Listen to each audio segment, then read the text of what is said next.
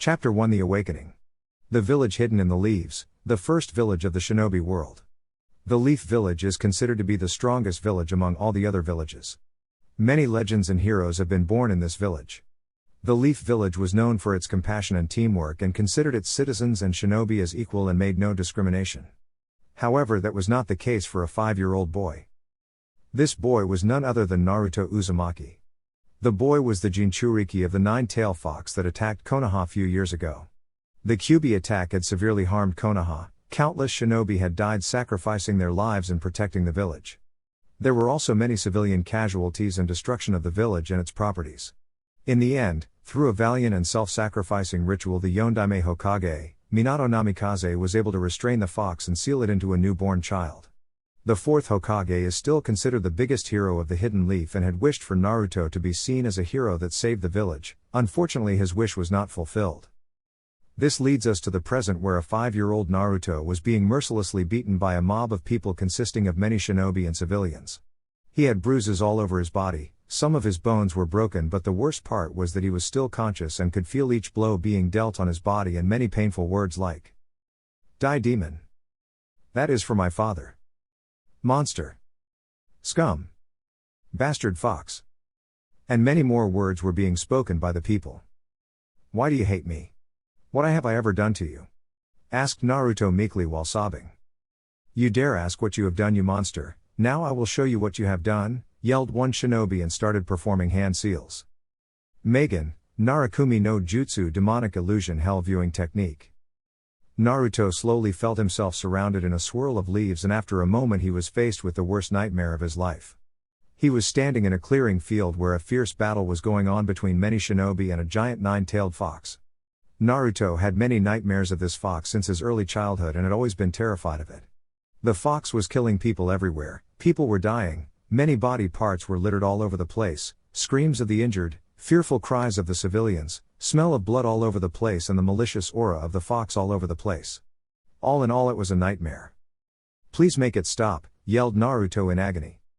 "I'm sorry, stop it, stop it, stop," cried Naruto, but on hearing his pleas the mob was overjoyed and decided to kill him and get their revenge on their so-called demon. "Let's finish the demon," yelled one civilian, and the entire crowd cheered. The shinobi threw several kunai and shuriken towards Naruto, who had fallen unconscious due to the trauma. Clang clang clang. All of the kunai and shuriken were blocked by a squad of Anbu who were now standing in between Naruto and the mob.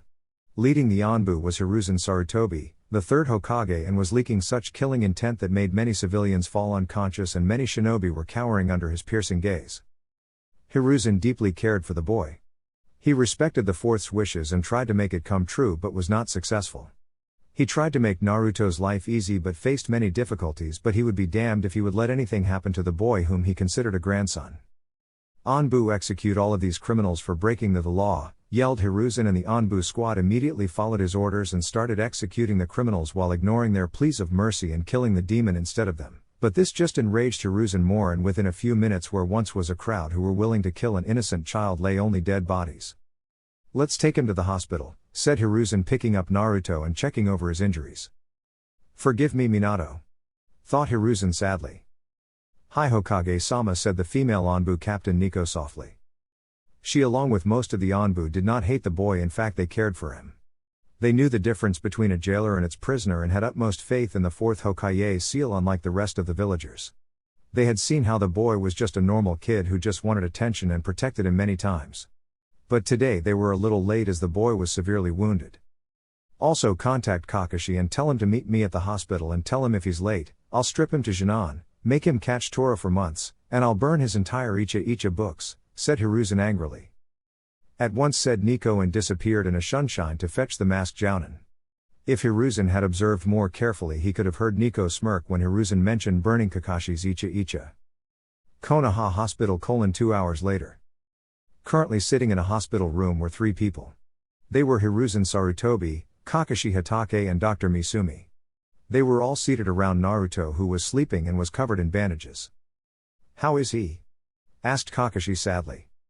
Kakashi knew Naruto's parents. In fact, Naruto's father was the Yondaime Hokage, Minato Namikaze, who happened to be Kakashi's sensei and the closest thing he had to a father.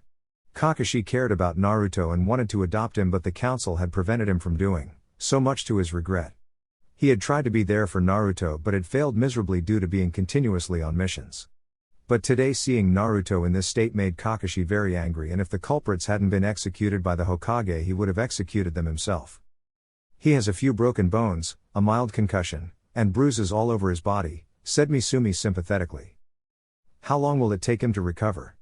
Asked Hiruzen with a frown as he still was pissed off with what happened with Naruto. Physically his wounds shall heal due to his tenant within a few hours, but that's not the problem, sighed Misumi. She hated such cruelty done to kids whether the child be a Jinchuriki or not. What happened? Asked Kakashi worriedly. It appears that the genjutsu casted on him has affected Naruto. He is in immense emotional trauma, and I'm sorry to say that Hokage-sama, but he will not be the same again, said Misumi sadly. Isn't there anything you could do, like erase the memory of the incident? Asked Kakashi. That is possible, but unfortunately he has been harassed and shunned by the villagers for years. He has been beaten, abused, ostracized, and this was the last nail in the coffin and has broken his mind completely. Apparently he was shown his nightmares over and over again, said Misumi. Hiruzen and Kakashi lowered their heads in shame and guilt for failing to protect Naruto. Hokage-sama, right now the boy's spirit is broken, and I'm afraid if he stays alone longer then he might become insane, as the villagers will continue to harass him. He needs a family right now, Hokage-sama, people who care for him and can protect him. He is still a child and as such needs the warmth and comfort that only a family can provide. It is the only possible solution to overcome his trauma. Explained Misumi briefly. I see, arigato Misumi-san. You are dismissed, said Hiruzen. Misumi bowed to the Hokage and left the room, leaving Hiruzen and Kakashi. Hokage-sama, I would like to adopt Naruto. Enough of this, he has suffered long enough. I gave my word to Minato-sensei that I will protect him like my younger brother, and I have failed again. But not anymore, I'm gonna adopt him, and if the council have an objection they can kiss my ass, yelled Kakashi angrily. I understand, Kakashi, and I agree with you completely. Naruto needs a family and I will support your decision, but first we have to see if Naruto agrees or not. If he agrees then you can adopt him, I will handle the council. The clan leaders agree with me, and as for the elders and the civilian council I will show them why I am the Hokage, said Hiruzen with determination. Arigato Sandaime-sama, said Kakashi with a bow. Both the men were shaken from their conversation when they heard Naruto's voice. Where am I? Asked Naruto quietly, opening his eyes slowly. I'm relieved to see you are all right, Naruto-kun. You are in a hospital, said Hiruzen sadly. I see, said Naruto dejectedly. Naruto, what's wrong? Asked Hiruzen, sensing Naruto's sad look in his eyes. Gigi, why do they hate me? Asked Naruto sadly. Naruto, I will tell you someday when you are older, said Hiruzen, averting his eyes from the piercing blue eyes of Naruto. No, Gigi, you will tell me now. I'm tired of being called a monster, demon, scum. I have been beaten, spitted, abused. I deserve the right to know. I can't take it anymore, said Naruto with tears dropping from his eyes. Hiruzen hugged Naruto tightly and tried to comfort him. All right, Naruto, I will tell you the truth. What do you know about the Nine Tails attack that happened 5 years ago? Asked Hiruzen cautiously. The Yondaime Hokage defeated him and killed the Nine Tails and saved the village, said Naruto with a little pride in his eyes. He considered the Yondaime his hero and wanted to surpass him. Yes, he defeated the Kyuubi, but he could not kill it. The Kyuubi cannot be killed by a human being. Despite being powerful, the Yondaime was still a man, and so he could not kill the fox, so he had to do the only thing possible, said Hiruzen, but before he could continue Naruto interrupted him. He sealed it in me, didn't he? Said Naruto sadly, which shocked both Hiruzen and Kakashi, who was silently observing the talk from a corner in the room. How do you know that, Naruto? Asked Hiruzen, shock evident in his eyes. It's not that hard, Gigi. I was born on October 10th, the day the Kyuubi attacked. The villagers call me demon, fox, and many other things. It also happens that I have a seal on my stomach which I saw once before in the nightmares I have often about the Kyuubi attack on the village. And now that you clarified that the Yondaime couldn't kill it, it all makes sense. Why, Gigi? Why me? Asked Naruto sadly, with a few tears dropping from his eyes. Both the men standing in the room were astonished on Naruto's accurate deduction. He is truly your son, sensei. I won't fail you anymore. Thought Kakashi, impressed with Naruto's deduction and also not snapping immediately. It took a few moments for Hiruzen to get over his shock, and after a few moments got out of his daze. He then stared at Naruto and put a hand on his shoulder. Naruto, the Yondaime didn't want to do this to you, but he had no choice. So in order to protect the village he had to seal the QB in you. He wished that you be seen as a hero for protecting the village. That was his dying wish, but the villagers have not followed it, and for that I am sorry. And as for why he chose you, because he believed in you and trusted only you to protect the village. Explained Hiruzen. The Yondaime believed in me? Asked a wide-eyed Naruto. The man whom he considered his hero believed in him and trusted him to protect the village. Yes, he believed in you, Naruto, and trusted you, said Hiruzen, kindly giving Naruto a smile. Gigi, can you tell me who were my parents? Asked Naruto with hope in his eyes. Naruto, I will tell you about your parents when you are older. Tell you what, if you decide to become a ninja and reach Chunin rank, I will tell you. Don't worry, even if you don't become a ninja, I will tell you. Their identity is a big secret. They truly loved you and cared for you, and if they were alive they would still be with you.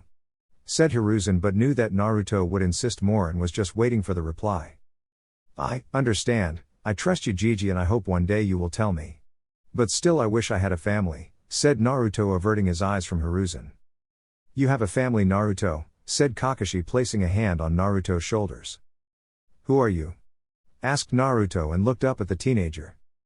He was tall and had an impressive height of 6 feet 1 inch. He was wearing the usual Konoha shinobi attire. His Hitai-8 was wrapped around his forehead but slanted so the cloth covers his left eye.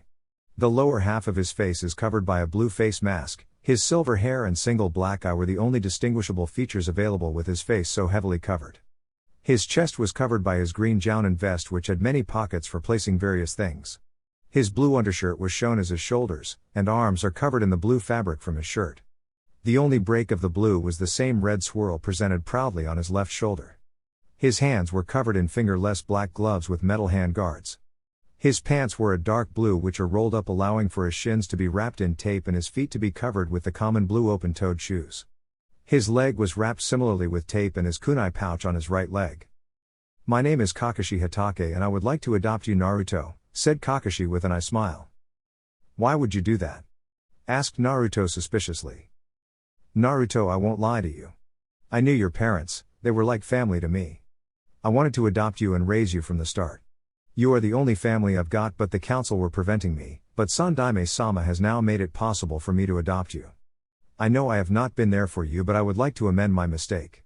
You may disapprove. If you do not want me to adopt you, I will understand, said Kakashi solemnly. Will you never abandon me? Do you truly care for me, or just pity me, or just want to adopt me just because you knew my parents? Asked Naruto pleadingly. Naruto, I do not pity you and I truly care for you. You are like a little brother I never had, said Kakashi sadly. Arigato, Kakashi ni-san, said Naruto with a smile which Kakashi replicated with his own. Naruto, so do you accept? Asked Hiruzen, hoping Naruto would accept the offer. Hi, said Naruto with a small smile. Naruto, would you like to retain your Uzumaki name or accept Kakashi's family name? Either is fine by us. You can still retain the name when you are older if you like, said Hiruzen with a smile while Kakashi gave him a nod. I would like to keep Kakashi ni-san's name, said Naruto with a smile which pleased Kakashi's even more. Minato-sensei, Obito, Rin, I finally have a family. I won't let you down. Thought Kakashi. Gigi, I want to become a ninja and protect the village. Said Naruto. Hiruzen and Kakashi both smiled and nodded. Naruto, you will be moving to Kakashi's house and soon you will be entering the Ninja Academy. Kakashi will teach you, Naruto, but tell me, what is your dream, Naruto? Asked Hiruzen. I want to be a ninja in order to protect the village. The Yondaime believed in me and I will make sure that his trust in me was the best choice. And as for my dream, I want to join the Anbu, said Naruto, shocking Hiruzen and Kakashi. Why do you want to join the Anbu? Asked Hiruzen curiously. I want to protect the village. The Anbu are the elite of the village, also the people respect the Anbu the most after the Hokage. They never showed any discrimination towards me and they're kind of cool. I want to be like them, said Naruto with determination. Alright Naruto, but you will have to work very hard to be an Anbu. I was an Anbu once and I know they are the toughest, so you will have to work and train harder, said Kakashi strictly. I won't let you down, ni-san, said Naruto with a grin. Good, said Hiruzen, happy to see that Naruto was slowly getting out of his trauma by having a family. Gigi, Ni-san, there is a problem, said Naruto carefully. What is it? Asked Kakashi curiously. I know that the villagers hate me and it will take some time to prove it to them that I am not the Kyuubi, but some people may attack me again and I'm not strong enough to defend myself against ninja, said Naruto firmly. Hiruzen frowned on hearing the truth in Naruto's words. Of course, after today's incident the attacks would decrease, but one cannot be sure as there were many people who hated Naruto. I have a solution, said Kakashi and took out a black face mask from his vest and tossed it to Naruto. Naruto immediately caught it and the smile he had on his face could light up someone's day. It also pained Hiruzen and Kakashi to see that this was the first gift the boy had received and was happy. Thanks Ni-san, said Naruto and put on his face mask. Naruto, from now on you are Naruto Hatake. Become a good man and a strong and proud shinobi of the leaf, said Hiruzen and patted the boy on the back. Hi, said Naruto happily. Time skip, 6 months. It had been 6 months since Naruto was adopted by Kakashi. These 6 months were an entirely new experience for Naruto. He found out that Kakashi was a very calm, collected guy but was also lazy and liked to read Icha books, a porn book. Naruto did not hate the book but was also not fond of reading it every time like Kakashi. He was also not lazy like Kakashi and always wanted to train. He knew that Kakashi had lost his teammates who were his closest friends and used many means to hide his pain, reading porn was one of them. Naruto's life had also been turned upside down. No longer was he a hot-headed guy who screamed for attention. It had taken a lot of time and effort from Kakashi and a lot of reading books based on human psychology for Naruto to understand that a person should assess the situation, be in control of his emotions and not get agitated soon, if he wants to be a true shinobi. Kakashi had started training Naruto. He had taught Naruto all about chakra and had taught him to fight with shuriken and kunai. Naruto had also learned the basic chakra controlling exercises like tree walking, water walking and leaf balancing. Though it was very tough for Naruto as he discovered that he had enormous chakra reserves as he was a Jinchuriki. Many villagers seemed to believe that Naruto was dead as they could not see his face as he always wore his mask. This was the only habit in which he followed Kakashi completely. When some people did recognize him, and showed any hostility or taunted him, he was able to maintain a calm demeanor and did not respond, which was one of the reasons the people now simply used to ignore him, which was better than being beaten. But what he did not know was that there had been few attempts to harm him but were stopped by Kakashi and the Hokage, and the culprits had been dealt with, without Naruto even noticing them. But today was not the case. Naruto was doing his shuriken training at Training Ground 7 waiting for Kakashi to arrive. He knew his brother would be late, so decided to start his training. He was getting better and better at throwing shuriken and was achieving most of the targets. Suddenly 2 people arrived at the training ground. Naruto looked at them and saw 2 Anbu standing there. Their faces were hidden by their masks, however their masks were different than most Anbu, because they were blank. Naruto Hatake, said the Anbu on the left flatly. Huh? Asked Naruto, curious as to why the Anbu were here and asking for him. Suddenly both the Anbu charged at him, drawing their swords ready to strike him down. Naruto had only time to blink as he barely dodged the strike of the swords but still got a cut on his face mask. It was due to sheer luck and due to some of Kakashi's training that he was barely able to dodge the blow. What the hell are you doing? Shouted Naruto angrily. The Anbu were surprised that he was able to dodge the strike but neither showed any emotions. They never showed emotions. Getting out of their daze, they started leaking a massive amount of killing intent. This was the type of killing intent of silent assassins. Naruto was frozen in shock. His body wasn't moving, his heartbeat was increasing every second, he was already hearing it beating so many times. He barely was able to get a kunai from his pouch but his hands were trembling. He had faced a lot of angry villagers on many occasions, but the killing intent these Anbu were leaking were the most powerful one he had faced in his entire life. There was a sharp pain in his eyes. The Anbu rushed at him. One of them swinged his sword towards Naruto's chest while the other Anbu jumped in the air with his sword drawn ready to cleave Naruto in half. Time seemed to slow down for Naruto, all the things started to move much more slowly around him. He could see the leaves rustling in the air at a much slower pace, he could see that the Anbu were drawing closer towards him. To any other shinobi the Anbu would seem like blurs, but for Naruto he was able to read their movements and the exact angle through which they were going to strike him. I can't move, what is happening? I can't die here, I will not die, thought Naruto in fear. Acting purely on what his instincts were telling him, he backflipped a few meters away, but the Anbus attacked him again, The one on the left tried to attack him with a diagonal slash from his sword, but before his attack could even connect, he felt something cold pierce his chest, but when he looked down all he could see was 2 red eyes with 2 tomos in it and a kunai buried deep in his heart. The Anbu's lifeless body fell dead on the ground, and after a few seconds a glow came from his left arm and the entire body was engulfed in flames, burning the body to ashes. Meanwhile Naruto was frozen in his spot, his hands were shaking, he was looking at the blood stained on his hands and realized he had just killed a man. He didn't know what happened, he had just ducked before the blow hit him, and before he realized what was happening his kunai was lodged into the Anbu's heart. He had seen the shock in the man's eyes hidden behind his mask, which were then replaced with emptiness before he fell on the ground, and was burned to a crisp. I killed him, I am a murderer, thought Naruto sadly, and tears started to drop from his eyes. Meanwhile the remaining Anbu was shocked to see his partner killed by the boy and was just about to attack him, and was already charging towards him. Naruto was frozen in his spot, so it looked much easy. The Anbu readied his sword to deliver the blow, but his entire body was electrocuted as something had pierced his chest. He looked down to see a hand sticking out of his chest which was covered in a ball of lightning. He only heard a single word before he fell lifeless on the ground. Reikiri. Kakashi was just returning after his visit to the memorial stone when he had felt the killing intent coming from the training ground where Naruto was. He immediately rushed towards the spot and was shocked to see Naruto pierce a kunai through an Anbu's chest. But before he could understand what was happening, he saw another Anbu charging towards Naruto, who was in shock due to his first kill. He quickly formed his Reikiri and disposed off the Anbu. He did not even wait to see the body burn as he immediately rushed towards Naruto. He immediately pulled Naruto in a hug and started patting his back.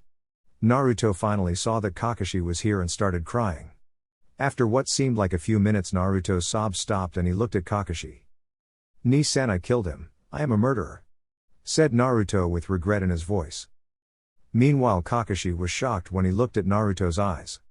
Naruto's sapphire blue eyes were now red with 2 black tomos in it. How in the hell does he have the Sharingan? Thought Kakashi, not believing what he was seeing. "It's okay Naruto, you just defended yourself, now please tell me what happened?" asked Kakashi softly. Naruto hesitantly nodded and told Kakashi about the entire incident. To say Kakashi was livid would be saying that Jiraiya was not a pervert. He was furious at Danzo, he knew that these Anbu belonged to Danzo. "I need to talk to Hokage-sama, but first I need to do something for Naruto," thought Kakashi tactically. "Naruto, let's go to eat at Ichiraku's. You can talk to me there and also eat your ramen. I'll let you eat as much as you can today. But before that, stop sending chakra to your eyes," said Kakashi with a smile, hoping Naruto would not understand why he wanted it to do it. "Hi," said Naruto, still in deep thought, and stopped channeling chakra in his eyes, which turned back to his sapphire blue eyes. "I guess eating ramen and talking with Knife-san will help," thought Naruto dejectedly. Kakashi felt relieved that Naruto did not notice the change in his eyes yet. Ichiraku's. Kakashi watched Naruto eat ramen quietly while talking to Ayame, who understood that Naruto was disturbed and was cracking some jokes to ease his mood. Talking with Tucci and Ayame and eating 10 bowls of ramen had improved Naruto's mood to some extent. Kakashi had explained to him that he was attacked and he did what he had to do in order to protect himself, and it was not his fault, and it was an accident. This seemed to ease Naruto a bit, but he still regretted that he had killed the man, but not as much as before. After he finished his meal, Kakashi paid for the meal, and when Naruto was about to leave he felt someone hugged him from behind. He looked back to see Ayame was holding him and Tucci had a kind smile on his face. "Naru-chan, please be okay. I am always there for you," said Ayame with a kind smile which was filled with warmth. She then slightly pulled his mask down and gave him a soft kiss on his cheek. Naruto blushed. Ayame was beautiful and he loved her like his older sister, and she cared for him. Apart from Hiruzen and Kakashi, Tucci and Ayame were the only ones who cared for him in the village and loved him. "Arigato, Ne-chan," said Naruto happily, and hugged Ayame back as a lone tear escaped from his eye. Meanwhile Kakashi and Tucci both had smiles on their faces on seeing the affection between the brother and sister. After a few moments Naruto recomposed himself but still had a blush on his face as he touched his cheek where he could still feel Ayame's lipstick mark. "Aw, you two look so cute, it looked as if you were his girlfriend," teased Tucci playfully. Naruto had a deep blush on his face while Ayame's cheeks went a little pink. "I wouldn't mind that, would you Naruto-kun?" Ayame whispered in Naruto's ears mischievously. This got different reactions from the men. Kakashi had a perverted smile on his face. Tucci was just dumbfounded by his daughter's reply, but after a few moments chuckled. But the person who was embarrassed the most was Naruto, whose blush just got a lot deeper. "What?" asked Naruto dumbly after a few moments. "I'm hurt, you don't think I'm good for you?" said Ayame and pouted. No, I didn't mean that, Ayame-chan, you are so beautiful, kind and caring," spoke Naruto quickly, but quickly covered his mouth on realizing what he had said. All the others laughed at his innocent answer while Ayame just got a light blush on her face. "Looks like you'll have to learn Ototo." "Here," said Kakashi happily, and tried to hand Naruto his Uchiha book, but before he could even blink, Ayame took the book from his hands and tore it to pieces and pointed a kunai just between Kakashi's legs. "My precious!" yelled Kakashi in horror, as he saw his book getting destroyed. "Kakashi, if you ever try to corrupt my Naru-chan with that smut, I'll castrate you," said Ayame threateningly and in such a voice that promised a lot of pain. Said Kakashi nervously when he felt a knife being pressed a little harder on his crotch. "Whoa, she's scary. Looks like I'll have to hide my book." "Aw man," whined Tucci in his mind. "Never read Uchiha in front of women. Troublesome," thought Naruto with fear. Somewhere too, Nara sneezed. "Good," Ayame stated with a smile. All three men face faulted on her sudden change in behavior. At one moment she threatens you and the next she is back to normal. Troublesome women, thought Naruto, Kakashi and Tucci at the same time. Somewhere too, Nara sneezed again. Looks like some poor soul is tortured by some troublesome women, thought both at the same time. Before any further talk could take place, Kakashi simply dragged Naruto away from the ramen stand, hoping to save his balls. It had been a few minutes since they left the ramen stand. They were now standing in front of a playground. It was already evening and Kakashi had to report the incident to the Hokage. "Naruto, why don't you go and play with those kids? It'll be fun," said Kakashi, pointing towards 4 boys of Naruto's age who were playing. "Are you sure, Knife-san? You know that they may not accept me," said Naruto sadly. Kakashi frowned on thinking how much the villagers had traumatized Naruto, but not any longer. "I am sure, Naruto. Go have fun, I have to talk to Hokage-sama about what happened today. I'll pick you up in an hour," said Kakashi and disappeared via a sunshine. "Man, I really need to learn that," thought Naruto with a chuckle. There were currently 4 boys playing in the field, well, not exactly.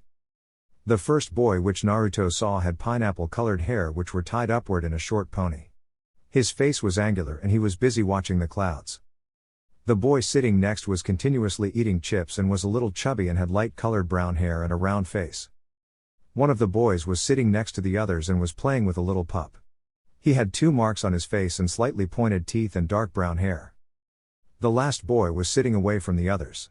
He had black hair and his eyes were covered by sunglasses and he wore a light gray jacket. As Naruto approached the boys, a little hesitantly, after years of being rejected he feared that even these kids would reject him like the kids from the orphanage. "Who are you?" asked the boy with the pup curiously. "I am Naruto Hatake, can I join you?"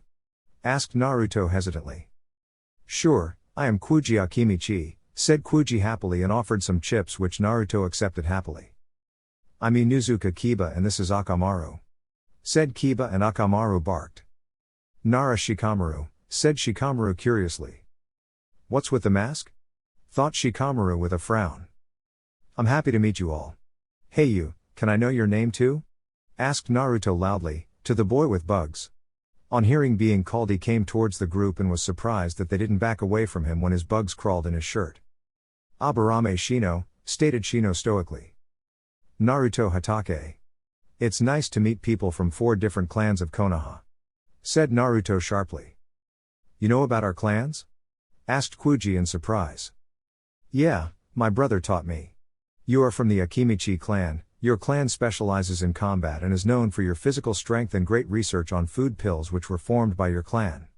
Also, you own many restaurants in Konoha," said Naruto briefly. "You are from the Nara clan, one of the smartest clans of Konoha. Your clansmen are known for your sharp knowledge and thinking, and advanced knowledge in medical ninjutsu and medicines," said Naruto simply. "You are from the Inuzuka clan, one of the 3 best tracker clans of Konoha. You and your Ninken companions are best in tracking and hand-to-hand combat," said Naruto with a small smile. "You are from the Aburame clan, Your clan use Kikai bugs for tracking or capturing an enemy. Your clan is known for your logical thinking and is one of the best tracker clans of Konoha alongside the Inuzuka and the Hyuga. Said Naruto seriously. Meanwhile, all four boys stared dumbly at Naruto. Kuji was pleased that Naruto didn't call him fat like many kids. Shikamaru was interested in knowing more about Naruto. Kiba and Akamaru both were happy when Naruto praised their clan and didn't call Akamaru a dog but Kiba's partner, while Shino was also intrigued as Naruto was not at all affected by his bugs and praised his clan. Whoa! You know all about our clans, now tell us something about yourself. Said Shikamaru curiously. Tell you what, let's race, if you defeat me I'll tell you all you want. Said Naruto with a smirk. I know how lazy you Naras are. You won't get to know about me easily. Thought Naruto with a smirk. Troublesome, muttered Shikamaru with a yawn. Okay, said Kuji cheerfully. You're on, I'll defeat you, Naruto boasted Kiba loudly and Akamaru barked happily. I accept your challenge, Naruto-san, stated Shino simply. Naruto's fine, Shino, what say friends? Asked Naruto holding out his hand. Friends, they all agreed in unison and shook each other's hand. I finally have some true friends. Thought Naruto happily. Only if he knew that these boys would become his best friends for life and would always stand by him. Hokage Tower. Hiruzen smiled on watching the entire interaction between the kids through his crystal ball. At first, when Kakashi reported the entire incident, he was angry, but as the bodies of the attackers were destroyed by the seal on them, there was no proof against Danzo, so he had to let it go, but he would keep a close eye on Danzo from now on. He was saddened to hear that Naruto, who was just 6 now, had his first kill. But after watching the entire scene and seeing Naruto finding some true friends, he was overjoyed. Perhaps there is still hope for Naruto's acceptance. Thought Hiruzen hopefully. He finally has some friends. Said Kakashi happily. Indeed, the will of fire burns brightly in them. They are the future of the village, said Hiruzen sagely. Hokage-sama, I still can't understand how Naruto has the Sharingan? Asked Kakashi curiously. No, you are wrong. He is a descendant of the Uchiha clan. So he has finally awakened his birthright. Said Hiruzen more to himself than Kakashi. What? Asked Kakashi a little loudly. It is true, Kakashi, said Hiruzen simply. But Hokage-sama, Naruto's mother was an Uzumaki, not an Uchiha, and Minato-sensei was an orphan. Said Kakashi quickly. Yes, Kushina was not an Uchiha, but that was not the truth about Minato. Said Hiruzen seriously. I don't like the sound of this. Thought Kakashi worriedly, as he somehow had a guess as to what the answer would be. Kakashi, what I am about to tell you is one of the biggest secrets of Konoha. Only I and Jiraiya know about this, but as you are Naruto's guardian and you already know this much, I will tell you the truth. This is an SS rank secret, so I wouldn't need to remind you the penalties, would I? Asked Hiruzen sternly, and Kakashi immediately nodded. What do you know of Minato's parents? Asked Hiruzen seriously. Sensei was an orphan whose parents died in the Second Shinobi World War. Said Kakashi simply, and Hiruzen nodded. Yes, you are correct. Minato's parents died in the Second Shinobi World War, but the more important thing is the identity of his parents. Said Hiruzen suggestively. Who were they? Asked Kakashi cautiously. Yamato Namikaze and Rei Uchiha. Said Hiruzen, shocking Kakashi to the core. Now I know why Minato-sensei understood Obito better than me. Thought Kakashi in surprise. Rei Uchiha? Asked Kakashi curiously. Her identity is not known by many people as she was banished from the Uchiha clan.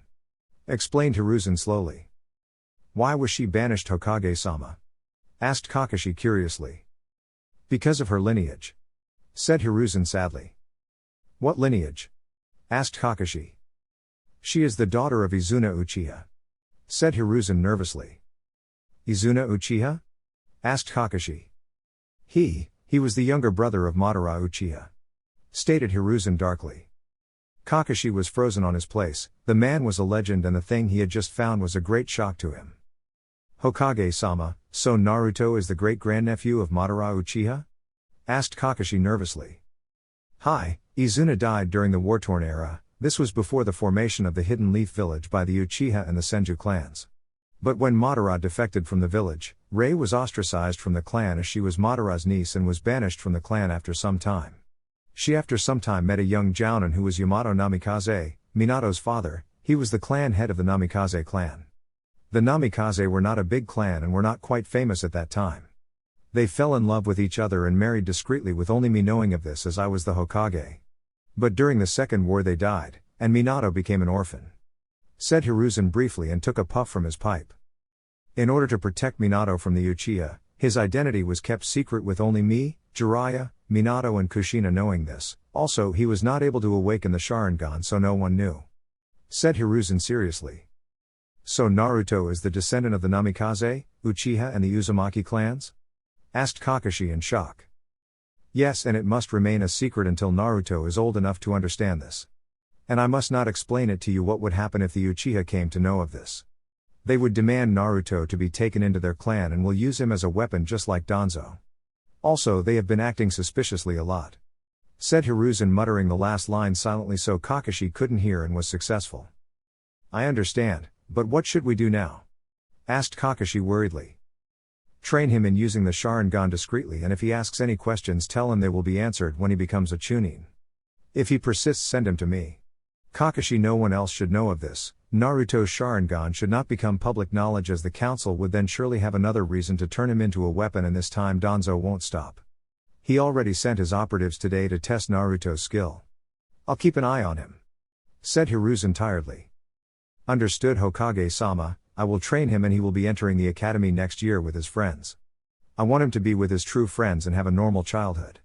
But I will also try to not make him entirely dependent on the Sharingan said Kakashi seriously. I'll have to inform Jiraiya. Thought Hiruzen sharply. Agreed, you are dismissed Kakashi. Said Hiruzen and Kakashi bowed and left the office. Hiruzen sighed, he was tired and looking at the paperwork in front of him, he groaned. Man I won't get to read my Icha. Thought Hiruzen sadly. Chapter 2, The Secrets of the Sharingan. It had been a month since Naruto had awakened his Sharingan. A lot had changed in the village, the entire Uchiha clan was massacred by Itachi Uchiha. The village had still not recovered from the shock. There was only one survivor of the attack, he was Sasuke Uchiha. His mental condition was not looking good. Many things had changed since then. Due to the Uchiha's massacre Hiruzen had issued a martial law and placed the village under strict security. He now took complete control over the village. He overruled the council with the help of the fire daimyo and gained complete control over the shinobi as well as civilian affairs of the village. The entire civilian council and the elders were furious and demanded him to give them back their power. But Hiruzen knew that he was the Hokage and he should be in command. The council were just advisors and should just advise, and not order him around. So with a few executions of some greedy counselors and imprisoning Homura and Koharu the problem was solved. The Shinobi Council supported his decision and surprisingly Danzo did not raise any objections and it troubled Hiruzen very much. Just what was Danzo up to? Ever since Danzo's personal bodyguards attacked Naruto, Hiruzen had reprimanded Danzo. He knew he could not take more stricter actions against Danzo as it may lead to revolt in the village, but in order to show Danzo his place, he had reduced Danzo's personal shinobi to some extent. Danzo objected to this and had said that he had no hand in this and those shinobi acted on their own. But Hiruzen had threatened him to be in line or suffer the same consequences as the elders. This seemed to shut him up but Hiruzen knew better. Hiruzen knew that his actions may have increased his enemies but it was past time he gained control over the village. The Uchiha clan's massacre opened his eyes making him see how much he was swayed by others' influence. But what troubled him most was Naruto. Ever since he awakened the Sharingan, his demeanor started to change. He was now more reserved and only was his usual self to the people which he trusted. Kakashi and Hiruzen decided to give Naruto some time to cope up with his first kill because even if he was to become a shinobi, he was a 6-year-old child who had taken a life. He could still remember the day when they told Naruto about the Sharingan. It was after a few days after the Uchiha massacre, and the questions Naruto had asked unnerved Hiruzen a bit because they were way beyond a person of Naruto's age could even understand, but surprisingly Naruto understood it perfectly. Flashback, few days ago. Naruto was right now standing in the Hokage's office. It had been a few days since his first kill, Kakashi had given him a break from his training and he spent most of the time with his friends. But something was bugging him and he decided to ask the Hokage about it. What can I do for you Naruto? Asked Hiruzen kindly.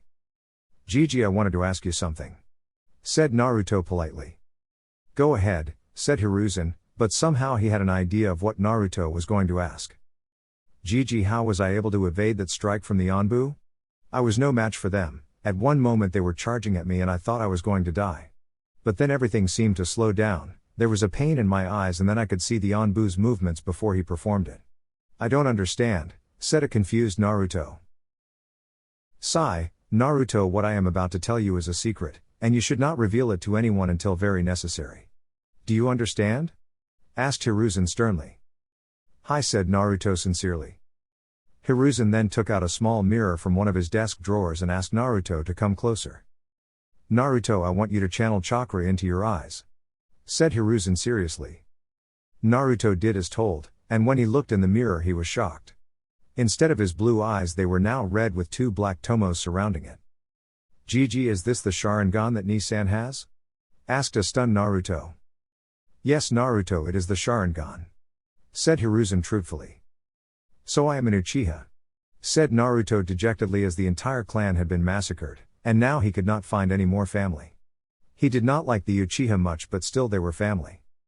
Not exactly. Yes, you are an Uchiha, but there are some other things about your parents which I would like to tell you when you are older.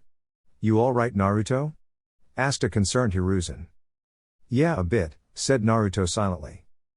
Are you angry at me for not telling you this? Asked Hiruzen gently. No, the Uchiha did not like me much, so I guess we are even, and I understand you had good reasons, said Naruto quietly. Naruto, don't you feel sorry for them as they were somehow your family? Asked Hiruzen curiously.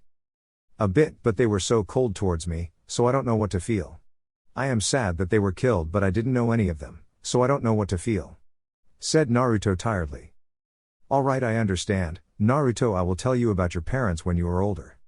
Is that alright? Asked Hiruzen kindly. I think so, I have a lot of things going in my life, and I don't think I can handle another new revelation right now, even though I want to know about them now is not the time, explained Naruto briefly. You're too smart for your own age, Naruto, said Hiruzen with a smile, and Naruto nodded a little sheepishly. Gigi, were my parents bad people? Asked Naruto, suddenly catching Hiruzen off guard. No Naruto, they were one of the best people I have ever met. They loved you with all their heart. They were proud shinobi of the leaf who gave their lives to protect the village, said Hiruzen honestly. Gigi, what is the meaning of the village? What is a true shinobi? Asked Naruto as he wanted to know why his parents died for the village, and left him alone in this cruel world. Hiruzen was shocked on hearing Naruto's question. He remembered the first and the second Hokage's advice to him regarding the Sharingan, and knew that his answer would be very important in deciding Naruto's thinking in his future. He had failed in teaching Orochimaru, and he had fallen into darkness and he won't let that mistake happen again. A village is a place where people come together. It is a place where people put aside all their past differences and end the chaos. It is a place where the children and the old are protected, the young prosper. It is a place where people can spend their life in peace, said Hiruzen carefully. What is the duty of a shinobi? Is being a shinobi meant leaving your child in a cruel world alone? To let him face difficulty and hardships and pain alone? Is it not a parent's duty to protect and be there for their child? Aren't they supposed to take care of them? If a parent leaves his child like this, then they are trash, yelled Naruto with tears in his eyes. Hiruzen got up from his desk and went towards Naruto. He then leaned down and put a hand on his head, and lifted his chin with his other hand so he could look in his eyes. When he looked in his Sharingan eyes he saw pain, hurt, betrayal and knew he had to make things right. Naruto, let's go for walk. Hold on to my hand tightly, said Hiruzen seriously, and grabbed Naruto's hand and shunshined from his office. When Naruto opened his eyes, he saw he was standing on the top of the Yondaime's face at the Hokage monument. It was evening time and the sun was setting and the village looked beautiful. It's beautiful, isn't it? Asked Hiruzen kindly. Yeah, said Naruto with a small smile. Naruto, the village is not formed by bricks and stones. It is founded by the people. When you look at the people, what do you see? Asked Hiruzen curiously. Naruto looked towards the village and saw some kids playing far away, some people enjoying in a nearby restaurant, some people were just chatting around, and much more. It brought a small smile on his face. The people look happy and at peace, but it also makes me realize that I may never have such happiness in this world, said Naruto dejectedly. That's not true, Naruto. Yes, it is very unfortunate and sad that your parents died, but you are not the only orphan in this village. And you still have me, Kakashi, Tuchi-san and Ayame-chan and your friends, don't you? Aren't we your family? I think that does count to some happiness, said Hiruzen kindly. Sorry Gigi, I just got swayed by my emotions. Yes, I have you guys. I don't know what I would have done without you all, said Naruto with a smile behind his mask. I understand. Now come on, there is one more place we have to go, said Hiruzen happily, and offered Naruto his hand as they shunshined away. Right now Naruto and Hiruzen were standing in a clearing surrounded by trees, and there was a big stone situated in the center of the clearing. Hiruzen took Naruto towards the stone. Gigi, what is this place? Asked a confused Naruto. This is the place where the heroes of the Hidden Leaf Village are honored, said Hiruzen sadly. Heroes? Asked a confused Naruto. Yes, can you see that stone? Asked Hiruzen simply, and Naruto nodded. There the names of all those shinobi who gave their lives in order to protect the village are written, said Hiruzen seriously. Are my parents named there? Asked Naruto sadly. Yes, said Hiruzen honestly. Gigi, can you please tell me their names at least? Please Gigi. Pleaded Naruto with his puppy dog eyes. Damn, where did he learn that? Thought Hiruzen with a frown. Alright, but I will only tell you your mother's name. I'll tell you about your father some other time. Offered Hiruzen. Naruto pouted. He wanted to know his father's name, but at least his Gigi was telling him his mother's name. He wanted to know her name for so long. Okay Gigi, said Naruto with a smile. Her name was Kushina, said Hiruzen sadly, remembering all the time he spent with her and Minato. Naruto went towards the stone, and after a few moments he reached a point where his hands froze. Written on that place was a name of a person he desired the most in the world. The one person which he never had, his mother. He wanted to know what was a mother like? He had seen his friends with their mothers, and every time his heart ached when he saw that his mother was not alive and with him. How he could have had the love of a mother, how badly he wished his mother was alive. Kushina Uzumaki. Ka-chan. Said Naruto with tears in his eyes. Hiruzen put a hand on his shoulder and waited in silence for Naruto to let out his feelings. Naruto cried for a few minutes, but after that he seemed to settle down. Naruto, inside every shinobi of the Leaf Village burns the will of fire, said Hiruzen kindly. Will of fire? Asked Naruto quietly. It's the unbreakable bond that every shinobi in the village has with each other. It gives us the strength to protect our village. A shinobi is a person who endures pain and faces hardship in order to protect something precious. That is the will of fire. Said Hiruzen kindly. The will of fire burnt brightly in your parents. Imagine if they and many other shinobi had not sacrificed their lives, then the village would have been destroyed. The peace in which we live in would not exist, the people those are living happily may not be alive, if not for the sacrifice of these heroes. The path of shinobi is one of sacrifice and pain. That is a shinobi, concluded Hiruzen. Do you think I can become a good shinobi? Asked Naruto hopefully. Let me ask you something first, what is precious to you? Asked Hiruzen seriously. My family, friends and my village is precious to me. Even though some villagers may not like me, but this was the country I was born in and this was the village which my parents gave their lives for, so I will honor my parents and protect it. Do you think the villagers will accept me? Asked Naruto with hope in his eyes. The will of fire burns the brightest in you, my boy. And yes, I truly believe that the people will see you as a hero one day. I believe in you, Naruto, said Hiruzen kindly. Arigato Gigi, I will follow my own path, and will fulfill my dream and protect the village, said Naruto with determination, and gave Hiruzen a hug which he returned. I have no doubt about it. Now would you like Kakashi to train you in using the Sharingan? Asked Hiruzen curiously. Hi, said Naruto excitedly. Alright, I'll ask Kakashi to train you from tomorrow. Give it your best, now go and play with your friends if you like, said Hiruzen happily. Hi, said Naruto and rushed off to play with his friends. That went pretty well, Sandaime-sama, said Kakashi with a smile coming out from the trees with his book in his hand.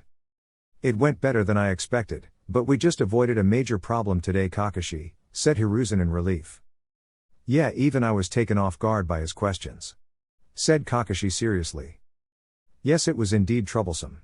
If not for Shodai-sama and Nidaime-sama's advice, I don't know what would have happened. Said Hiruzen worriedly. What do you mean, Hokage-sama? Asked a confused Kakashi. As you know, an Uchiha activates his Sharingan when he is faced with emotional turmoil, despair or in life or death situations. Said Hiruzen, and Kakashi lowered his head as he remembered his friend Obito activating it. But when a person activates the Sharingan he starts to change, said Hiruzen gravely. I don't understand, Hokage-sama. said Kakashi with a frown. The Nidaime had told me that the Uchiha were a clan who sealed to their own emotions. So when they awaken the Sharingan, all the hidden emotions awaken with it. For people who want power, the I gives them power, but also increases their ego, making them think they are invincible. For those who have experienced sadness or pain, it changes them to people who hate the world.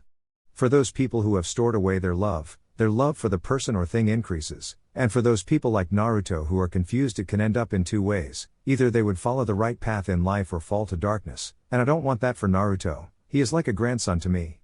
The Uchiha's love was greater than that of the Senju, said Hiruzen, shocking Kakashi. But it still does not clearly explain what it has to do with Naruto? Asked Kakashi curiously. I'll explain it. As time passes, the person's Sharingan grows stronger, and so does his feelings. Many Uchihas in the past had become insane due to this.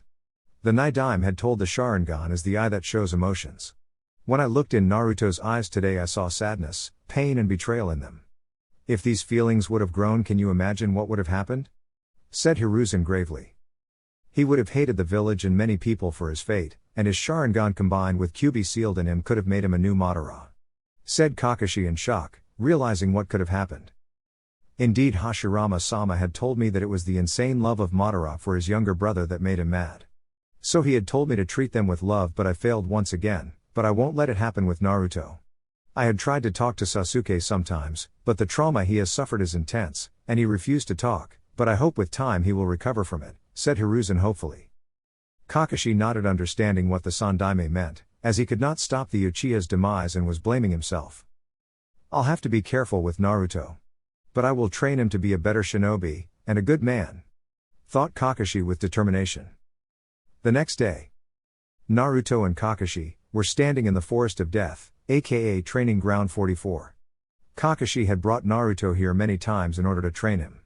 He had chosen this place in order to train Naruto in using the Sharingan, as almost nobody came to this place, so they won't notice Naruto using the Sharingan. Today the training was going to be different. First of all, Kakashi was not reading his book, and was looking serious, while Naruto was also ready to begin his training. After talking with the Hokage, his resolve was strengthened and his goal became more clear to him. Alright Naruto, since I have already taught you chakra control exercises, and basic taijutsu, I deem you fit to learn ninjutsu, and how to use the Sharingan from today. You up for this? Asked Kakashi cheerfully. Hi, Ni-san, said Naruto politely. Alright, first of all I'm going to teach you the basic jutsu which academy students are taught. Normally you shouldn't be learning ninjutsu at such young age, but you have some enemies in the village, and so in order to defend yourself, you are going to learn ninjutsu, said Kakashi firmly, earning a nod from Naruto in return. But before we start your training, I am also going to teach you how to use the Sharingan, said Kakashi and lifted his headband, opening his Sharingan eye. Ni-san, can you tell me the abilities of the Sharingan? Asked Naruto curiously. Alright, Naruto, but first activate your Sharingan, and tell me what you see? Said Kakashi firmly. Naruto channeled chakra into his eyes, and instantly a 2 Tomoe Sharingan appeared.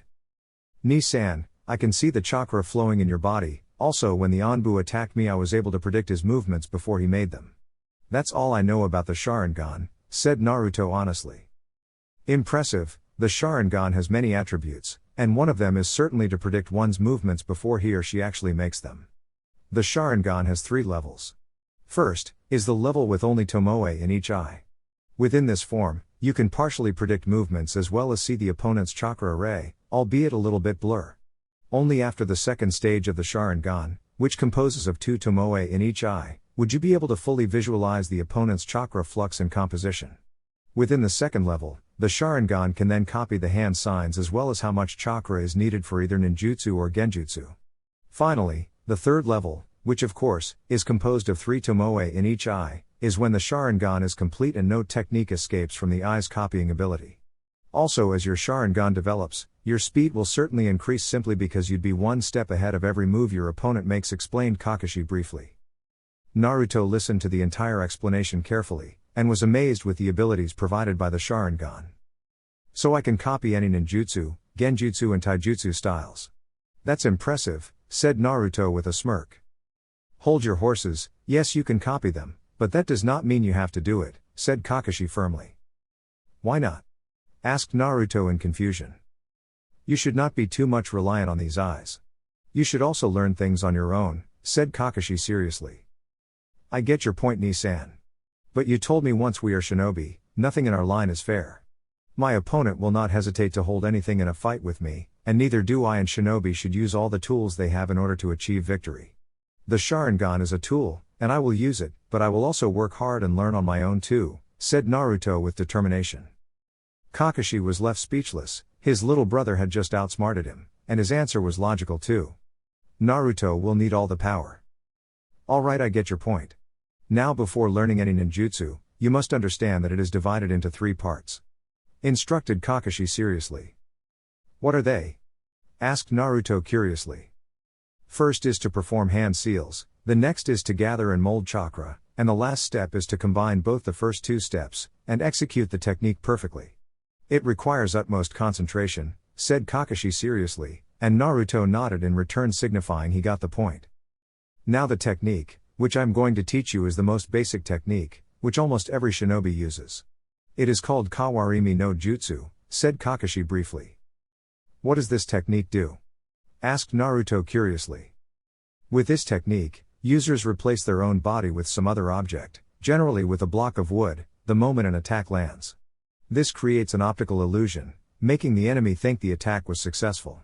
From this, the user can use the lapse in the enemy's attention to attack or flee from the battlefield, said Kakashi, and did the hand seals, and replaced himself with a nearby log of wood. He could have done that technique without hand seals, but he wanted Naruto to learn it. Meanwhile, Naruto had watched the entire process with his Sharingan. He had watched Kakashi perform the hand seals quickly. To any other person it may have seemed like a blur, but his Sharingan allowed it to see them. He also saw the chakra required to perform it. That is very useful technique, Ni-san, said an impressed Naruto. Indeed it is, but before you perform the jutsu first you must perform the hand seals as quick as me, said Kakashi seriously. Why do I need to perform hand seals quickly? Asked Naruto in confusion. Because in a fight your enemy won't allow you to perform your jutsu. So you need to be quick in performing the jutsu, and with its hand seals. Explained Kakashi simply.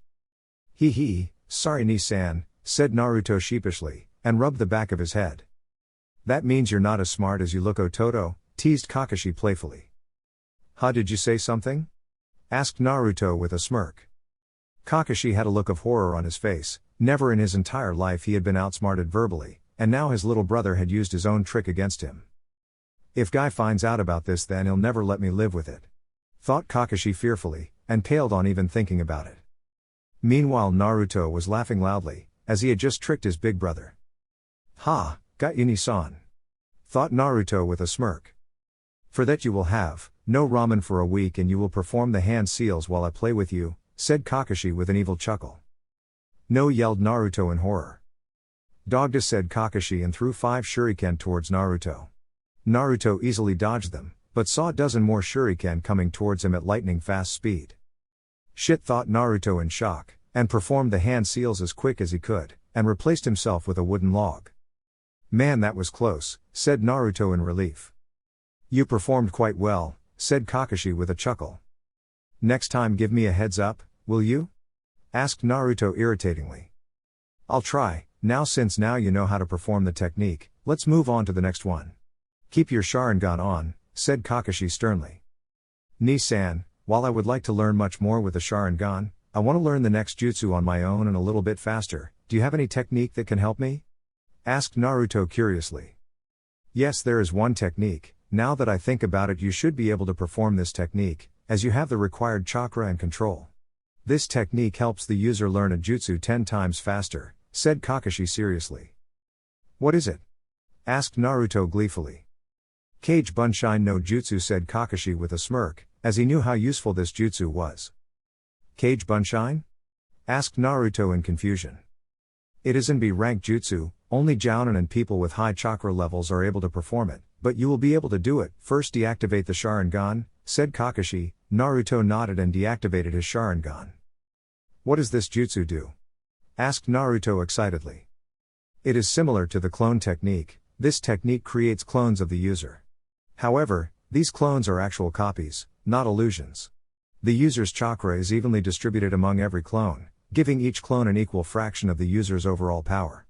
The clones are capable of performing techniques on their own and can even bleed, but will usually disperse after 1 or 2 solid blows. Shadow clones can't be distinguished from the actual person because the clones have the exact same amount of chakra and aren't made from any other substance.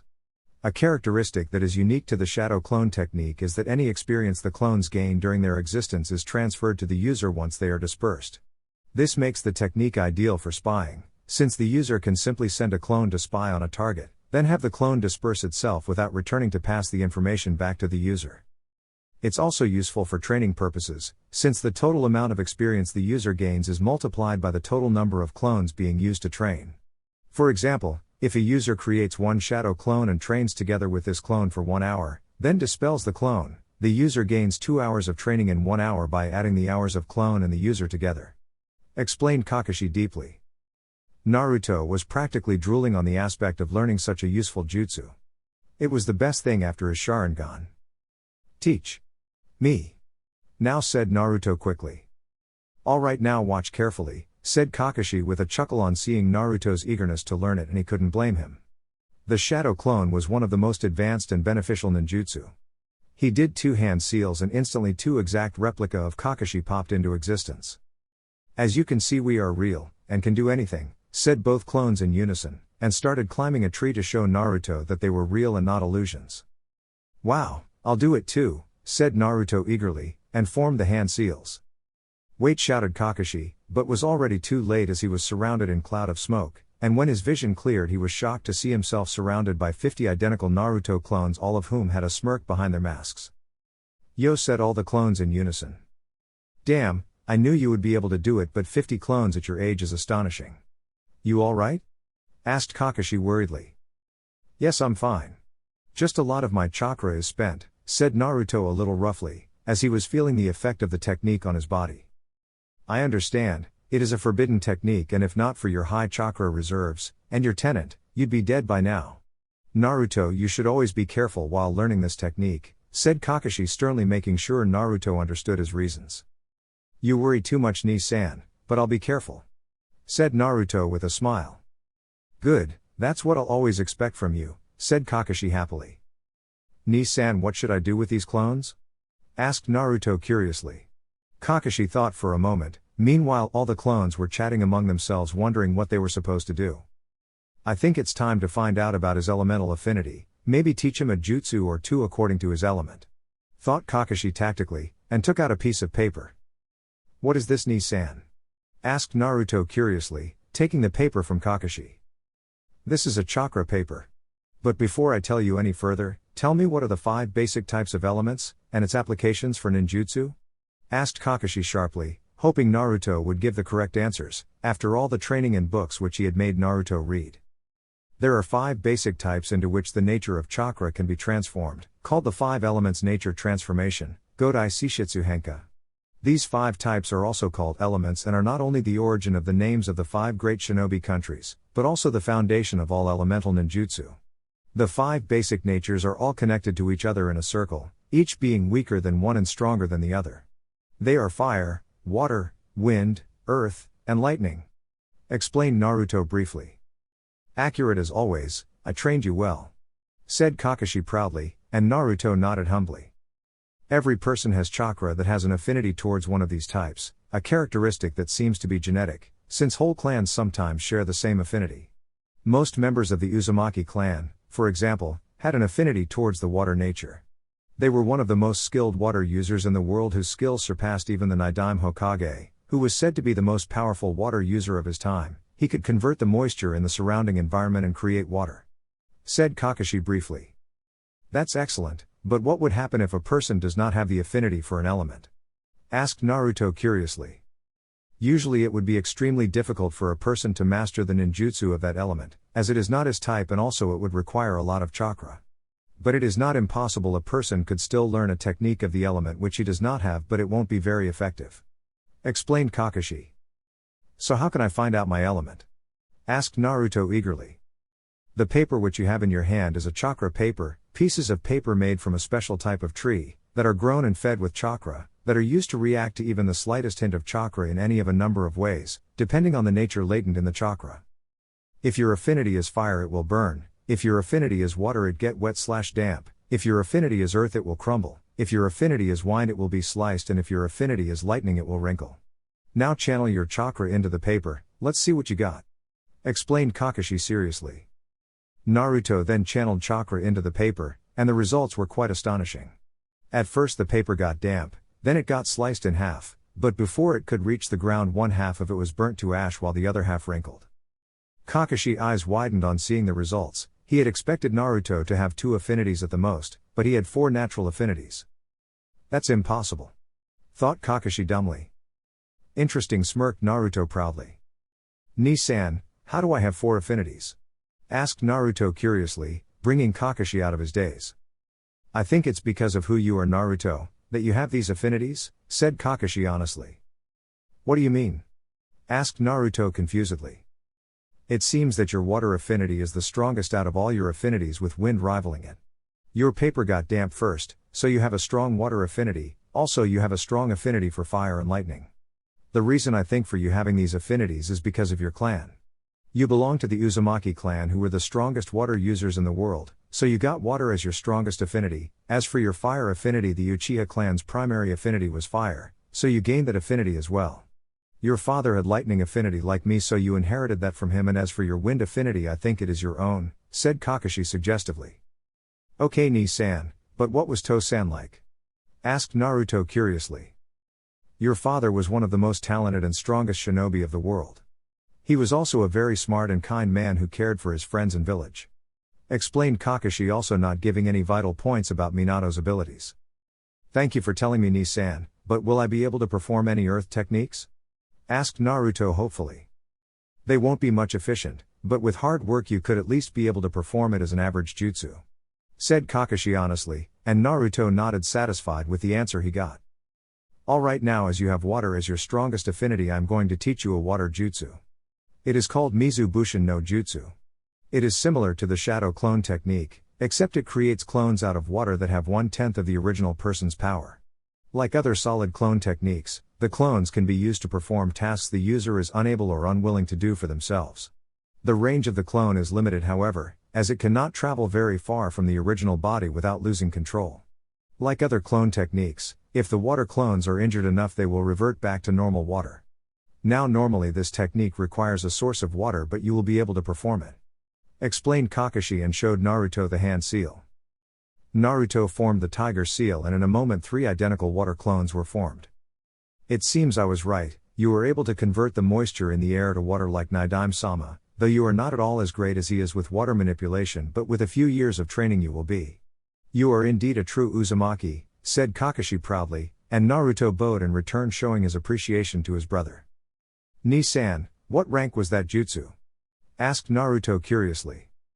It was a C-rank jutsu. It is indeed impressive that you were able to do them, but don't ever get arrogant about your powers, Naruto. It has led to the downfall of many shinobi, said Kakashi strictly, and Naruto gave him an honest yes in return. I won't, Ni-san. What affinity do you have, Ni-san? Asked Naruto excitedly.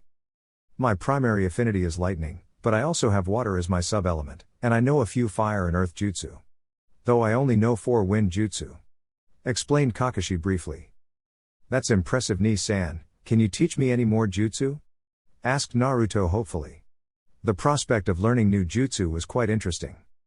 Yes, I'm going to teach you 3 more jutsu today, but first I want you to divide your clones into 2 equal groups.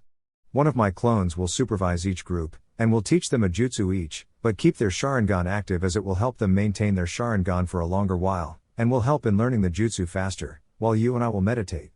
Instructed Kakashi. Why do I need to meditate, Ni-san? Asked Naruto with a frown. Meditation will help you increase your concentration, and better control of your chakra. It will also make you aware of your surroundings. Also, I want to find out something, said Kakashi silently. I hope I'm right on this one, thought Kakashi hopefully. Naruto nodded and divided his clones into 2 groups, and they went with each of Kakashi's clone to learn their respective jutsu. Naruto then sat in a lotus position and started concentrating. At first nothing happened, but after a few minutes of utmost concentration, he could slowly hear the sounds of faraway creatures of the forest, the flow of river, and most surprisingly he could feel Kakashi's chakra signature. Ni-san, why am I sensing your chakra signature? said Naruto in confusion. As I expected, thought Kakashi with a smirk. You can sense my chakra because you are a sensor, said Kakashi proudly. A sensor? Questioned Naruto. Let me explain, many in the Uzumaki clan were skilled sensors, so I had some expectation as you could also be one. A sensor, Kunchi Taipu, is a ninja that is capable of detecting the presence of other people through their chakra. A skilled sensor can detect their targets from a great distance, as well as differentiate the characters by their chakra signature alone. They are even able to tell when other sensors are using their abilities. Explained Kakashi briefly. So can you teach me how to use my sensing ability too? Asked Naruto happily. Sure, I can give you some pointers, as I can too detect chakra signatures and have a good sense of smell, said Kakashi truthfully, and started teaching Naruto. Meanwhile, with Shadow Clones Group 1. In a clearing were standing 25 Naruto clones facing one of Kakashi's clone. There were training dummies in the field and the clones were waiting to be trained a new jutsu. So what is this jutsu? Asked one clone of Naruto loudly. It is called Kaden, Gokakyu no Jutsu Fire Style, Fireball Jutsu. It is one of the prized jutsu of the Uchiha clan, and is a C-rank offensive ninjutsu. In this technique, chakra needed inside the body is converted into fire, and expelled from the mouth either as a massive orb of roaring flame or as a continuous flamethrower. The scope of the attack is altered by controlling the volume of chakra that is mustered. The released flames will engulf their target, and leave a crater on the ground's surface. Explained Kakashi's clone briefly. So how do we do it? Asked another Naruto clone quickly. Now, I'm going to perform the jutsu, and you will watch it with your Sharingan. Instructed Kakashi's clone and performed the hand seals. Kaden, Gokakyu no Jutsu Fire Style, Fireball Jutsu. A large fireball was released from the clone's mouth, which rushed speedily towards one of the training dummies, burning everything in its path and with a loud bang crashed with the training dummy and burned it to a crisp. The clones were fascinated with the jutsu, and copied it down and started performing the jutsu. Meanwhile, with Shadow Clones Group 2. The jutsu which you are going to learn is called Suten, Mizurappa, Water Style, Violent Water Wave, explained Kakashi's clone simply. What does it do? Asked one Naruto clone in confusion. In this technique, water gushes out from the mouth like a waterfall and washes away the enemy. One can freely control the power of this technique with the amount chakra one releases. Having many variations, this is a basic water release technique and is a C-rank offensive ninjutsu. Explained the Kakashi clone. He then performed the dragon, tiger and hare hand seals and spitted a small stream of water towards a nearby tree. The small wave crashed violently with the tree and created a small crater on the tree's body. Alright, now you have copied the jutsu, start practicing it. Instructed the Kakashi clone. Hi, yelled all Naruto clones in unison and started practicing. Few hours later. It had been a gruesome training day for Naruto. He was now completely exhausted, as he received the memory of his shadow clones and the fatigue too. He had also learned some sensing ability from Kakashi, during these hours of meditation. Kakashi was proud of Naruto for learning so fast, and with his stamina, and decided to check the results of the 2 jutsu he learned. Naruto, do you think you can perform the jutsu the clones learned? Questioned Kakashi seriously. Yeah, I can do that, said Naruto panting heavily. He is exhausted but still is not willing to give up. Thought Kakashi proudly. Naruto then performed the hand seals and performed the jutsu he had learned. Suten, Mizurappa, Water Style, Violent Water Wave. A large wave of water rushed out of Naruto's mouth, and flooded the entire clearing, and crashed against everything nearby violently with a loud bang. He is a skilled water user, he has the potential to surpass Nidami-sama someday, thought an astonished Kakashi after seeing the power of Naruto's jutsu. Indeed, he had the help of the Sharingan and the Shadow Clones, but to master a C-rank jutsu in a few hours at Naruto's age was a big feat. Without waiting for any comment from Kakashi, Naruto performed another set of hand seals, and gathered chakra and executed his next technique. Kaden, Gokakyu no Jutsu Fire Style, Fireball Jutsu.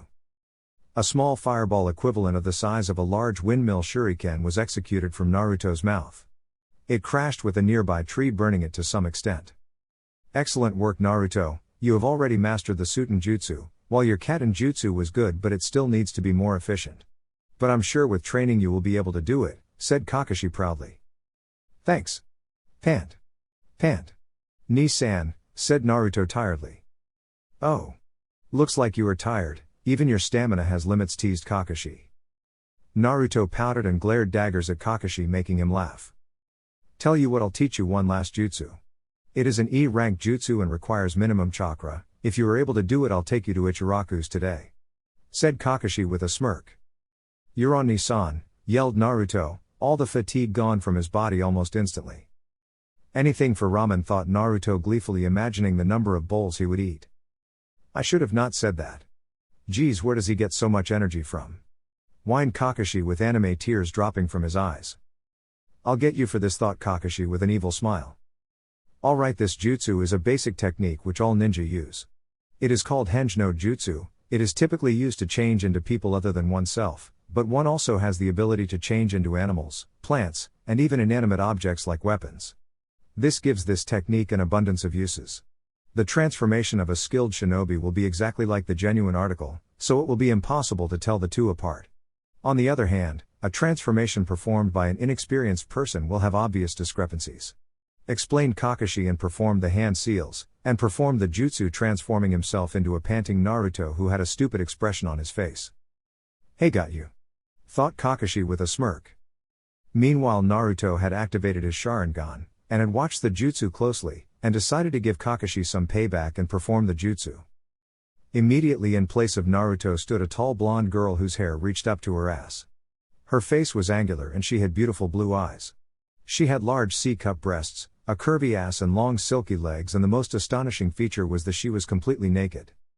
Oiroke no jutsu, sexy jutsu, said Naruto with a smirk. Kakashi had crashed into a nearby tree with a heavy nosebleed and had a perverted smile on his face before he became unconscious, and drifted into his perverted world. Payback's a bitch, Ni-san, thought Naruto with a smirk, and collapsed from chakra exhaustion, but had a large smile on his face for his success. After a few minutes, Kakashi woke up, and laughed on remembering how he was knocked out. He then went and picked up Naruto, who was sleeping peacefully. That jutsu was damn impressive. I'll have to learn that from him, thought Kakashi perversely.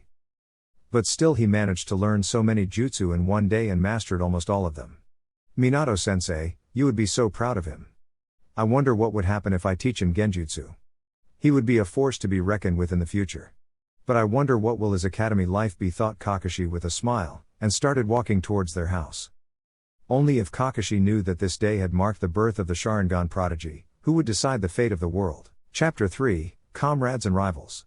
Time skip. 3 years. A lone figure could be seen walking through the streets of Konoha. This person was 4 feet 9 inches tall. He was wearing a black t-shirt and blue pants. His hands were covered by his fingerless metallic gloves. He wore black sandals. His face was covered by a black face mask. He had a well-toned body and his blonde hair were wildly swinging in the air with 2 bangs falling over his covered face. Many civilians did not recognize this person and were just busy doing their work, while some shinobi recognized this person but ignored him. This person was none other than Naruto Hatake. It had been 3 years since Naruto had awakened his Sharingan and had started training to become a shinobi. He had joined the Ninja Academy with his friends 2 years back. His training had been going very well. He had found out that he was a ninjutsu specialist and was quite proficient with it. Kakashi had taught him a few jutsus and was constantly training him whenever he was free from his missions. His most notable achievement in ninjutsu was his mastery over water jutsu. He could learn and perform Suiten, water-based ninjutsu very quickly. He also learnt some jutsu of his other affinities but was unable to learn any earth-based ninjutsu. His Sharingan had fully matured and now had 3 tomos in it. It was during a sparring session with Kakashi that he was able to awaken the final stage of his Sharingan, consisting of 3 tomos in each eye. Kakashi had congratulated him on achieving the final stage of his Sharingan. His taijutsu had improved too. Kakashi had made him use weights in his training. They were not too much, but still he kept on increasing them as time passed. He also taught him some moves of the Uchiha's intercepting fist, which focused mainly on speed and the movement of the opponents. Needless to say, this style suited Naruto much better with his Sharingan. Genjutsu was quite a difficult subject for him. Due to his vast chakra reserves, he had trouble controlling his chakra. Genjutsu required precise chakra control, though Naruto's chakra control had improved greatly, but it was still not good enough for him to learn any genjutsu, but he was able to easily dispel genjutsu due to his Sharingan, which could see through illusions. Naruto's Sharingan was a little different than the ordinary Sharingan. Naruto's Sharingan could cast very effective genjutsu. His illusions were so real that only skilled shinobi or genjutsu specialist could break through them. This ability made up for his lack of skill in learning any other genjutsu apart from his Sharingan illusions. Kakashi had trained him in hypnotizing his opponents using his Sharingan and had even complimented him that he had the skill to surpass Itachi and Shisui Uchiha in the future with his Sharingan-based illusions. He was happy with his life, however he had met another person who cared for him despite being a Jinchuriki. Thinking of her brought a smile on Naruto's face. Flashback, 1 year ago. Kakashi and Naruto were continuing their regular training in the Forest of Death as usual. Naruto's skills had improved greatly due to his training. His strength, speed and ability to analyze his opponent and come up with counterattacks were greatly increasing. "Alright Nissan, what are you going to teach me today?" asked Naruto excitedly. "Today I'm going to teach you a variation of the shadow clone technique," said Kakashi. "Variation?" asked a confused Naruto. "Yes, it is called Raten Cage Bunshine, Lightning Release, Shadow Clone. It is a type of shadow clone and can also perform techniques like any other shadow clone, but it is made up of lightning. Let me show you what you can do. First make 2 shadow clones and send them right towards me," instructed Kakashi. Naruto formed 2 clones and sent them charging towards Kakashi. Kakashi immediately formed a clone which rushed towards Naruto's clones. The first Naruto clone aimed a punch at Kakashi's clone chest, but he easily dodged it and tried to give a kick but was blocked by the second clone who was holding his legs. The first clone then immediately jumped in the air aiming to give a roundhouse kick to the Kakashi clone and finish him off. But before the kick could connect, the Kakashi clone smirked, and before Naruto's clones could even realize what was happening, they were electrocuted as the Kakashi clone burst into lightning, dispelling itself with Naruto's clones. Naruto winced as he got the memories of his destroyed clones while Kakashi chuckled. "Damn Nissan, that was painful," muttered Naruto. "Now you see what it does. This technique allows the user to make a shadow clone infused with lightning. Because it is a shadow clone, it is able to perform techniques and interact with the environment due to it having physical substance, and also evenly distributes the user's chakra to each clone. If the clone is injured, it will revert to its natural lightning state, at the same time electrocuting whatever it is touching," explained Kakashi briefly. "If I am fighting an opponent near water source, this jutsu can be very helpful," thought Naruto. "Alright, now try to form a clone infused with your lightning chakra," said Kakashi, but was interrupted by Naruto. "We've got company," said Naruto sternly. His sensing ability has increased," thought Kakashi as he could also feel a chakra signature approaching towards their position. Just a few moments later, a young woman jumped in the clearing where Naruto and Kakashi were training. Curious to see who this person was, Naruto turned to look at her. First thing he noticed was that this person was a very beautiful young woman. She wore a brown trench coat, a short dark brown skirt above a fishnet cloth which covered the rest of her body. She had a look of pure mischief in her eyes, and her hair was a shade of purple that really looked great on her. All in all, Naruto had to say he found her very beautiful, and this brought a blush on his face, but thankfully it was hidden behind his face mask. "Damn, why am I blushing? I'm not a pervert," thought Naruto. "Oi Kakashi, what are you doing here?" asked the woman curiously. "Anko, what are you doing here?" asked Kakashi. "This is my playground, Kakashi-kun, now tell me, what are you doing here?" asked Anko in a very sweet voice which sent shivers down both Naruto and Kakashi. "Only Anko can call this a playground," sighed Kakashi. "She's exactly as Kakashi-Nissan said," thought Naruto, remembering how Kakashi used to talk sometimes about the snake mistress of Konoha, Anko Mitarashi, who was widely known for her sadistic tendencies. "Well, I am training my little brother," said Kakashi, and Anko turned and was surprised when she looked at Naruto briefly. "What, this brat? He looks like your clone," said Anko carelessly. Naruto's eyebrows twitched on being called a clone, but kept his calm, knowing losing his temper wouldn't end well for him. "I am Naruto Hatake, pleased to meet you, Anko-san," said Naruto respectfully with a short bow. "Wait, you're Naruto? What the fuck do you mean that you're Kakashi's brother?" asked Anko a little loudly. Anko knew who Naruto was and what burden he carried. She did not hate the boy like many villagers and even sympathized with Naruto, as she too shared a similar past like Naruto, but then the boy just disappeared and now he is Kakashi's brother. One thought was going in her mind. "What the fuck happened?" thought Anko. Kakashi sighed and explained Anko the entire story about how he adopted Naruto but left out part of his lineage, and his Sharingan and his training until now. "Well, I didn't expect you to be of the caring type," teased Anko. "Did you say something?" asked Kakashi with an amused tone in his voice. Why you, pervert, yelled Anko. Man, that was funny, said Naruto, who was laughing on seeing the interaction between Kakashi and Anko. What was that, shrimp? I bet you don't even know how to hold a kunai, smirked Anko, trying to agitate Naruto. Well, let's find out, shall we? Challenged Naruto. Meanwhile, Anko grinned while Kakashi wasn't sure if it was a good idea.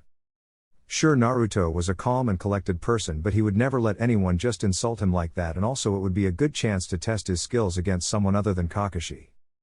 Naruto, I don't think you should challenge Anko like that. She is a jounin like me, said Kakashi sternly, trying to make Naruto understand.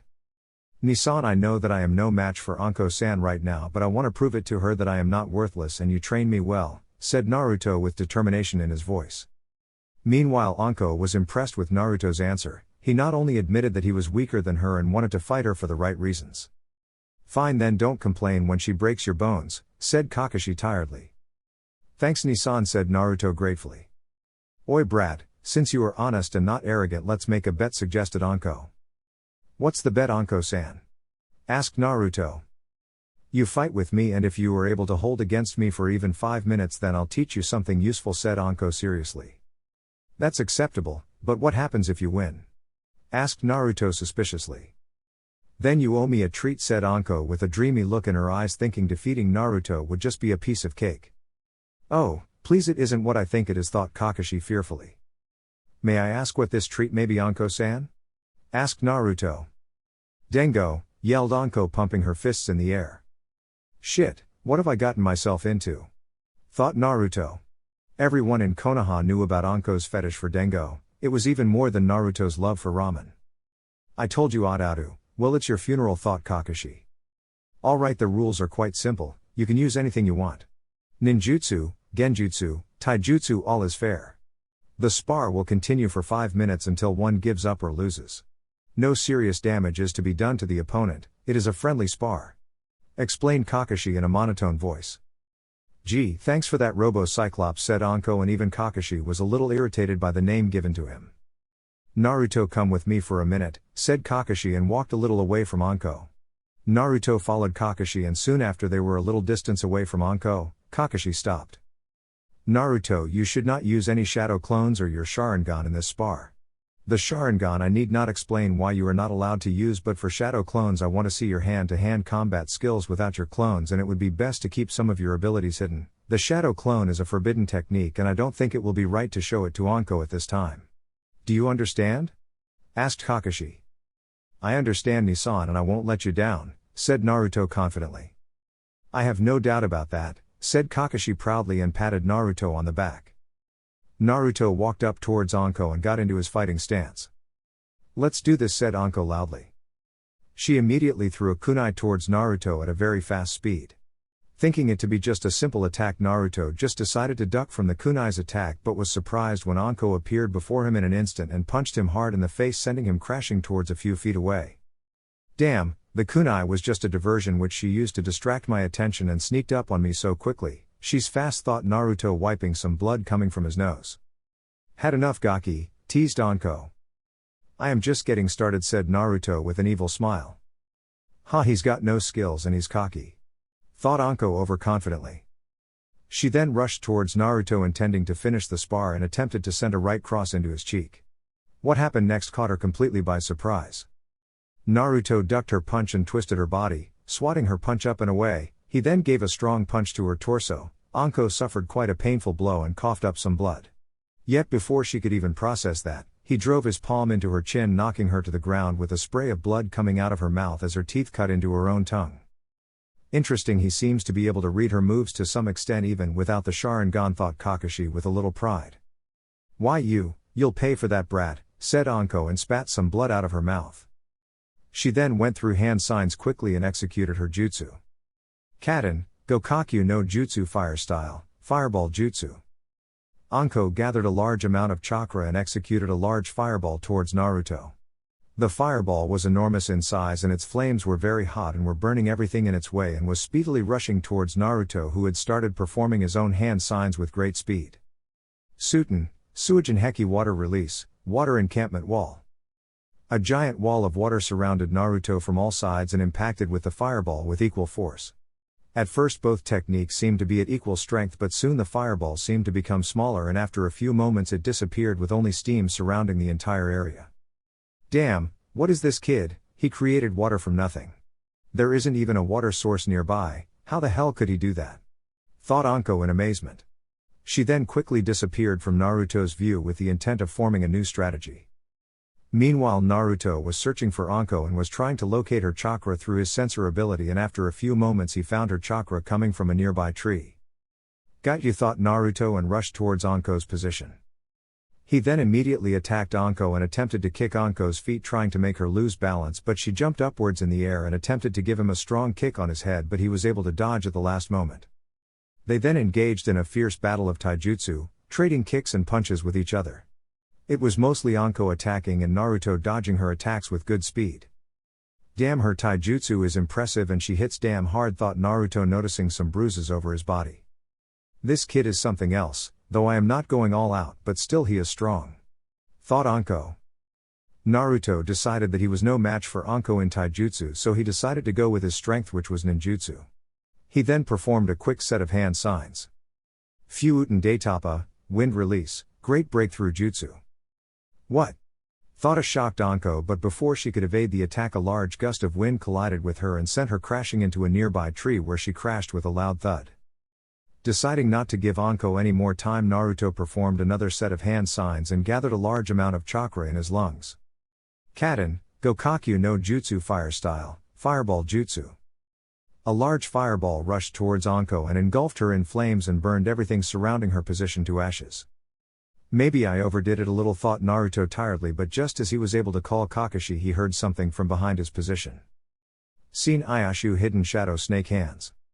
Before Naruto could even blink, his entire body was entangled by a group of snakes and he crashed on the ground with the snakes holding him tightly on the spot. He looked back at where his fireball had hit only to see a burnt wooden log in his place. Damn, a substitution. You idiot, thought Naruto angrily. He looked back to see Anko standing behind him with a smirk on her face. Although her clothes were burnt badly, while there were some light bruises on her hands and knees indicating that she barely avoided the attack. Impressive, Gaki, you were able to hold up against me for this long and you even made me use my snakes. I'll admit you've got skill, but it's over. If you move, my snakes will love to get a bite from you and they are very poisonous, said Anko in a very sickly sweet voice. Alright, I forfeit, said Naruto dejectedly. Now Naruto, can you tell me why was Anko able to defeat you? Asked Kakashi. Because I was weak, suggested Naruto. It was quite the opposite, you were indeed strong, but Anko had one thing which you do not have right now, said Kakashi, gaining a puzzled look from Naruto. That's experience, Gaki. I have fought with many shinobi during my career and as a result I was able to estimate your strategy, your fighting skills, and was able to counter it. No matter how much a person trains, he still needs to have real experience, and that comes from missions. Don't worry, you'll improve, said Anko. But I still lost, said Naruto tiredly as he still was unable to accept his defeat. Don't be so down, you performed quite impressive for someone your age. Always remember this: if your opponent is stronger than you and victory does not seem possible, then it is a good choice to accept defeat. Do not let your pride get in your way, it is lead to the downfall of many shinobi. Sometimes to win you must lose, explained Anko, and removed her snakes and offered her hand to Naruto to make him stand, which he gratefully accepted. That was indeed a good spar. You were able to hold against Anko for 4 minutes, that's more than I expected. I'm proud of you, said Kakashi with pride in his voice. I understand, and thank you Nisan, Anko-san, for explaining this to me, said Naruto respectfully.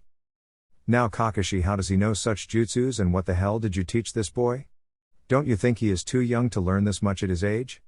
Argued Anko, thinking Kakashi was trying to make Naruto more stronger than required for his age. Now Anko, I understand your point, but Naruto has some enemies in the village who have tried to harm him in the past, so Hokage-sama had ordered me to teach him so that he could protect himself. Surely you understand that, don't you? Asked Kakashi, and Anko nodded. But how can he perform jutsu of 3 different affinity, and how in the hell does he have such high water affinity?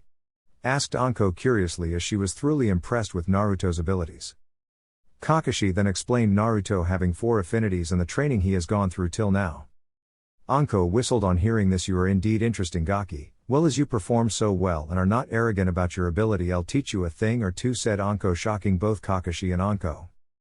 Kakashi was shocked because Anko was never interested in teaching anything to anyone. After Orochimaru left the village and betrayed Anko, she shut herself down and never trusted anyone else like before except from her best friend. Kakashi was also a friend of Anko and knew of her pain, and for her to be willing to teach Naruto was quite astonishing. But I lost the bet, why do you want to teach me? Asked a confused Naruto. Well, you and I are a lot alike and you have got talent, so I just think I'll teach you a thing or two, but you owe me a lot of dengo for this, and stop calling me Anko-san, I am not a person for much honorifics, said Anko with a genuine smile.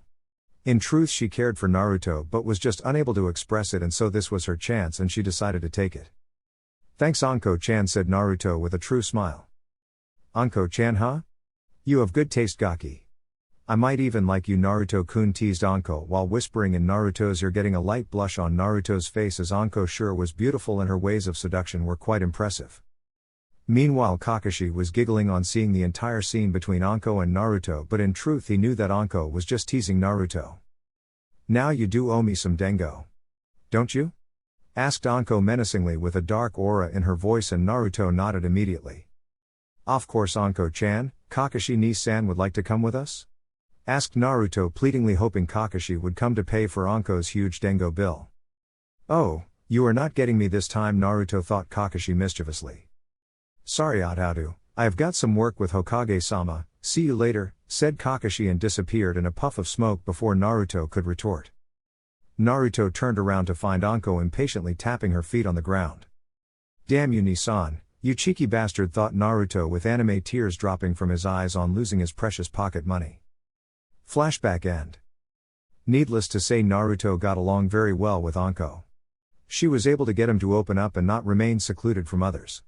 She was like his elder sister who always guided him. Even Kakashi and Anko became better friends. At first Naruto thought that Anko was a hard person who just didn't care about anything, but after he came to know about Anko's life, he found one person to whom he could somewhat relate to. A person who could somewhat understand him. She also introduced him to some food other than ramen. He once criticized that dengo was not better than ramen, and let's just say it didn't end well for him. Anko was true to her words and decided to give some training in taijutsu to Naruto. She was training him with some moves of the heavy style which she was quite adept with. Under Anko's guidance, Naruto found out that his taijutsu needed a lot of work and he had not paid equal attention to taijutsu as he did with ninjutsu and genjutsu. So for the majority of the past year he trained with Anko and was still training with her to improve his taijutsu. Kakashi also occasionally trained him in ninjutsu, but the main focus was on taijutsu. Anko's training regime was brutal to say in the least, and every day Naruto would end up bruised and battered from wounds from sparring with Anko, but it was a great experience and he was learning something very useful, so he didn't mind much. He still hadn't told Anko about his Sharingan. It was not that he didn't trust her, instead she was a precious person to him, but he still didn't know if telling her the truth would change her views about him. Kakashi had advised him to wait for the right time and then explain it to her. Naruto was so engrossed in his thoughts that he didn't notice that he had arrived at the academy and was already a few minutes late for his class. He went towards his class and knocked on the door. "Come in," said a voice from inside the class. Naruto entered the class and found his teacher Iruka Umino staring at him. Iruka was a man of average height and build. He had black hair which he kept tied in a ponytail. He had dark eyes and a scar that ran across the bridge of his nose. He wore the standard Konoha Chunin vest with a headband on wrapped around his forehead. Iruka was a very kind-hearted man who cared for all of his students. At first he was indifferent towards Naruto, but with passage of time he came to realize that Naruto was not the fox, instead he was a very kind-hearted boy who loved his friends. After that he opened up to Naruto and now they were good friends, or siblings if one could say. "Naruto, why are you late by 20 minutes? Asked Iruka sternly. Even though Naruto was special to him, he never showed favoritism to any one student. "Sorry Iruka-sensei, I was training yesterday and got very tired, so I was not able to arrive on time in class." "It won't happen again," said Naruto honestly. Unlike Kakashi, he didn't like making lame excuses for his mistakes and admitted it. Iruka sighed and told him to sit in the class, but not without giving him a warning. Naruto liked the academy as it was where he was able to spend more time with his friends, but he hated the academy's training, which was entirely lame. The things which they were teaching the students to be Jonin would never help them get strong and survive in the shinobi world. But the worst part of the academy was fangirls. Most of the girls who wanted to be kunoichi were obsessed with boys and believed in fairy tales where they would be saved by their prince, while many boys considered themselves to be God and just wanted to show off. These were not the traits of a shinobi. A shinobi is a person who operates from the shadows and do not seek glory. They have complete control over their emotions and do whatever it takes to fulfill their mission. This was what Kakashi and Anko had taught him, but the academy was completely different. As a result, Naruto did not show off his skills in the academy like some other students. Instead, he opted to be an average student who had less skills. He was indeed the most powerful among his comrades, but he lived a life of deception because in the real world names, titles and ranks meant nothing. Even the strongest shinobi could be defeated by an opponent much weaker than them. Snapping out of his thoughts, Naruto went up to take his seat besides Kiba and Hinata. Hinata had become his close friend since he entered the academy. She was a very shy girl and lacked confidence, which was very unusual for a Hyuga. After knowing Hinata, he had came to know the pressure which the children of various clans of Konoha had to shoulder. Hinata was not an exception. She was the heiress of the Hyuga clan, who were considered the strongest clan in Konoha. Her father had high expectation from her, but Hinata was unable to fulfill them, so she was considered unworthy by her own clan. They preferred her younger sister better than her. Even her own father did not have faith in her, which according to Naruto was quite pathetic. But after she came in contact with Naruto and his friends, her confidence seemed to be growing slowly and she was starting to believe in herself. She admired Naruto a lot, but she always confused Naruto as she always had a blush on her face whenever she talked with him, and her stuttering was quite annoying during a chat. Now Naruto was not an idiot but was confused that whether she admired him or was infatuated with him, but decided not to push Hinata for any further talk as he wanted her to tell her what she felt on her own and not by force. Also, Naruto only considered Hinata a good friend and nothing more. "Good morning, Naruto-kun," said Hinata politely. "Good morning, Hinata-chan." "Oi mutt, wake up," said Naruto and bonked Kiba on the head, waking him from his sleep. "What the hell, Naruto, why'd you hit me?" asked Kiba in a sleepy tone. "Why are you sleeping so early in the morning, idiot?" said Naruto with a smirk. 3, 2, 1, now, thought Naruto. Man, Iruka-sensei's lessons are so boring. "So I was taking a nap," said Kiba loudly, and Akamaru barked in agreement. This brought different reactions. The entire class laughed while Iruka was furious. "Kiba Inuzuka, for that you shall write about the history of Konoha 50 times, yelled Iruka. Kiba paled on hearing that. The history of Konoha was not something a person would want to write 50 times. "Iruka-sensei, I was not alone, even Shikamaru was sleeping," pleaded Kiba, hoping to get out of this situation. "Troublesome, I was not sleeping," Kiba said. Shikamaru quickly but yawned immediately after saying that. The class had a hearty laugh as Shikamaru was caught too. Naruto and the others watched with amusement as Iruka scolded both Kiba and Shikamaru for sleeping in the class. After a long lecture which lasted for many minutes and some apologies from Kiba and Shikamaru, Iruka let them go. Iruka took a few deep breaths to calm himself down in order to continue teaching the students. "All right, now we shall," said Iruka, but was stopped in his speech as the bell rang signaling the end of the class. Shikamaru understood that it was Naruto's plan to distract Iruka and wait for the class to end to escape from the boring lesson. "You planned this, didn't you?" asked Shikamaru sharply. "I don't know what you are talking about, Shika," said Naruto slyly. "What are you talking about, Shikamaru?" asked Kuji curiously. Even Shino, Kiba and Hinata were intrigued. Shikamaru then explained what Naruto had done.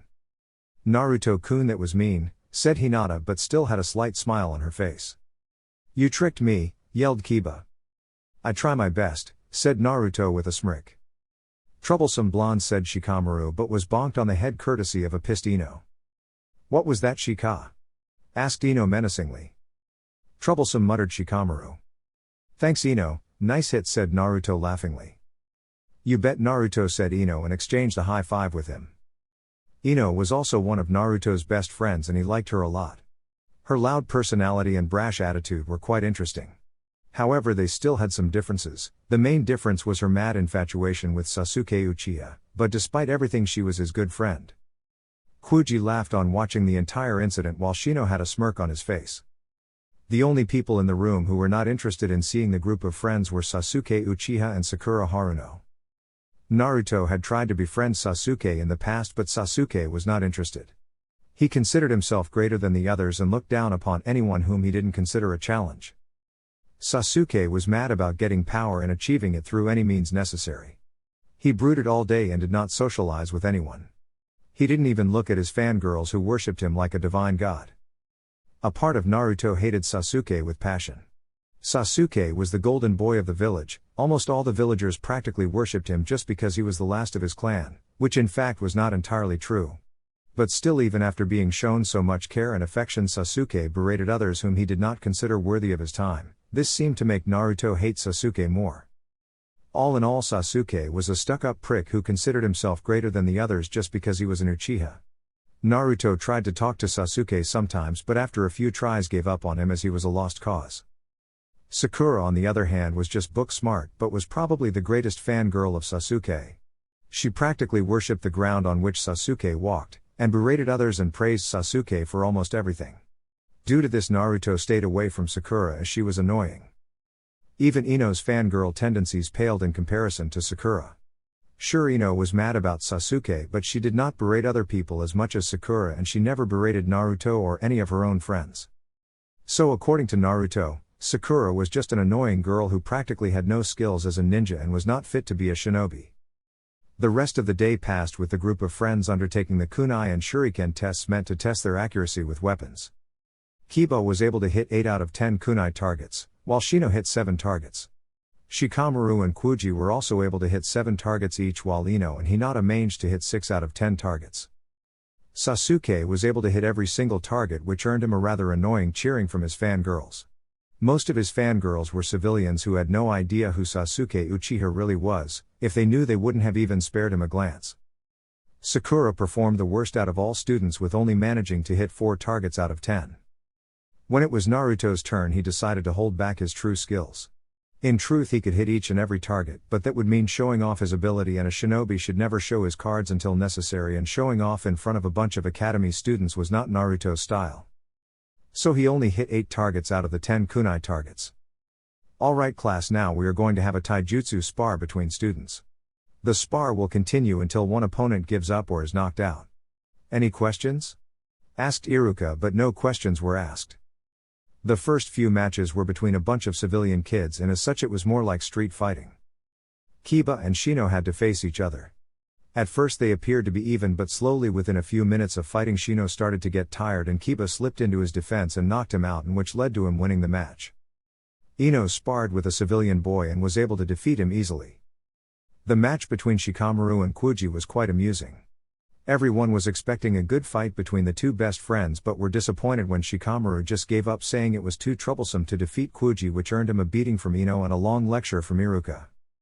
Alright, next match is between Hinata Hyuga and Haruno Sakura, announced Iruka.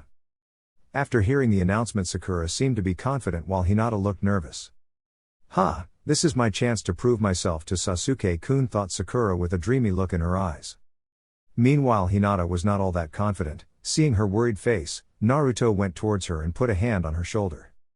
"You can do this, Hinata-chan, I believe in you," said Naruto with a smile.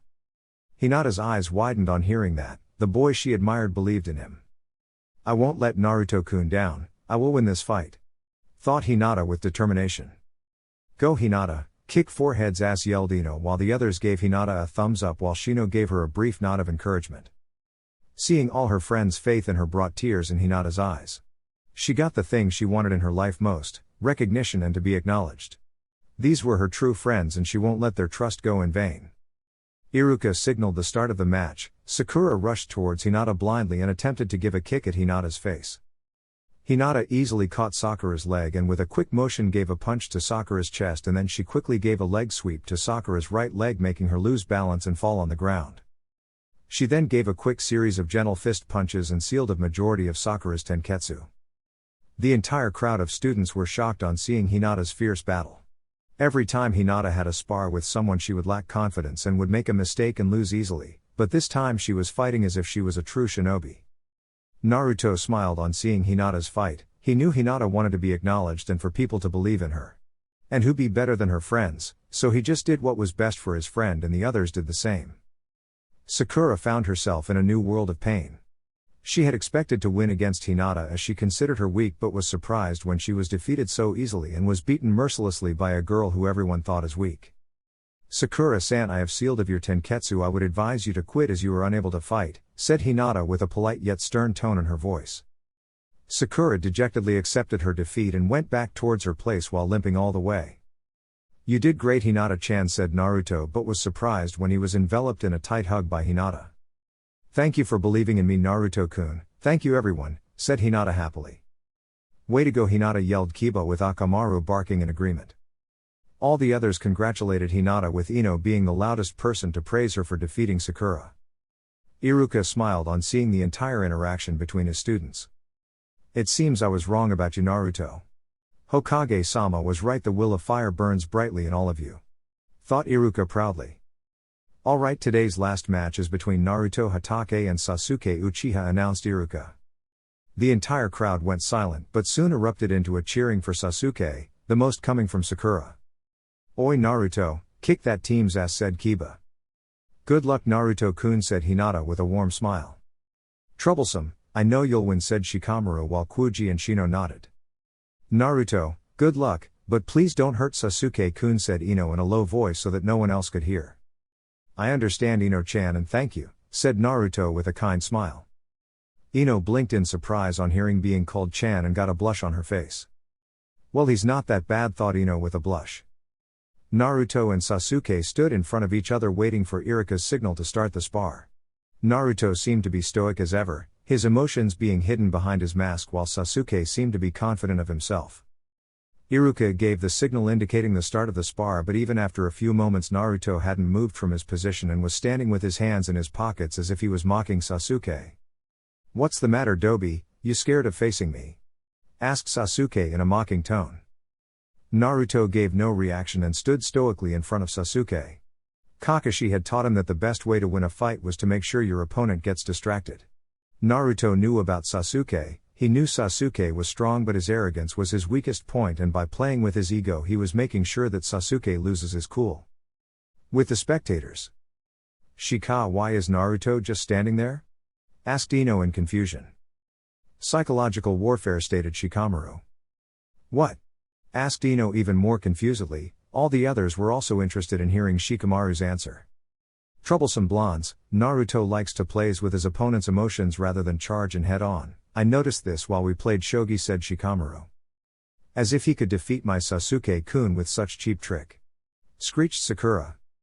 Everyone winced on hearing her voice, even Ino, who was fond of Sasuke, was annoyed by Sakura's madness. But do you think Naruto would be able to defeat Sasuke? Asked Kuji.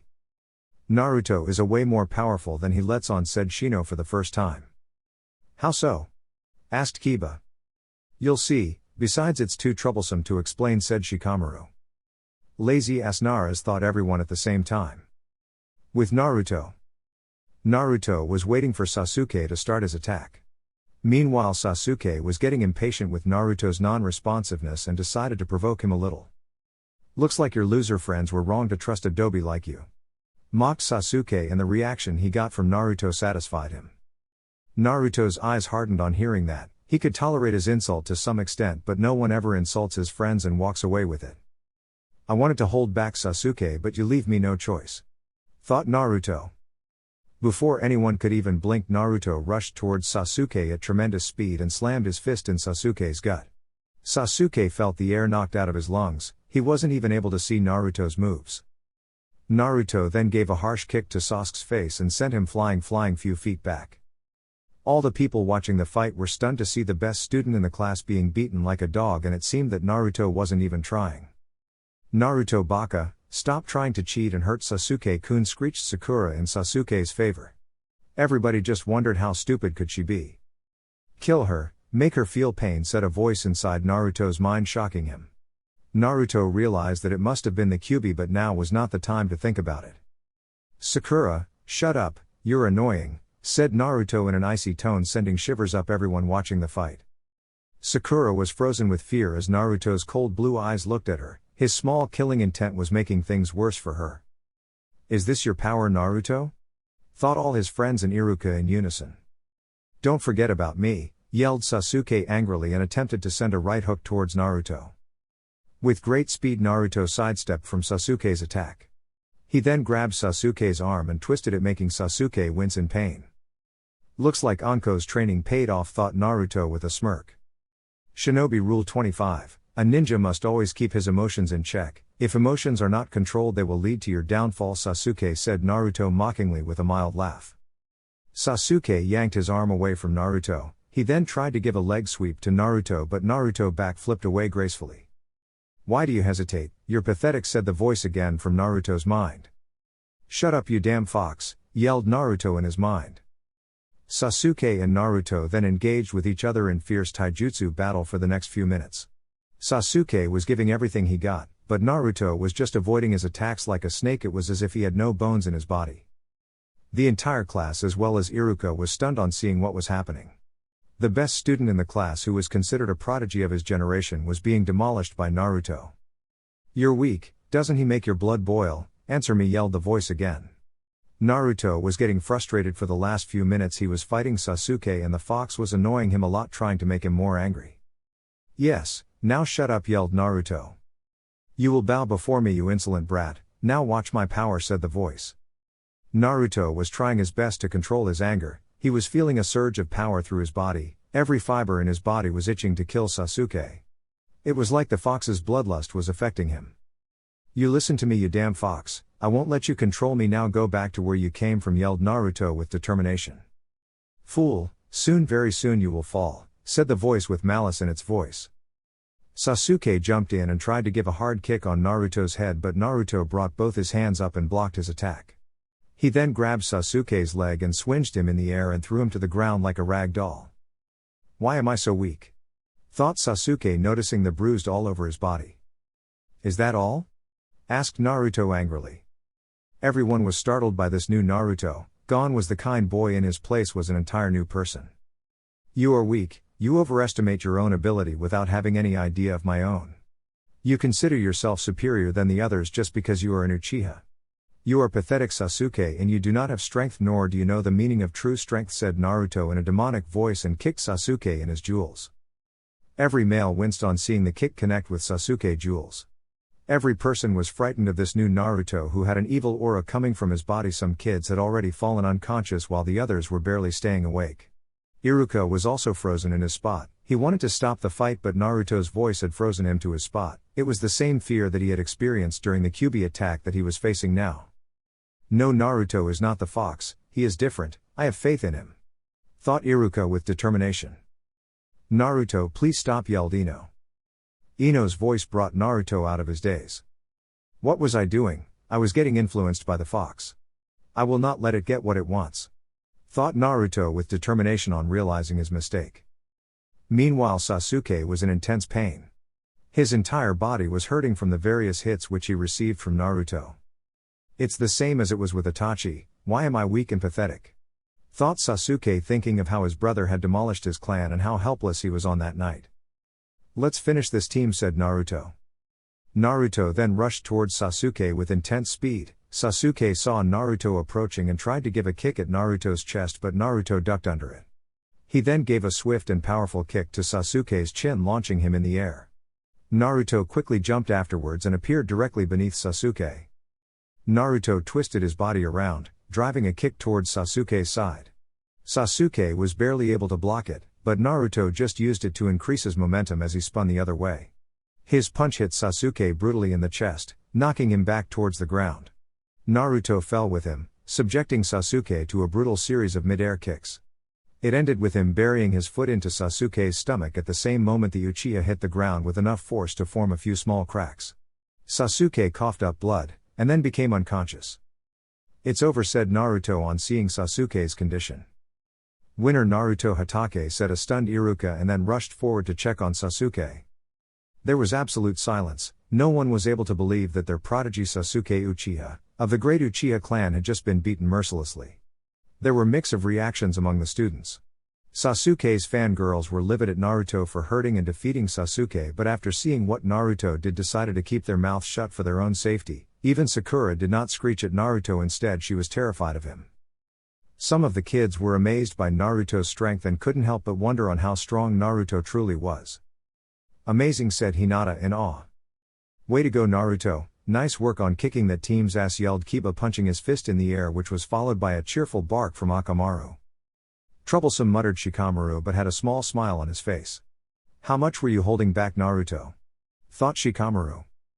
Naruto felt a little bad on hitting Sasuke so badly, but then he remembered what Sasuke had said and came to the conclusion that Sasuke deserved it. He then saw the reactions of his friends and saw fear, pride, doubts, worry etched on their faces. I need to calm down myself, thought Naruto. He then went towards his friends, Ino specifically. He remembered Ino had asked him not to injure Sasuke badly, but he injured Sasuke and felt as if he hurt Ino even though Sasuke deserved what he got. I'm sorry Ino, I hurt Sasuke, said Naruto regretfully. He was expecting a slap, cursing from Ino, but what happened next shocked him. Ino enveloped in a tight hug and had a few tears in her eyes. It's alright, I heard what Sasuke said, it's not your fault, said Ino and embraced Naruto tightly. Thanks Ino-chan, said Naruto and returned the hug. He felt relieved on hearing that Ino didn't blame him or hate him for beating Sasuke. Troublesome blondes, muttered Shikamaru with a smirk. Oi Ino, you sure you like Sasuke? It looks like you like Naruto a lot more than Sasuke, teased Kiba. Shut up dog breath, yelled Ino and bonked Kiba, but she had a light blush on her face. Naruto, you performed well, said Shino, and Naruto nodded. Guys, thank you for having faith in me. Now I have some work to do, I'll see you guys later, said Naruto and immediately ran off without waiting for any reply from his friends. I need to talk to Kakashi Ni-san and Gigi, thought Naruto and rushed towards the Hokage tower. Everyone just wondered what Naruto really was, he was an enigma to them. At one moment he's a kind and caring person and the other moment he was a ruthless person who destroyed his enemies. One thing was made clear, that Naruto was not what he seemed and was a lot more powerful than he showed. And there was something dark in Naruto. Chapter 4, The Meeting. Hiruzen Sarutobi had been through many things in his life. He was a veteran of 3 shinobi world wars, fought with the Kyuubi, guided his village as Hokage, passed on the will of fire to the future generations, but not in his entire life he had heard of the Kyuubi, the strongest Biju in the world, the beast who almost destroyed Konoha trying to talk with its Jinchuriki. The first Jinchuriki of the Kyuubi, Mito Uzumaki, never mentioned of having any interaction with the 9-tailed fox. Nor did Mito's niece Kushina Uzumaki had any type of contact with the 9-tailed demon fox during her life. But here it was Mito's great-grandnephew and Kushina's son telling him that the Kyuubi tried to talk to him and influence him. This boy is going to be the end of me someday, thought Hiruzen tiredly. So let me get this straight, the Kyuubi was telling you to kill Sakura and Sasuke? Asked Hiruzen sternly. Yep, that's about it. Besides, that team was a pain in the ass, said Naruto with slight annoyance in his voice. Naruto, you should have better control over your emotions. I taught you better, said Kakashi disappointingly. I'm sorry Nisan, I don't know how I lost control. But I'll try harder, said Naruto dejectedly. He never liked to disappoint Kakashi and was feeling guilty as he let his brother down. That just means you have to practice more and control your emotions. You can do this, Naruto, I have faith in you, said Kakashi reassuringly. Kakashi knew it was never easy when the strongest Biju in the world was trying to control you, and honestly he couldn't blame Naruto for losing control. Hell, even he would not be able to keep the Biju at bay, but still he had to make sure Naruto understood the seriousness of the situation and was making sure of it. This is indeed troublesome. Naruto, from what you have told me I can assume that the Kyuubi reacts to your anger or your hatred for someone so far. This is a very serious matter, Naruto, and I agree with Kakashi. If you are to remain in control over the Kyuubi and stop his influence, then you need to control your emotions and strengthen your will, explained Hiruzen. How do I do that, Gigi? Asked Naruto confusedly. Naruto too wanted to be in control of himself and not in that of the stupid fox. The thought of being controlled by someone else was not at all acceptable to Naruto. I'll do whatever it takes. I won't let you control me, you stupid fox, thought Naruto with determination. Hiruzen and Kakashi saw the look in Naruto's eyes which showed his determination and were quite pleased and relieved that Naruto was not submitting to the Kyuubi's power. Alright Naruto, in order to control your emotions you must meditate more, said Hiruzen. I don't understand, Gigi, I am already meditating, why do I need to meditate more? Asked Naruto confusedly. Because you have not achieved complete control over your mind. By meditating more you will be able to know more about yourself, said Kakashi in an amused voice. Hey, what does that mean? Asked Naruto irritatingly. That's for you to find out. Try to look underneath the underneath, said Kakashi with a chuckle. Annoying older brothers, mumbled Naruto with a sigh. Did you say something? Asked Kakashi in his trademark voice. Oh, you're not getting me so easily, thought Naruto deviously. Huh? Asked Naruto in a too innocent voice. This got very different reactions from the two other occupants in the room. Hiruzen couldn't contain his laughter anymore while Kakashi was shocked that Naruto had just played his own card against him again. I never thought that I would live to see this day, Kakashi. Somebody actually used your own attitude against you, said Hiruzen with a chuckle. I wonder what guy would think about this, suggested Naruto deviously. No, please don't tell Guy about this, begged Kakashi and fell on his knees with fake anime tears dropping from his eyes. Only on one condition, said Naruto with a smirk. Anything, yelled Kakashi immediately. Is this really Kakashi? Thought Hiruzen with a sweat drop. You have to teach me Kenjutsu and Fuinjutsu. Also, you have to give me your new copy of Uchiha, said Naruto with a smirk. What? Why do you want to learn Kenjutsu and Fuinjutsu? Asked Kakashi and Hiruzen in unison, ignoring Naruto's demand for Uchiha. As you know, my dream is to join the Anbu, and every Anbu member must learn Kenjutsu, and I want to learn it too. BQs, if I start learning now, I would be able to master it in a few years, or at least be decent enough for Anbu standards. And as for Fuinjutsu, I find it to be interesting, explained Naruto. Well, I can teach you Kenjutsu, besides you have learnt many ninjutsu and your genjutsu illusions are impressive and your taijutsu is good too. But I'm not much skilled in Fuinjutsu. Where did you learn about it? Asked Kakashi. Well, it was mentioned in the academy that the fourth was very skilled with Fuinjutsu. So I went to the library and read about Fuinjutsu and I want to learn it, said Naruto. Naruto, while I agree with Kakashi in teaching you Kenjutsu, you must wait for some time before starting to learn Fuinjutsu, as it is a very complex and dangerous art. Its contents are still not discovered to the maximum, even I only have a certain amount of skill in it. The only person who is capable of teaching you Fuinjutsu is not in Konoha right now, explained Hiruzen. You mean Jiraiya, the legendary Sannin, said Naruto. You know Jiraiya is a Fuinjutsu master? Asked Hiruzen with slight shock. Come on Gigi, I learnt something from the boring academy lectures. You should remember it better than me, as you designed that stupid academy syllabus. You are getting too old for this job, even Konohamaru would remember this. Deadpan Naruto.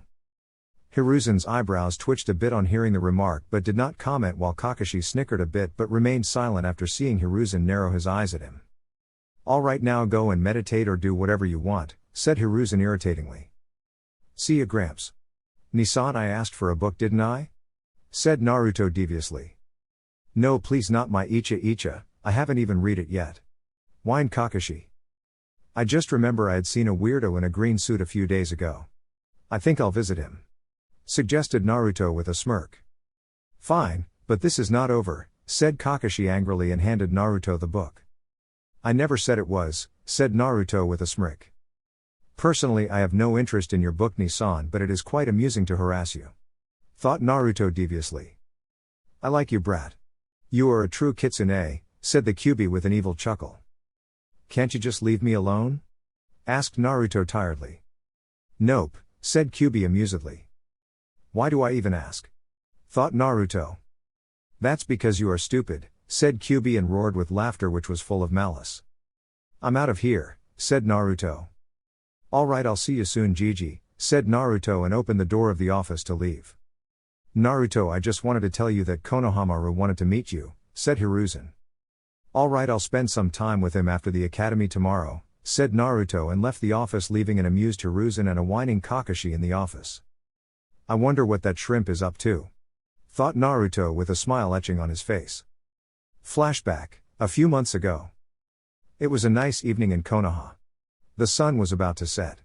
The streets were starting to light up, more and more people could be seen in the streets.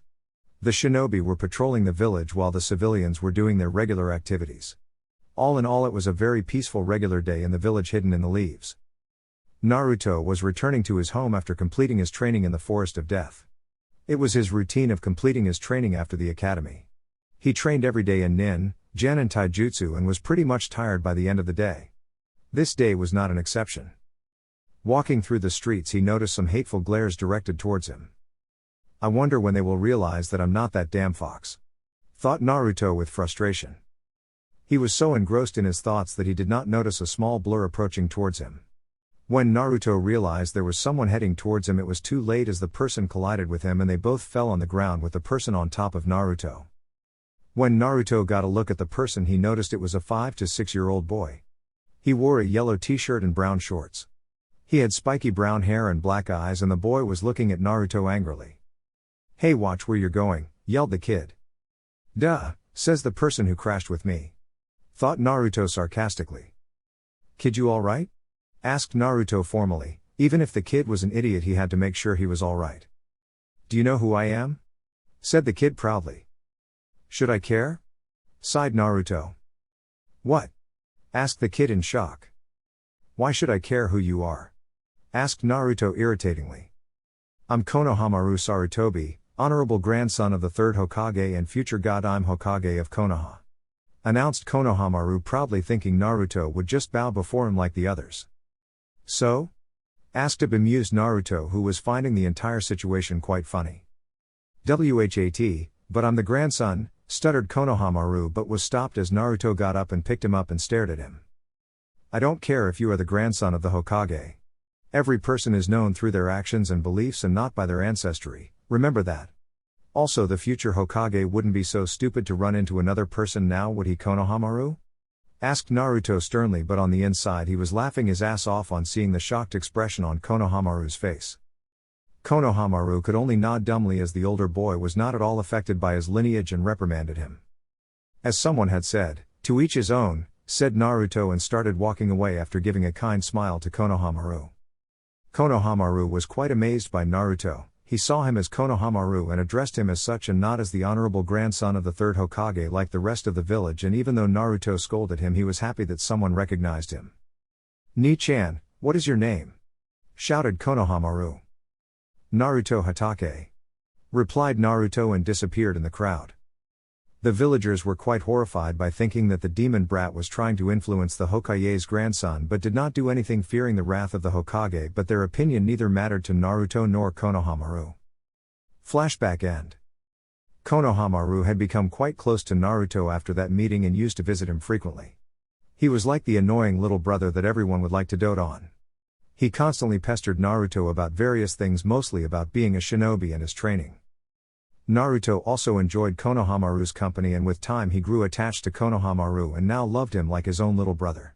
They used to spend a lot of time together, if one could say they were like siblings. Konohamaru's loud personality and Naruto's calm attitude was quite an interesting combination, to say the least. Naruto chuckled a little on thinking about the time spent with Konohamaru. People like Anko, Kakashi, Hiruzen, his friends, and Konohamaru brought happiness in his life and were his strength. Naruto noticed that he had arrived at his destination, Training Ground 28. It was one of the most secluded training grounds of Konoha. Not many shinobi came to this place. It was more like a farm than a training ground. Lush green trees surrounded the area with a stream running nearby. There were a few training dummy posts, but nothing much significant. It was the perfect place for meditation or for people who wanted to avoid attention. Well, few bowls of ramen and a good meditation. Sounds like fun, thought Naruto happily. But then Naruto noticed that something was wrong in the training area. The entire training ground was a mess. Kunai were spread everywhere, indicating that either someone was attacked or a practice was done there. The training dummies looked as if they had been beaten to pulp. Whoa, someone sure was angry, thought Naruto. He then noticed a person lying on the ground a few meters away. Wanting to find out who this person was, Naruto went towards the person. The first thing which Naruto noticed that the person was a woman. She had wore a chunin flak jacket and black shinobi pants. She had a red sleeveless outfit underneath her jacket. She was very beautiful. Her black hair fell from her head in an almost messy fashion, but, for all its messiness, it seemed orderly, almost as if she willed it to follow her demands. Below her hair he followed that lower to her posterior. Now, Naruto was not perverted, like many people assumed because of his sexy jutsu. As such, he was surprised when a bit of blood leaked from his nose when he looked at the woman's sexy ass. His eyes continued their downward journey to see some of the most sexy legs he had ever laid witness to. He could see that this woman's legs were shaped with muscles, nothing too drastic but enough to prove that she worked out enough to keep her body fit.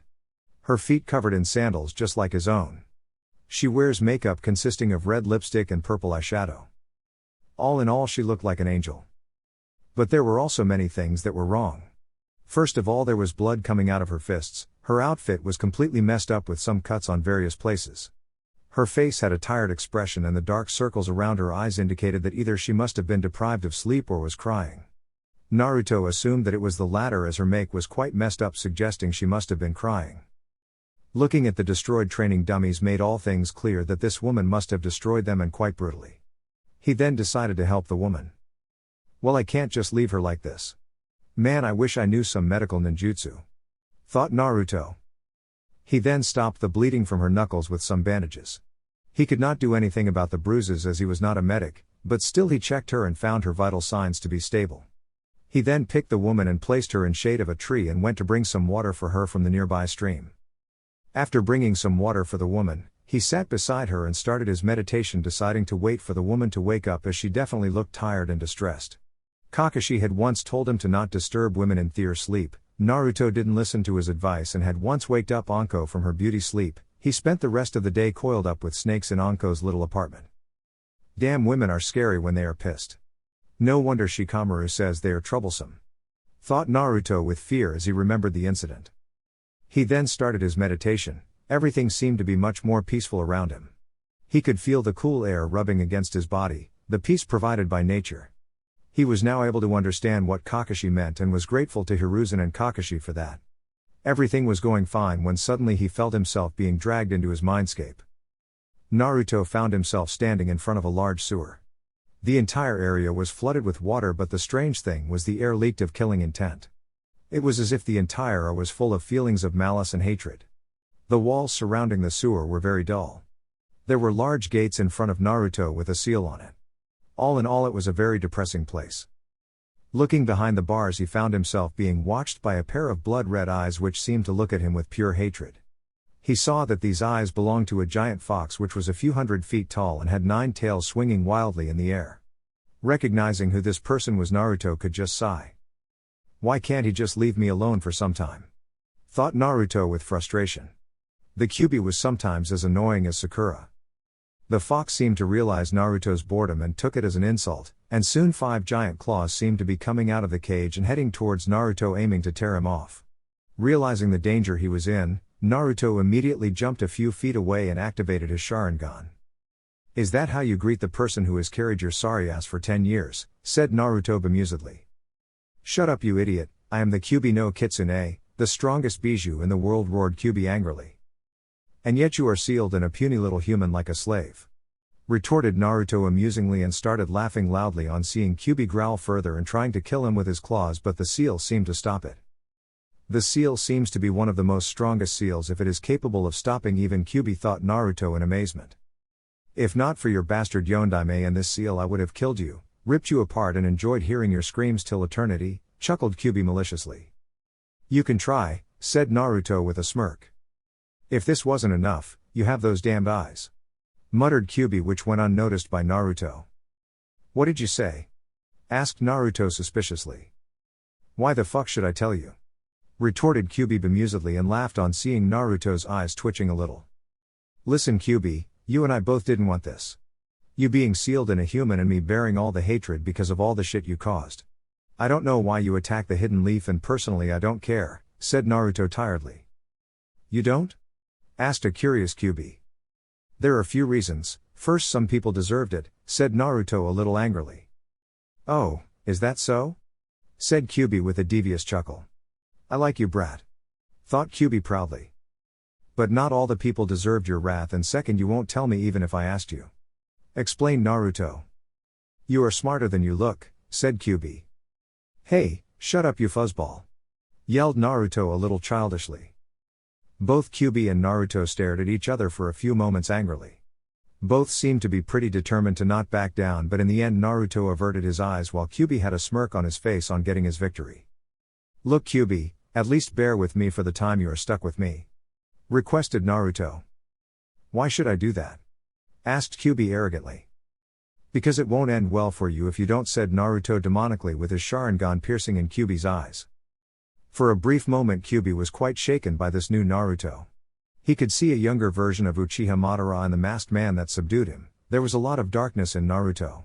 He was not afraid of Naruto, it was quite the opposite, he was intrigued by Naruto. He was his first Jinchuriki that talked with him. Of course it was his fault that he never talked with his previous Jinchuriki, but neither of them wanted to do anything with him.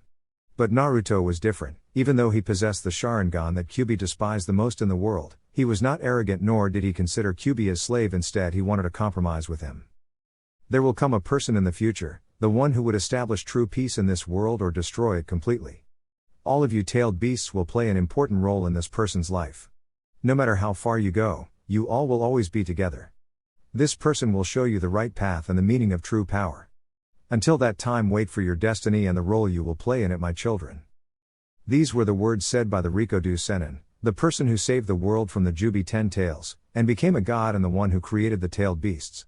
Kyuubi could still remember his father's words. The Rikodo Sennin was the only human in the entire world who Kyuubi respected and looked up to. I wonder if you are the one, Naruto, thought Kyuubi. Oi, Kyuubi, snap out of it. Tell me, why have you brought me here? I have important things to do, you stupid fuzzball, said Naruto irritatingly as Kyuubi just stared at him. Yeah right, like peeking on hot older women, scoffed Kyuubi. Hey, I wasn't peeking, nor is she old, retorted Naruto angrily, but had a slight blush on his face, but fortunately it was hidden behind his face mask. Quite protective are we? Teased Kyuubi and stared laughing on seeing Naruto's shocked expression. Balls, muttered Naruto angrily on being caught red-handed by the Kyuubi. Ha ha ha, that was quite funny, brat. You are an interesting human, roared Kyuubi with laughter. Naruto was just itching to beat the shit out of Kyuubi but remembered something. Naruto, you should have better control over your emotions. I taught you better, said Kakashi disappointingly. I won't let it happen again. I will control my emotions, thought Naruto. Alright Kyuubi, what did you call me here for? Asked Naruto seriously, his voice devoid of any emotions. Kyuubi stopped his laughter and looked at Naruto with something akin to interest. I wanted you to know that I want you to learn everything from the Cyclops, stupid brother of yours, said Kyuubi and leaked some of his chakra to let Naruto know he was commanding him, but was quite shocked when what happened next. Naruto's Sharingan started spinning wildly and instantly all the Kyuubi's chakra was suppressed immediately, leaving not even a single trace behind. That's just awesome, thought Naruto in awe on seeing Kyuubi's chakra being suppressed with his Sharingan. What is this boy? He can even suppress my chakra like Madara and that masked bastard. Damn, thought Kyuubi a little angrily. Call my Nissan stupid again, I'll make you suffer in ways not even you could imagine, threatened Naruto with venom in his voice. Is that a threat? Asked the Kyuubi bemusedly. That's a promise, replied Naruto with hatred in his voice that even startled the Kyuubi. I'm sure he is bipolar or something, thought Kyuubi confusedly. Alright, keep your mouth shut, I want you to learn as much as you can from the people around you and grow stronger, ordered Kyuubi. What does it matter to you? Asked Naruto confusedly. It matters everything. Your damn Yondaime created this seal in such a way that binded me to you. A threat to your pathetic existence is a threat to my own, because if you die it would take years before I can be born again, or I may even die. I don't want to waste my life if you die, explained Kyuubi. Wait, so you are immortal? Asked Naruto with fascination. Yup, I'm awesome, replied the Kyuubi with a smirk. I beg to differ, replied Naruto with his own smirk. Get out of here, your vixen is getting up, you annoying little punk, said the Kyuubi irritatingly. Hey, she isn't my vixen or any other shit like that, you fuzzball, said Naruto angrily. Is that so? Then why were you watching her ass with lust in your eyes? Asked Kyuubi with a smirk. HN, replied Naruto and disappeared from the sewer. I wonder if all the Uchihas speak the same line.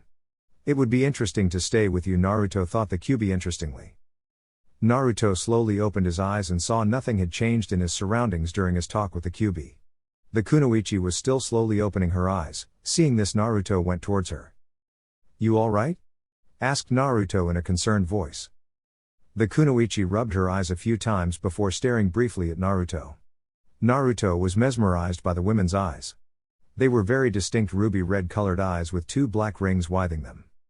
Her eyes are so beautiful, I wonder if it is a dojutsu, thought Naruto with a light blush. Stop staring at her, you idiot, yelled Kyuubi. What's wrong, you fuzzball? I'm just looking at her eyes, stated Naruto simply. If you don't want to be kicked in the balls, stop staring, said the Kyuubi loudly, making Naruto cringe a bit. But deciding to follow Kyuubi's advice this once, Naruto averted his eyes from the women. Who are you? The woman asked sternly. Naruto Hatake stated Naruto with a warm smile. What are you doing here? This place is reserved for shinobi and I can see that you are not one, so tell me the truth now, stated the woman dangerously. Gee, is this the thanks I get for helping her, thought Naruto sarcastically.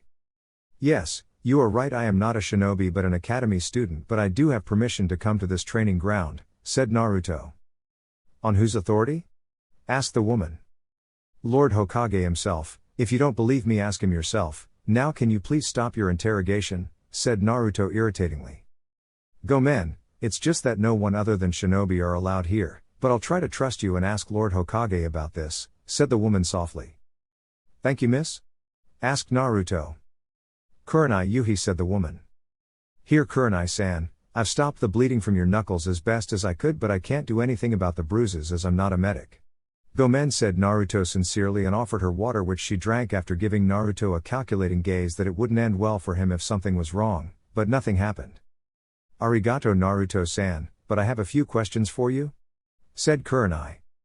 You can call me Naruto. Well, I have some questions for you too, but please ask your questions first, said Naruto simply, and Kurenai gave him a grateful nod. Alright Naruto, you said your last name was Hatake.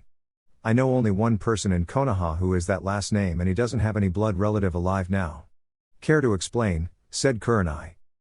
Yes, you are right, my real name is Naruto Uzumaki, but after Kakashi ni-san adopted me I changed my name, said Naruto. Kurenai's eyes widened a little on hearing Naruto's real name but schooled her features immediately. Do you hate me for what's sealed in me? Asked Naruto sadly after noticing Kurenai's shock. Kurenai was shocked to learn that Naruto was aware of what was sealed in him and even more shocked when he was able to read her emotions.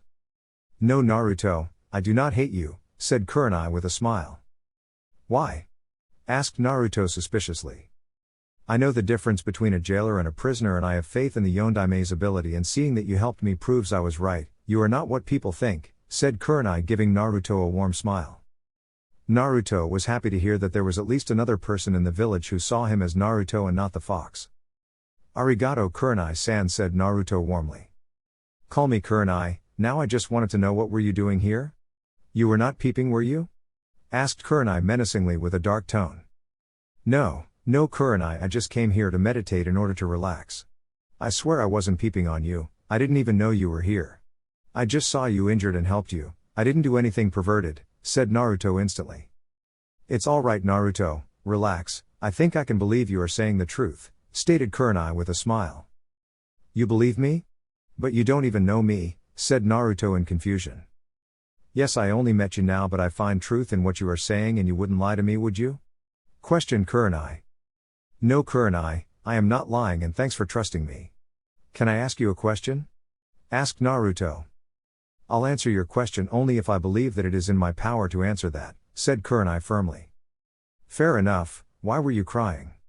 Asked Naruto.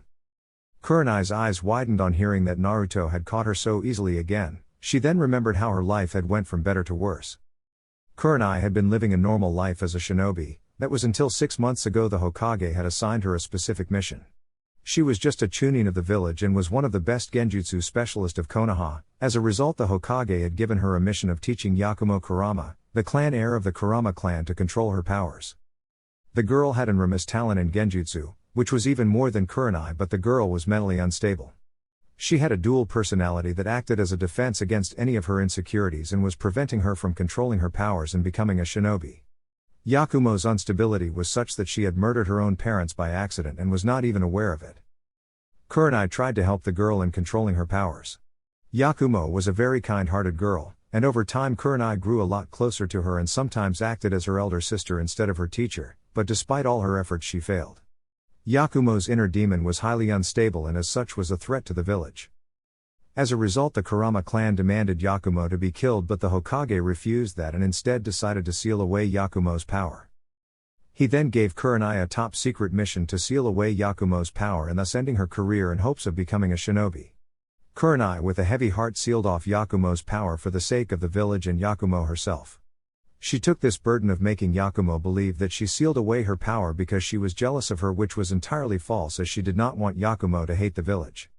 Kurenai was proud of Yakumo and had high hopes for her, but destiny played a cruel hand in her life once again. Her mother had died when she was a child, so she never received the love of a mother, and her father died defending the village during the Kyubi attack. She had lost the people beloved to her and had become a very stoic person who was devoted to her village. She was known as the Ice Queen of Konoha, but she was not cold and uncaring as people thought her to be. Instead, she was kind, caring, and a brave person who had some tragic incidents in her life. And sealing of the powers of the girl whom she considered her younger sister was the last nail in the coffin, and she was unable to bear the pain which came with it. Seeing Kurenai's painful look, Naruto decided to do something to ease her pain. "I'm sorry, Kurenai, I didn't want to hurt you, but sometimes sharing your pain with others helps. If it is a private matter or something related to village secrets, or if you don't want to tell me, I understand," reassured Naruto with a kind smile. "You are way mature than people your age, Naruto. How old are you anyway?" asked Kurenai with the intention of changing the topic. "You're not the first person to say that. I'm 10 years old, I'll turn 11 in a few months," said Naruto, and Kurenai nodded. They both sat there in the shade of the tree in a comfortable silence. Neither of them said a word and instead were enjoying the beauty of nature and the peace it provided. Naruto seemed to just relax and had laid down on the grass and was watching the clouds. Meanwhile, Kurenai seemed to observe Naruto. She found him to be a very carefree person, and there was something about Naruto that was forcing her to believe that she could trust Naruto. She could feel a lot calmer in his presence. It was as if her pain was reduced to some extent. Deciding to start a conversation, she opted to speak first. "You didn't ask my age?" asked Kurenai curiously. "Well, you are a very beautiful and kind person, so your age doesn't matter. And also it doesn't end very well when a person asks a girl her age," said Naruto with a chuckle. Kurenai laughed on hearing Naruto's answer, but also had a light blush on her face. Naruto found her laugh adorable. "I'm 17, said Kurenai, and Naruto nodded with a warm smile. Naruto then took out 2 cups of ramen from his bag and a bottle of hot water. He then added the water to the ramen and stirred it a little, and after a few moments finished preparing his ramen. He then offered 1 cup of ramen to Kurenai. "I know it's not what people like much, but that's what I have right now, and if I am right, you must have trained very hard, so you might be hungry. Would you like to eat some ramen?" asked Naruto sincerely. Kurenai thought over Naruto's proposal a bit. She found Naruto's words to be sincere but was hesitating a bit. "I'm not hungry, Naruto, but thank you for the offer," said Kurenai politely. But after a few moments there was a low rumbling noise which came from Kurenai's stomach. Naruto laughed loudly and Kurenai looked a little embarrassed. She then took the ramen and started eating it slowly. They both sat there in silence enjoying their little meal, while Naruto seemed to be enjoying it a lot while Kurenai was eating in silence, but if the peaceful look on her face was any indication, then she was enjoying it too. "I have done some things that I am not proud of," said Kurenai after a few moments. Kurenai was in great emotional stress. She didn't have many close friends and her best friend Anko was on a mission right now. Sure, the Hokage was there, but she could not show weakness in front of him, but after spending some time with Naruto and getting to know him to some extent, she decided to at least talk with him to ease her pain. Sure, she knew that Shinobi lived a life of deception and Naruto could be lying to her, but right now she just needed anyone to listen to her and stand beside her. "Did it hurt some people?" asked Naruto softly. "Yes," said Kurenai solemnly. "Hokage-sama once told me that a life of a shinobi is of pain, but we do what is necessary to protect what is dear to us. I am not judging you, Kurenai, nor am I saying that I can understand your pain and sympathizing with you, because as long as people do not suffer the same pain, they could never understand the pain of other people," said Naruto sadly. He too remembered his life, the hate and pain that he suffered because of him being a Jinchuriki, and could somewhat know of Kurenai's pain, but he did not ask what she did as it might be classified as she was a shinobi, and he was not authorized to know any such information as he had not become a shinobi yet. But the main reason was he did not want to remind Kurenai of her pain. Meanwhile, realization dawned on Kurenai upon hearing Naruto's words. She knew how much Naruto must have suffered during his life, as she had once seen how the villagers treated him and felt sorry for him. But it also made her realize that what she had done with Yakumo was in order to protect her from herself and the village. This seemed to reduce her pain a lot. She could feel a lot much lighter. The guilt was still there, but now it made more sense to her than it did before. She did what she had to do as a shinobi of her village and also protected Yakumo, her precious person. "Arigato, Naruto," said Kurenai with teary eyes. "Don't mention it, Kurenai," said Naruto with a warm smile. "Why do you always wear this face mask? Are you trying to imitate Kakashi?" asked Kurenai, wiping her tears. "You know Kakashi ni-san?" asked Naruto curiously. Hi, we went on a few missions together, said Kurenai. I am not trying to copy my brother. This face mask is special to me, said Naruto. How so? Asked Kurenai. This face mask was the first present that anyone gave me. It shows the bond between me and Kakashi. It was the first thing he gave me, said Naruto with a smile. I understand, said Kurenai solemnly, feeling a little sorry for Naruto. Hey, don't give me that look. I know life is hard, but it does have its good times. Besides, this face mask looks cool on me, doesn't it? Asked Naruto with a little laugh. Yes, it looks good on you, said Kurenai with a soft chuckle. Hey Kurenai, you are a Chunin, right? Asked Naruto suddenly. Yeah, said Kurenai skeptically, not sure where Naruto was heading. Which is your strongest area in shinobi arts? I mean ninjutsu, genjutsu, taijutsu, kenjutsu, or fuinjutsu? Asked Naruto with excitement.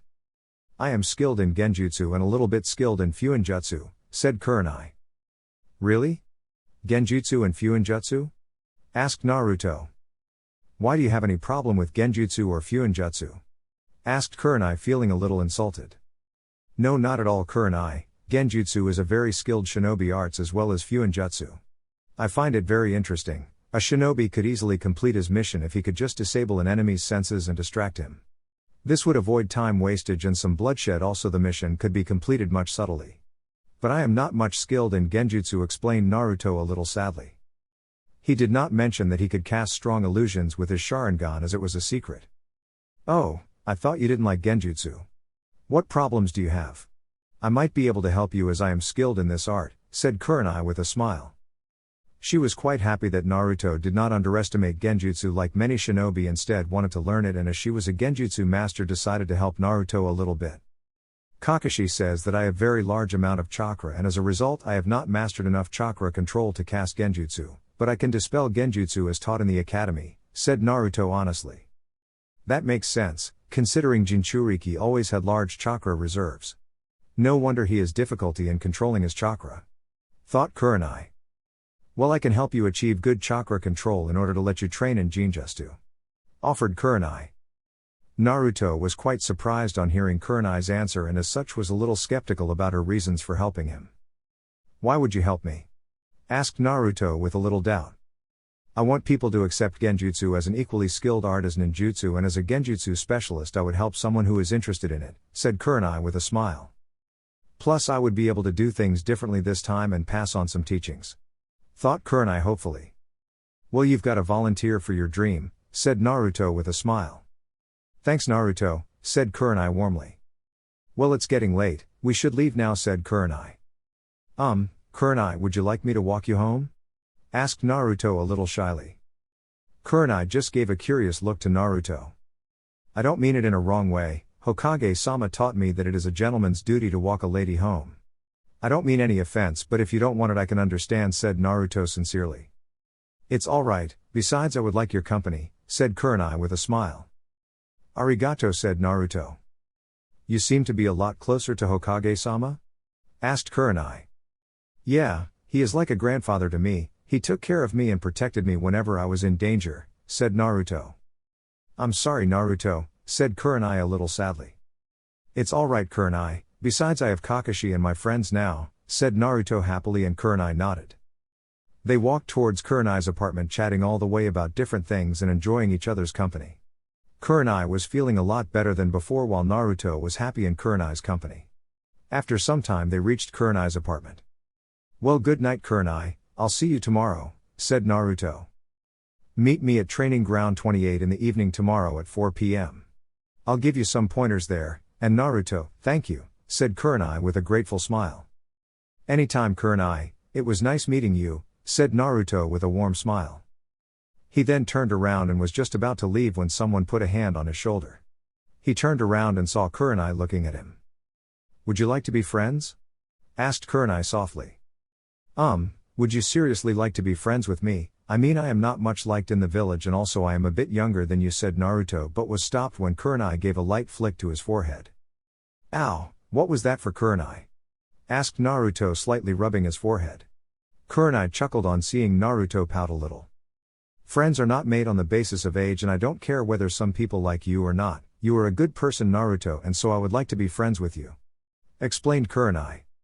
Then friends it is, said Naruto with a wide grin. I'll see you tomorrow Naruto, said Kurenai. See ya Kurenai and you have very beautiful eyes, said Naruto and disappeared in the street quickly. If Naruto would have looked back he could have noticed a deep blush and a wide smile on Kurenai's face. He had just helped Kurenai get out of her emotional stress and had made her happy.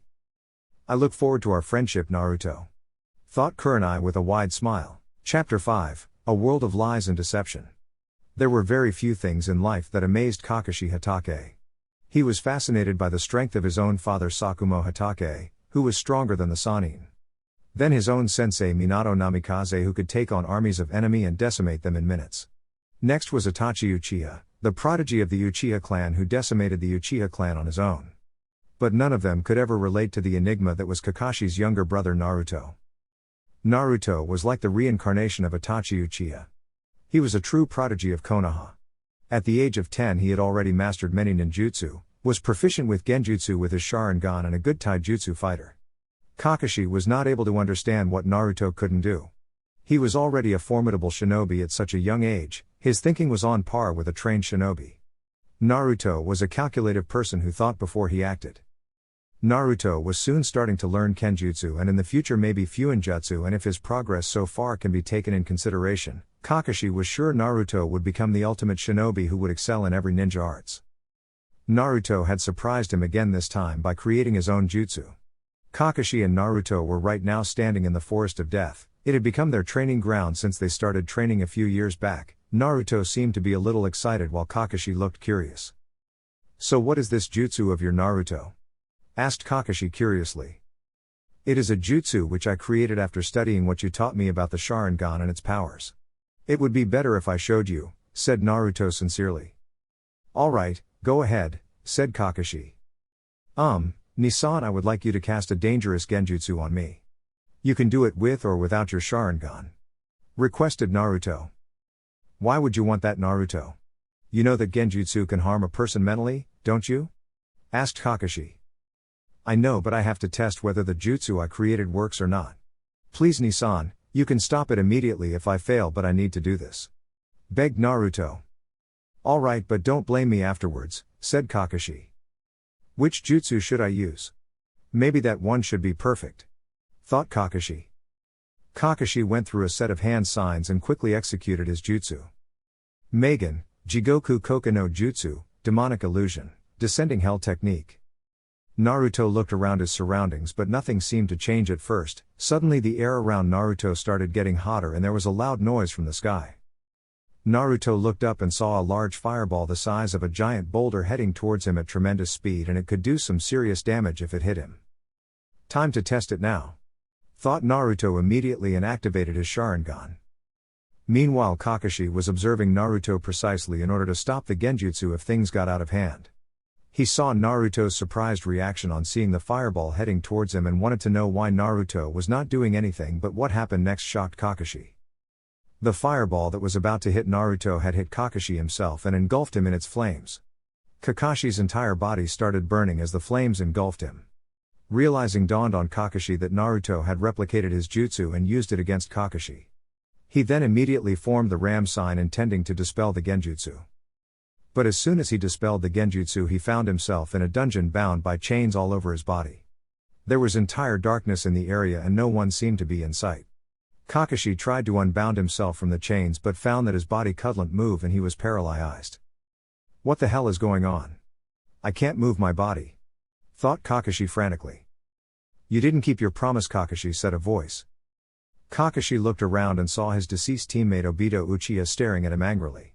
Kakashi looked away in shame. Even though it was an illusion he still couldn't meet Obito's gaze. Why did you kill me Kakashi? I loved you, said the voice of Rin who appeared beside Obito. You failed me Kakashi, said the voice of Minato from behind Kakashi.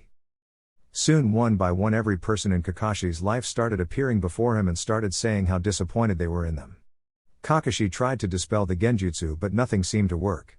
Kakashi tried to stop his chakra but found his body was unable to even move. Soon Kakashi couldn't even breathe properly. It's painful, isn't it? Said Naruto appearing among the crowd of people. His voice seemed to be full of regret. He didn't want to do this to Kakashi, but he had to see if his genjutsu was really that dangerous. "What is this, Naruto?" asked Kakashi a little angrily. "This is the power of my Sharingan, this is my strongest genjutsu," said Naruto. Naruto then started killing every person in front of Kakashi without any mercy. Kakashi couldn't take it anymore, he couldn't believe what Naruto was doing, he was killing everyone that Kakashi ever loved or cared for. "How could you do this, Naruto?" thought Kakashi regretfully. "Stop it," said Kakashi angrily as he was unable to bear the genjutsu. Immediately the chains disappeared and instead of being in a dungeon, Kakashi found himself panting on the ground of the forest of death. The people around him had disappeared and Naruto was kneeling before him and had tears in his eyes. "I'm sorry, Nisan, I didn't want to go this far but was not able to stop myself in time," said Naruto with tears falling freely from his eyes. Kakashi was very angry at Naruto and was wanting to hit him badly, but he noticed the tears in Naruto's eyes and his regretful voice and decided that Naruto was telling the truth and he could have gone overboard. "I'm fine," said Kakashi flatly. He did not want to be rude but he was still angry at Naruto a little bit. "I'm really sorry," said Naruto sadly. "What was that genjutsu, Naruto?" demanded Kakashi. "Yami no Seikai no Jutsu, World of Darkness," said Naruto sadly. "Yami no Seikai no Jutsu, World of Darkness?" asked Kakashi curiously. "It is a genjutsu that I can do with my Sharingan," said Naruto. "How did you learn this genjutsu?" "I did not teach you anything more than simple Sharingan illusion jutsu," said Kakashi. "I started learning more about my Sharingan 2 years ago. You said Sharingan can copy and replicate an enemy's jutsu, so I started to dispel my Sharingan illusions with the help of my shadow clones. I found out that my Sharingan can analyze a genjutsu and decipher how it works. For example, if I take your Megan, Jigoku Koka no Jutsu, demonic illusion, descending hell technique, it affects a person's sense of smell, sight and hearing. I was easily able to copy that technique and replicated it on you instantly," explained Naruto. "What? I know Sharingan can dispel genjutsu, but how were you able to replicate my own technique against me?" asked Kakashi curiously. "My Sharingan had dispelled the genjutsu as soon as it was casted on me. I just pretended to be in your jutsu and then at the right moment I casted it against you. I was never in your illusion. It's a type of illusion reversal jutsu which uses your own jutsu against you," said Naruto. "That's astonishing, but what was all that after I dispelled the genjutsu?" demanded Kakashi angrily. Naruto winced a little on Kakashi's angry tone but decided to keep quiet as he had went overboard and was at fault. "That was the second phase of my jutsu. I knew that trained shinobi could easily dispel the jutsu and counter it, so this is where I use my Sharingan powers," said Naruto. "Sharingan powers?" asked Kakashi in shock. "As soon as you dispelled the genjutsu you were in my genjutsu. I combine this genjutsu where you feel the effects of the Megan Narakumi no Jutsu demonic illusion hell viewing technique. In this stage I not only control your senses but also use your fears against you. I control your mind in my genjutsu and can do anything I want with you and you will be helpless. There is very less chance for someone to break out of this genjutsu. These are the special ocular powers of my Sharingan. It grants me the ability to control a person. I could have controlled your mind and you wouldn't even notice if I didn't want you to notice my genjutsu," said Naruto sadly. Kakashi was left speechless after hearing this. Naruto's visual powers were so advanced than Kakashi had ever thought. Only one person in the entire history of the Uchiha clan had such visual prowess in genjutsu, and that was Uchiha Shisui. Of course, he is the descendant of Madara's brother. They both were said to possess the strongest Sharingan in the entire Uchiha clan. But still, to be able to cast such genjutsu at such young age is unbelievable. "What else can your eyes do, Naruto?" thought Kakashi with a little fear. "Are there any limitations to this jutsu? Does this jutsu harm your eyes or your body in any way?" asked Kakashi sternly. If this jutsu was harmful to Naruto, then he would never allow him to perform such a dangerous jutsu. "It uses a lot of chakra but does not harm my eyes in any way. It does have a few limitations," explained Naruto. "I thought that this jutsu was unstoppable?" questioned Kakashi as whatever he had tried didn't work. "I'm not sure about that. I think if you had used your Sharingan power at a greater level, then I think you could have broken this genjutsu. Also, I cannot use this genjutsu very often. It will take a few days before I can use this genjutsu again," suggested Naruto. "He's right, probably my Mangekyo Sharingan could have broken it, but still it is a dangerous jutsu," thought Kakashi. This jutsu requires me to have eye contact with my opponent, but I am a little vulnerable when I'm casting this genjutsu. However, this genjutsu cannot be broken easily and you require the Sharingan to cast this jutsu. I know, as I had tested it before on my shadow clone, said Naruto. You tested it on yourself? Are you an idiot? Yelled Kakashi. The next few minutes Kakashi lectured Naruto on his reckless behavior and reprimanded him contentiously. Naruto for his part hung his head in shame and listened as Kakashi scolded him. There is one big limitation of this genjutsu, Nisan, said Naruto a little hesitatingly. What is that? Asked Kakashi suspiciously. I can control a person's mind, but the longer I use this genjutsu the more strain it puts on my eyes. My eyes started bleeding when I casted this genjutsu on a cat for a few hours. Explained Naruto a little fearfully. Why did you lie to me when I asked you if it harms your eyes? Asked Kakashi a little angrily. I was afraid to tell you, said Naruto honestly. Naruto, you can tell me anything you want. This jutsu is harmful to your eyes if you use it longer than necessary, so you should not use it until necessary. Still, it was reckless of you to do this, but I am still proud of you, said Kakashi with a little smile. You're proud of me? Asked a shocked Naruto. Yes, Naruto, it is one of the strongest genjutsu I have ever seen. Your Sharingan is truly unique. It is probably an A-rank genjutsu, it may even become an S-rank genjutsu in the future, said Kakashi proudly. Is it that advanced genjutsu, Nisan? Asked Naruto in amazement. Indeed it is, but never use it on your comrades, said Kakashi very sternly. Hi Nisan, I will never use this genjutsu on my comrades, said Naruto sincerely. Now I want you to inform me before you create any other jutsu, as they might harm you and I don't want you getting hurt, said Kakashi seriously. I will tell you, Nisan, if you want I can even teach my jutsu to you, said Naruto happily. You want to teach me your own jutsu? Asked Kakashi surprisedly, but was a little happy to, as Naruto trusted him enough to teach him such advanced jutsu. I owe you a lot, Nisan. You took care of me when no one did, you trained me, educated me, provided me the love of a big brother. Everything I am today is only because of you, said Naruto with a true smile. Kakashi was left speechless after hearing what Naruto had said. He truly loved Naruto like his own little brother and was happy to see that Naruto felt the same for him. I'll try to learn your jutsu and tell you what, since you are willing to teach me your own jutsu I shall teach you mine, said Kakashi happily. Your personal jutsu? Asked Naruto in an excited voice. Kakashi had indeed taught him many jutsu, but never was one of them his own, and now Kakashi was willing to teach him his own jutsu. This was a big honor. It's called the Chidori, said Kakashi, and created a blue ball of chakra in his right hand. The jutsu became visible and was making a loud chirping noise. Whoa Nisan, that is so cool, what does it do? Asked Naruto curiously. Kakashi then charged towards a nearby tree and smashed his Chidori through it with a loud noise. The tree was teared apart from the attack and had a large crater at the point of impact. Amazing, said Naruto with fascination. It is an A-rank assassination jutsu which I created few years ago, said Kakashi. Please will you teach me this jutsu, Nisan? Asked Naruto excitedly. I'll teach you that, but not right now. Let's begin our training for now, instructed Kakashi. Naruto and Kakashi then continued their training for the next few hours. Their main focus of training was based on improving Naruto's form of taijutsu. He had indeed improved his style of fighting.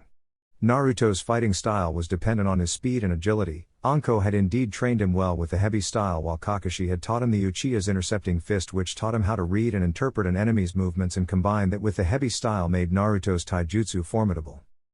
After a few hours of training we find a tired-looking Naruto and a little exhausted Kakashi sitting near a lake in the Forest of Death. Both seemed to be relaxing after a hard training session. Naruto seemed to be having a troubled expression on his face, which did not go unnoticed by Kakashi. What's troubling you, Naruto? Asked Kakashi. Do people deserve second chances? Asked Naruto confusedly. Well, if they want to change the past and amend their mistakes honestly, then I think it is better if we give them a chance. Why do you ask that? Asked Kakashi curiously. Today at the academy there was a change in Sasuke's behavior, said Naruto. What did he do? Asked Kakashi curiously. He sent me a respectful nod instead of the usual disinterested look which he gives to everyone, and did not insult anyone. He was acting a little strangely as compared to his normal behavior. Explained Naruto. Maybe he realized his mistakes after his spar with you, Naruto. Suggested Kakashi.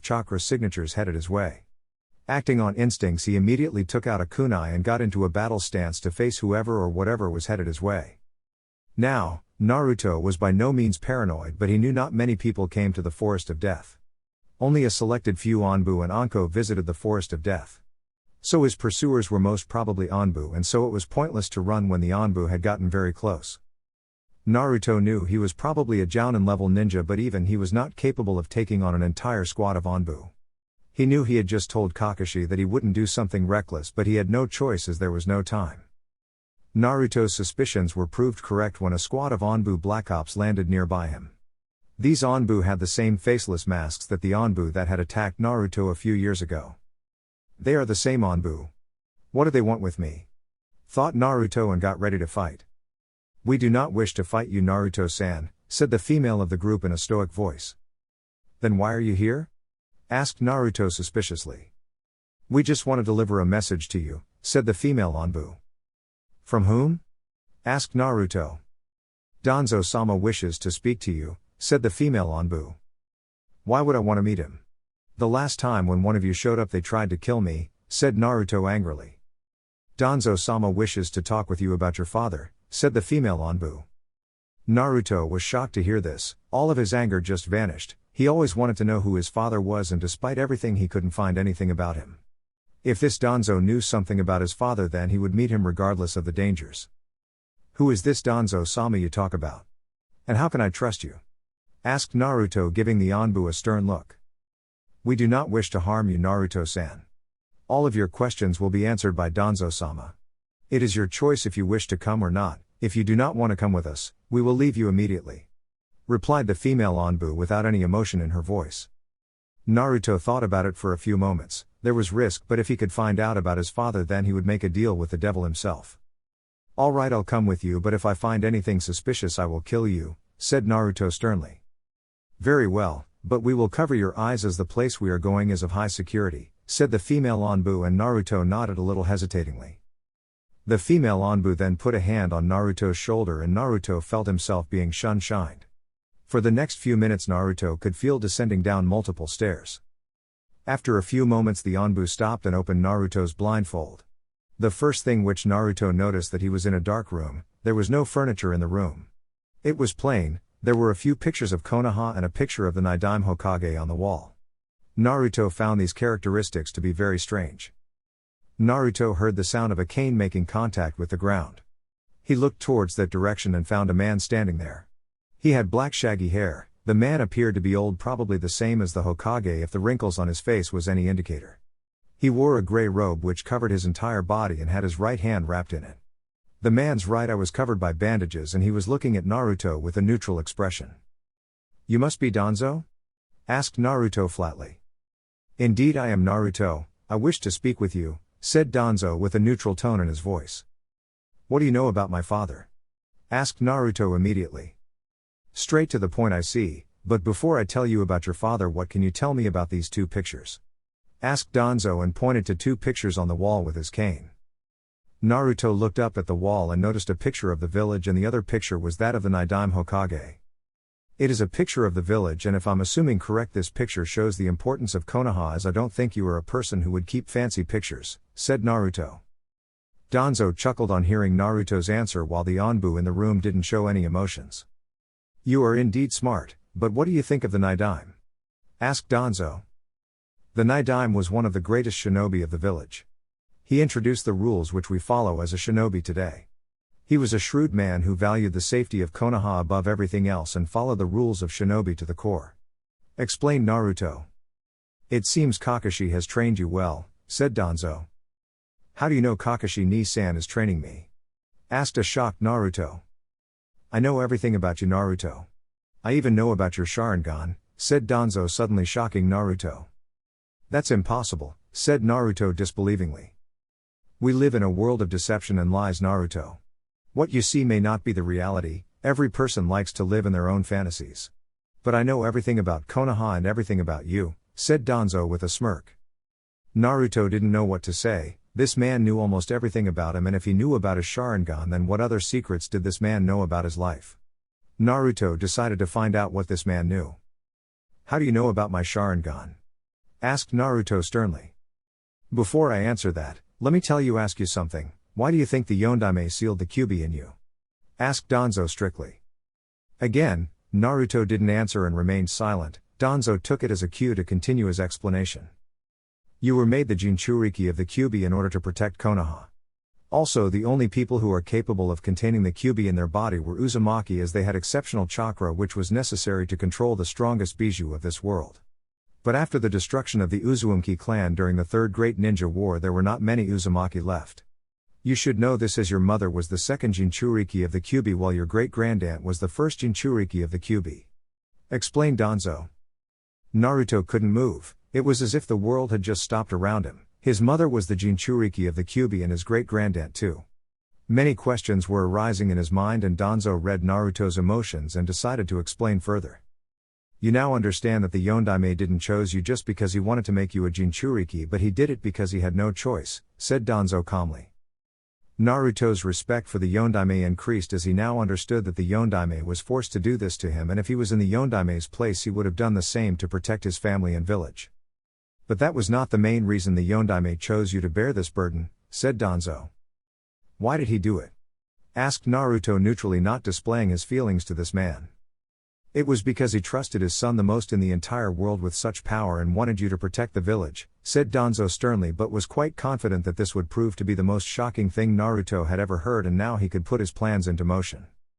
"The Yondaime was my father?" asked a shocked Naruto.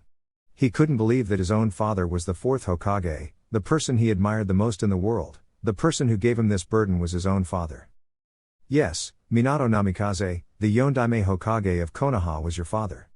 You are his legacy. I guess Hiruzen didn't tell you about this, didn't he? Smirked Danzo. No, Gigi didn't tell me anything about my father. He told me he would tell me when I was older, said Naruto. There are many things that Hiruzen has kept in the dark from you. I'm sure he didn't even tell you that you have a relative who is alive, said Danzo with a smirk. There is someone alive from my family? Asked Naruto hopefully. He was grateful for having Kakashi as his brother, but if there was someone alive from his family, then Naruto would want to find them out. Yes, her name is Tsunade Senju. She is the granddaughter of Mito Uzumaki, who was the Shodai Hokage's wife and your great-grandaunt. Tsunade is your mother's cousin sister and is your aunt. Explained Danzo. Naruto was feeling a large number of emotions. A part of him was happy that he had an aunt that was alive and Tsunade Senju, of the legendary Sannin, was related to him. He also felt anger against Hiruzen for hiding all of this from him and was also confused as why Tsunade had never even came to see him even once. Hiruzen didn't even tell you that you had a godfather, didn't he? Asked Danzo deviously. A godfather? Asked Naruto disbelievingly. Yes, Jiraiya of the Sannin is your godfather, said Danzo. Naruto's anger was increasing with every passing moment. His real family had abandoned him, his Gigi had kept all of this in the dark from him, and his so-called family had not even came to see him once or cared if he was alive or not. Seeing Naruto getting angry, Danzo decided to hit the nail in the coffin. Before you jump to any conclusions, you must know that Tsunade did not abandon you, said Danzo. What do you mean?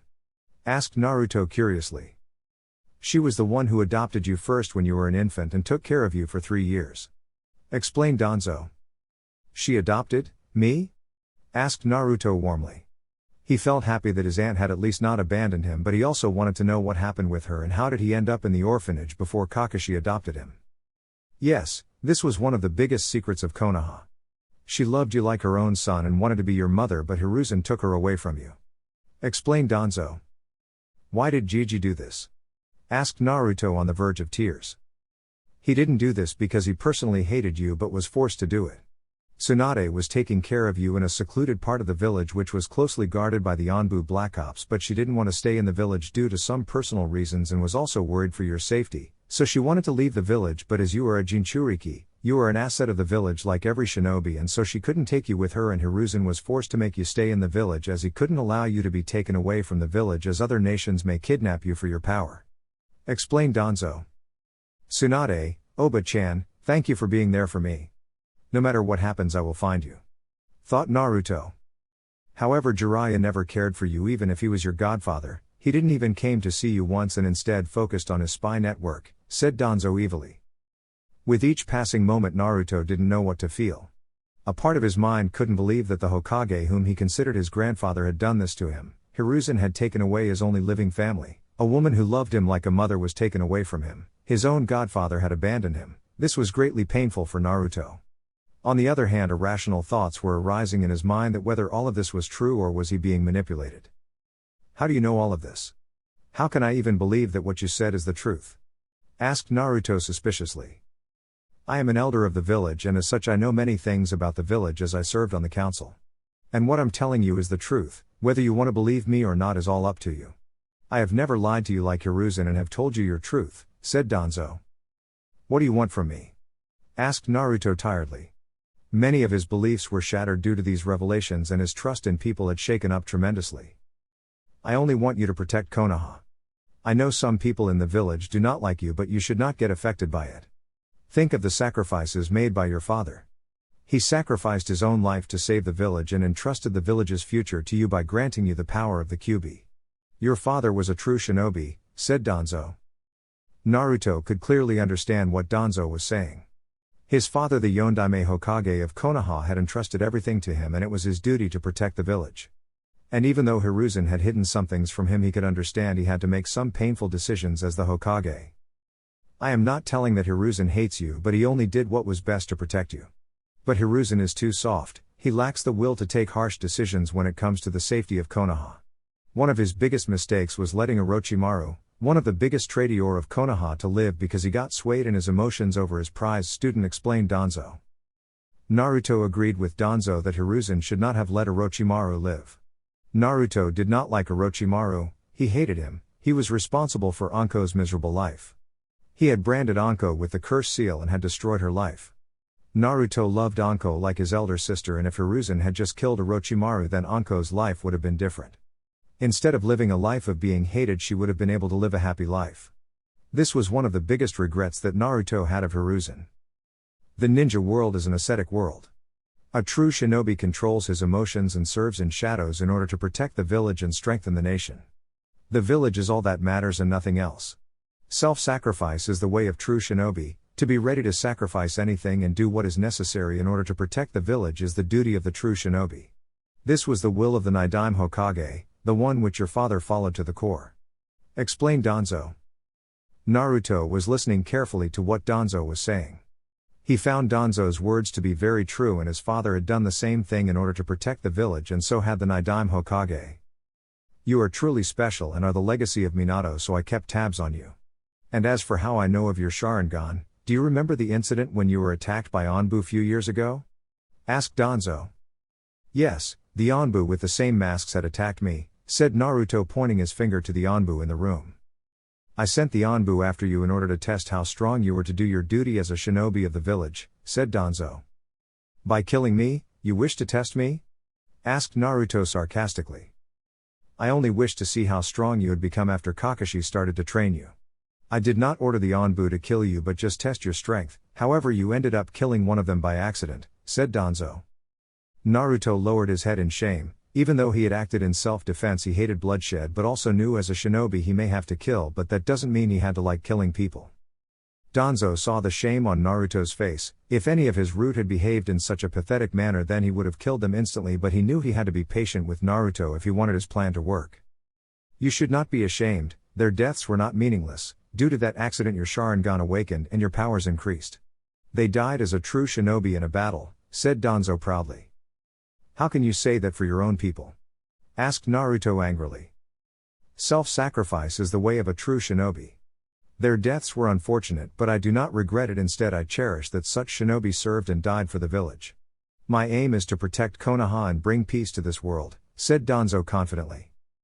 Danzo knew that his way of peace was of making Konoha rule over the entire world, but Naruto didn't need to know that for now.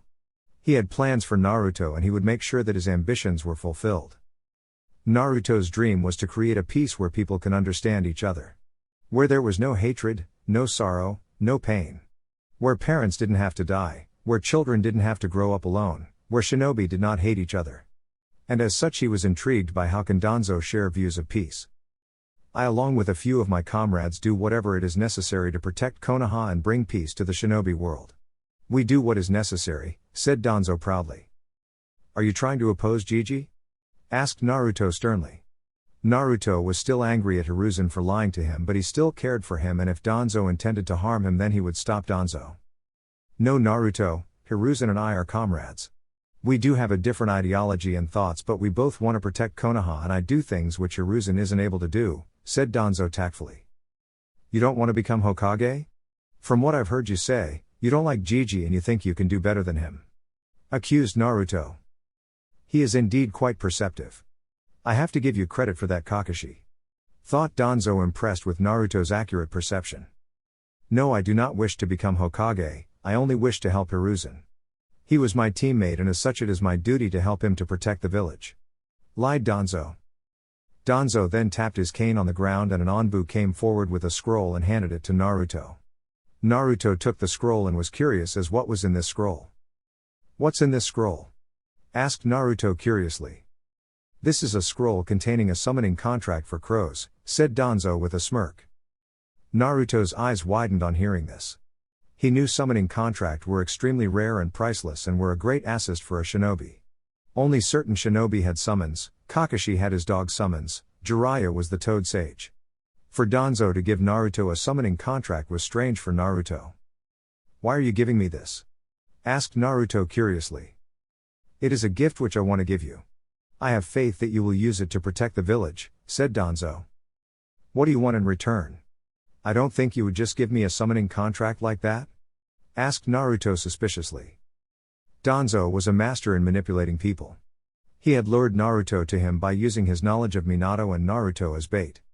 He had then revealed Naruto's secrets to him which Hiruzen had hidden from him and had weakened his belief in Hiruzen. He had then went on to explain his ideology to Naruto, hoping to get him on his side, and the final finishing was offering the boy a big gift as a summoning contract to strengthen his beliefs in Danzo. Naruto was very important for Danzo's plans. Not only was the boy the Jinchuriki of Kyuubi but was also related to the first two Hokages and was the son of the fourth Hokage, and as such would have great political and militaristic advantage in Konoha in the future, and if he wanted to become the Hokage then having Naruto on his side would be a huge benefit for him. Naruto also was a powerful shinobi, and if he could understand Danzo's ideals then he could become Danzo's ultimate weapon. So Danzo decided to do whatever necessary in order to fulfill his goals and was patient in dealing with Naruto and changing his beliefs. I believe you can use it more properly than anyone else. I do not want anything in return. Your father did a lot for his village and the least I can do is guide you in protecting what your father died for, said Danzo tactfully. Naruto nodded. If Danzo was just giving him a summoning contract without wanting anything in return, that he was not refusing it. Summoning contracts were very rare. Finally, my plans will be fulfilled, thought Danzo.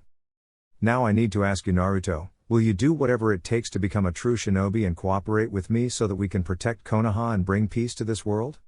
Asked Danzo with a smirk. The entire room fell silent. Everyone's eyes were fixed on Naruto and thinking what decision he would make and what destiny had in store for Konoha and the shinobi world. Chapter 6, Brothers. Naruto stood there in the dark room, thinking about all of the things he had learned right now. He was the son of the fourth Hokage. Now that he thought about it, there were many times he felt that the fourth and he looked alike. They had the same spiky blonde hair which no one in Konoha had, sapphire blue eyes, his face was a complete replica of the Yondaime. All of the doubts Naruto had were proven true, he was truly the son of the Yondaime Hokage. This made Naruto proud as well as sad at the same time. Proud for being the son of the greatest hero of the Hidden Leaf, and sad because his own father had sacrificed him for the village. Even if Minato's intentions were good and was for the village, Naruto resented what Minato had done to him. He had sealed a tailed beast in his own son, left Naruto for a life of misery and pain. Minato will forever be remembered as a hero of the Hidden Leaf while he was considered a demon. And what about his mother? She was the Jinchuriki of the Kyuubi. Did she also agree to seal such a monster in Naruto? Did she not love him? She should have known how miserable a life of a Jinchuriki is, and even then she agreed with it? They are nothing but trash for sacrificing their own son, thought Naruto regretfully. Next was the issue of his aunt, the mystery behind her, and was all of this even true, or was he just simply being fed lies and was being manipulated? He looked at Danzo. The man seemed to be looking at him calmly without displaying any emotions on his face. Naruto was not sure what he thought about Danzo. The man seemed to be knowing a lot of secrets about Konoha. Such secrets that were only privy to the Hokage. He had his own Anbu who were nothing more than machines who didn't display any emotions. Danzo was the one who was monitoring him for a long time and even sent his men to attack him. But the most dangerous things were his ideals of peace. He wants to bring peace, but he doesn't even hesitate to sacrifice his own comrades, and nor does he care about their deaths. He wants to protect Konoha and wants to use any means necessary. He seems to be a war hawk who believes he can do anything, thought Naruto analytically. Danzo seemed to not like Hiruzen and hated his ideologies and wanted Naruto to join him. Naruto wondered why was he so important for Danzo, and then the whole plan became a lot more clear to Naruto. He was the Jinchuriki of the Nine Tails, he had the Sharingan and would be a force to be reckoned with in the future. Also, if his heritage became known to the public, then the people would be more supportive of him, as he was the son of the fourth Hokage.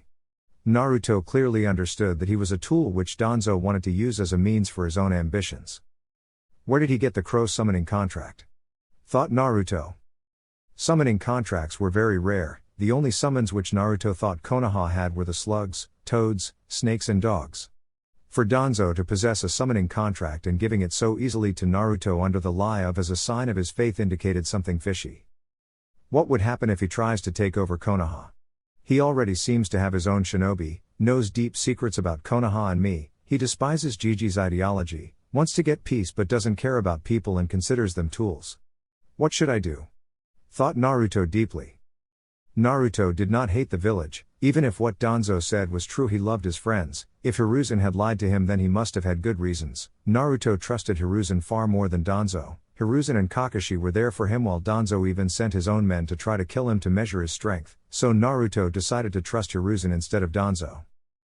But there were few things that were troubling Naruto a lot. How much more has Danzo been hiding? How many secrets does he know? His ideologies are a threat to the village and my family, thought Naruto firmly. If he knows so many things and does not like Jiji's way of thinking, who's to say he won't try to usurp power and become Hokage himself? He tells he does not want to become Hokage, but I don't think he is telling the truth, thought Naruto. Naruto then wondered what his next action should be and what repercussions would it have for him and the village.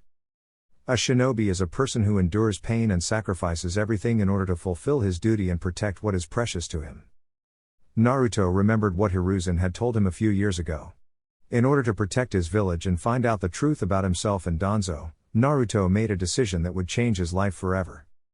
What is your answer, Naruto? Are you willing to sacrifice everything for the sake of the village and the nation? Asked Danzo firmly.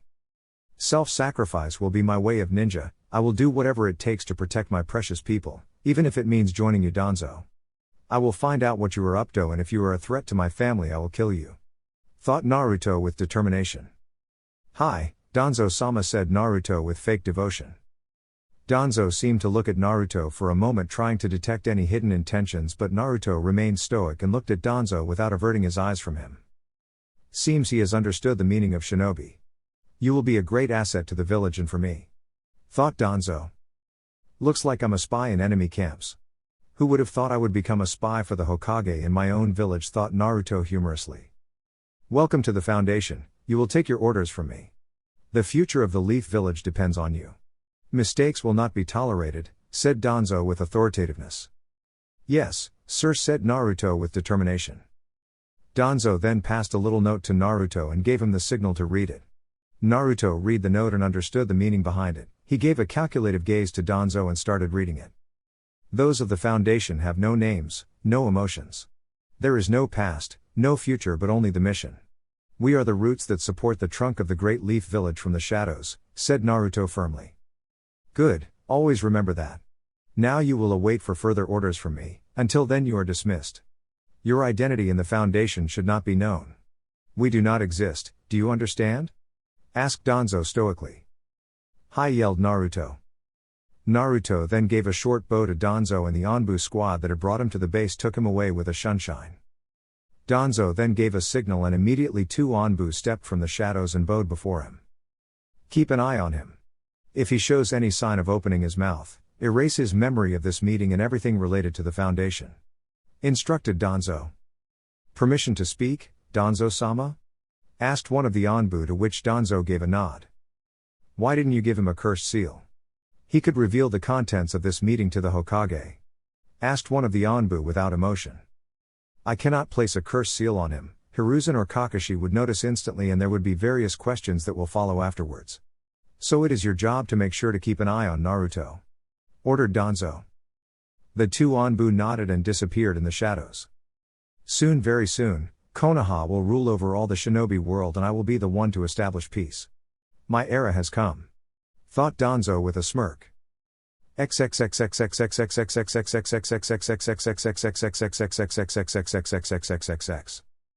Naruto was rushing towards Training Ground 28 with tremendous speed. His meeting with Danzo had gone longer than expected, and as a result he was 15 minutes late for his meeting with Kurenai, and Naruto knew how badly women react when a person arrives late. Naruto was thinking how things had changed in a matter of few hours. He had voluntarily become a spy in Danzo's foundation in order to protect the village from Danzo's fanatical ideologies and beliefs. He didn't know how he was going to find out the truth, but he would not rest until he finds out what the truth was about him and Danzo. I cannot tell Jiji or Kakashi ni-san about this. Danzo seems to be a very secretive person. If he has such sensitive information about me and Konoha, then surely he would have taken appropriate measures to cover his tracks. I will have to enter the Foundation and track down Danzo's activities by myself, thought Naruto with determination. Naruto then thought about his parents and a feeling of sadness came across his heart. But before jumping to any conclusions, he decided to investigate the truth instead of believing Danzo blindly. Naruto arrived at the Training Ground 28 and looked around for any signs of Kurenai. She seemed to be nowhere in sight. Guess I was late, thought Naruto dejectedly. Then immediately an idea came across his mind. He started concentrating in order to find any traces of Kurenai or anyone else's chakra in the area. At first it seemed that no one was there, but after a few more minutes of hard concentration, Naruto found a faint trace of 2 chakra signatures coming from some distant trees. These 2 chakra signatures were so hard to detect that they must be Anbu or elite Jounin level ninja. Now the question was, were these Anbu/Jounin of the Hokage or of Danzo? Assuming them to be of Danzo's men, Naruto knew Danzo must be keeping an eye on him, so he decided to remain cautious and started searching for Kurenai's chakra signature again. He found a faint trace of chakra signature from a tree which was few feet away from him. Walking towards the tree, Naruto quickly formed the ram seal and released a little chakra, dispelling the genjutsu. As soon as the genjutsu was dispelled, Naruto saw a person standing there giving him a stern look. This person was none other than Kurenai. Naruto flinched a little on seeing Kurenai's hard gaze and also felt guilty, as it was his fault that she had to wait for him. "Naruto, why are you late?" asked Kurenai a little angrily. "Forgive me, Kurenai, my training with Kakashi went a little longer and I got late." "I'm sorry," said Naruto apologetically and bowed in front of Kurenai. Kurenai was not a person who accepted excuses. She was a strict person who always accomplished her tasks on time and as such hated when people arrived late for work or gave excuses, but seeing Naruto bow before her asking for forgiveness melted her heart. She then put a hand on Naruto's shoulder. Naruto looked up and saw Kurenai giving him a small smile. "It's alright, but please don't let it happen again," said Kurenai softly. "Arigato, Kurenai, I promise I won't ever be late again," said Naruto sincerely. Kurenai smiled a little on hearing Naruto's promise. "So, how were you able to see through my genjutsu? Even though I was not trying harder, but still, how were you able to spot me?" asked Kurenai curiously. "Oh, I was just lucky," joked Naruto, rubbing the back of his head.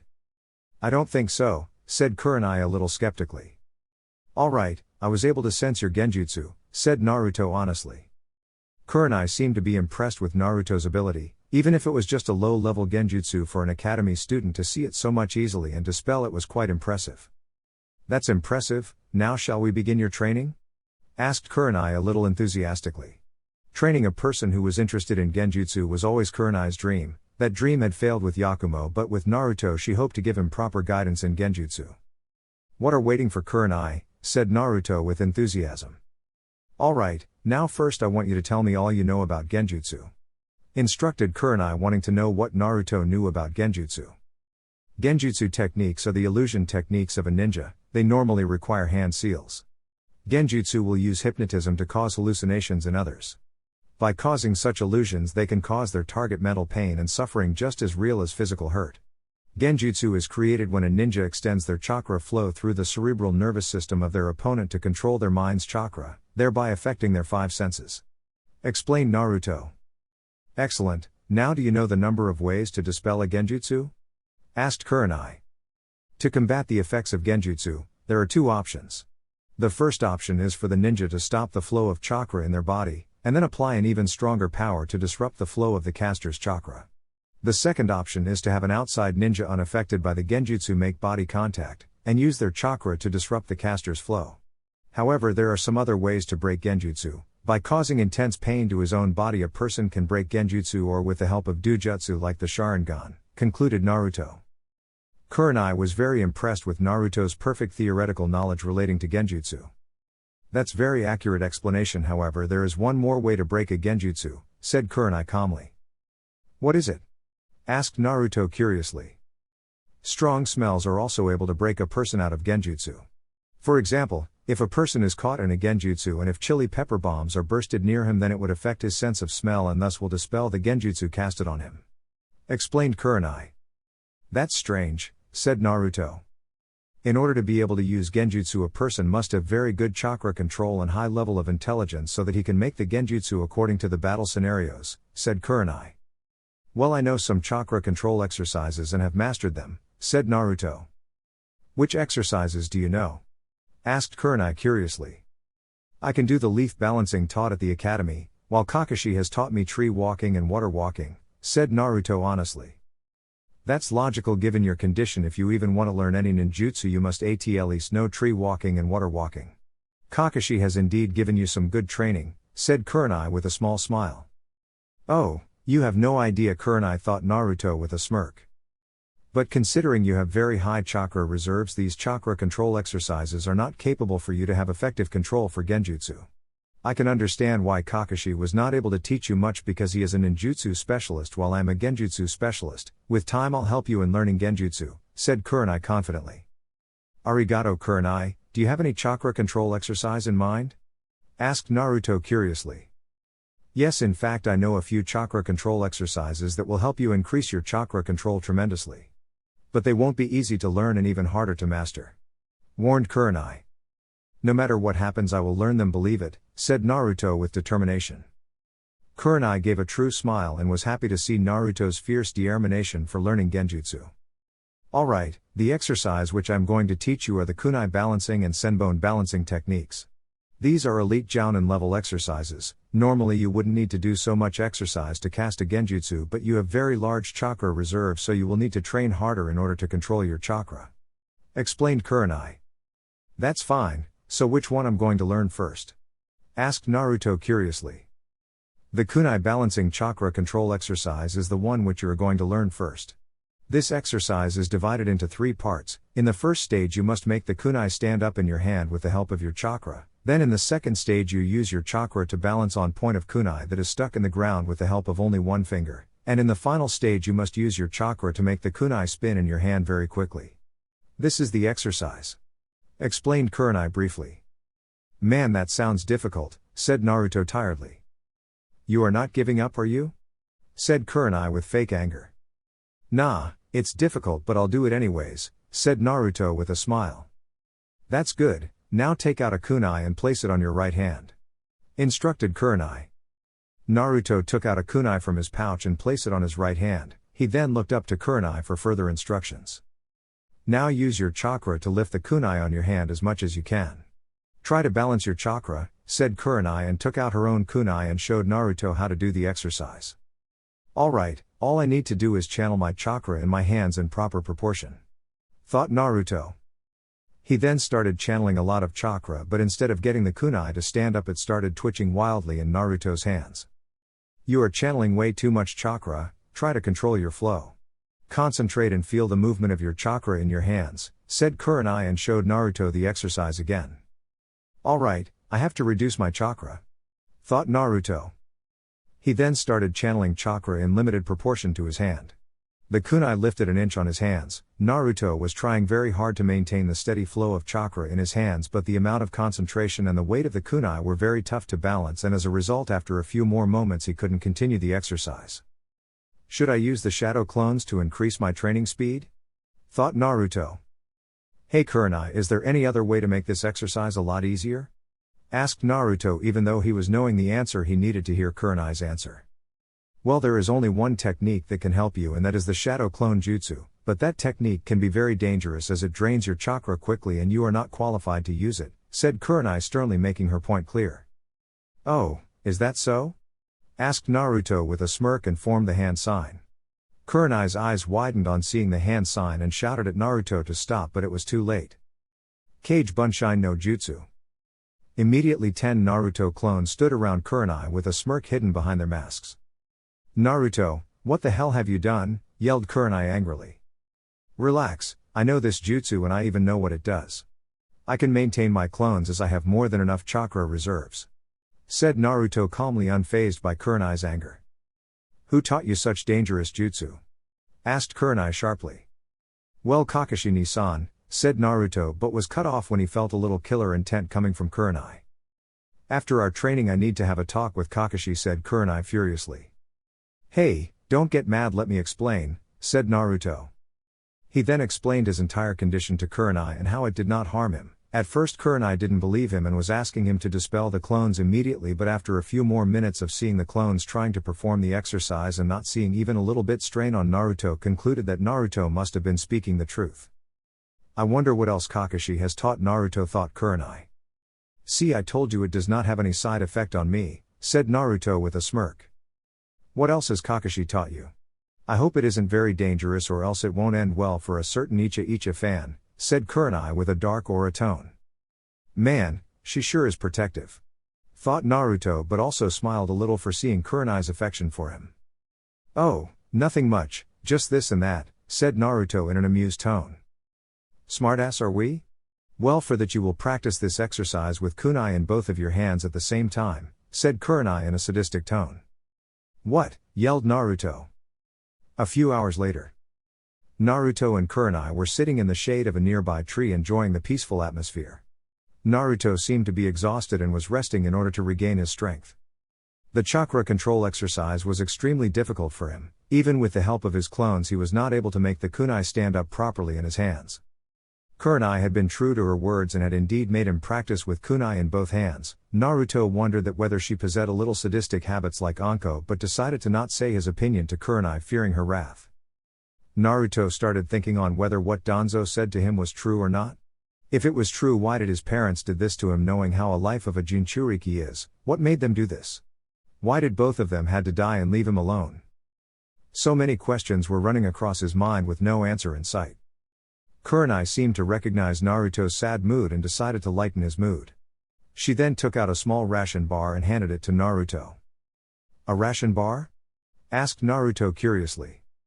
It'll help you increase your energy and replenish your stamina a little, said Kurenai with smile. Arigato Kurenai, said Naruto with his own smile. What are friends for? Said Kurenai happily. You are a good friend, Kurenai. I am grateful to you for helping me, said Naruto. You're welcome. If you don't mind me asking, what is troubling you? Asked Kurenai curiously. Am I that easy to read? Sighed Naruto. I guess, or I am just awesome, joked Kurenai. Naruto laughed on hearing this. He felt quite happy that he was able to reduce his grief with Kurenai's help.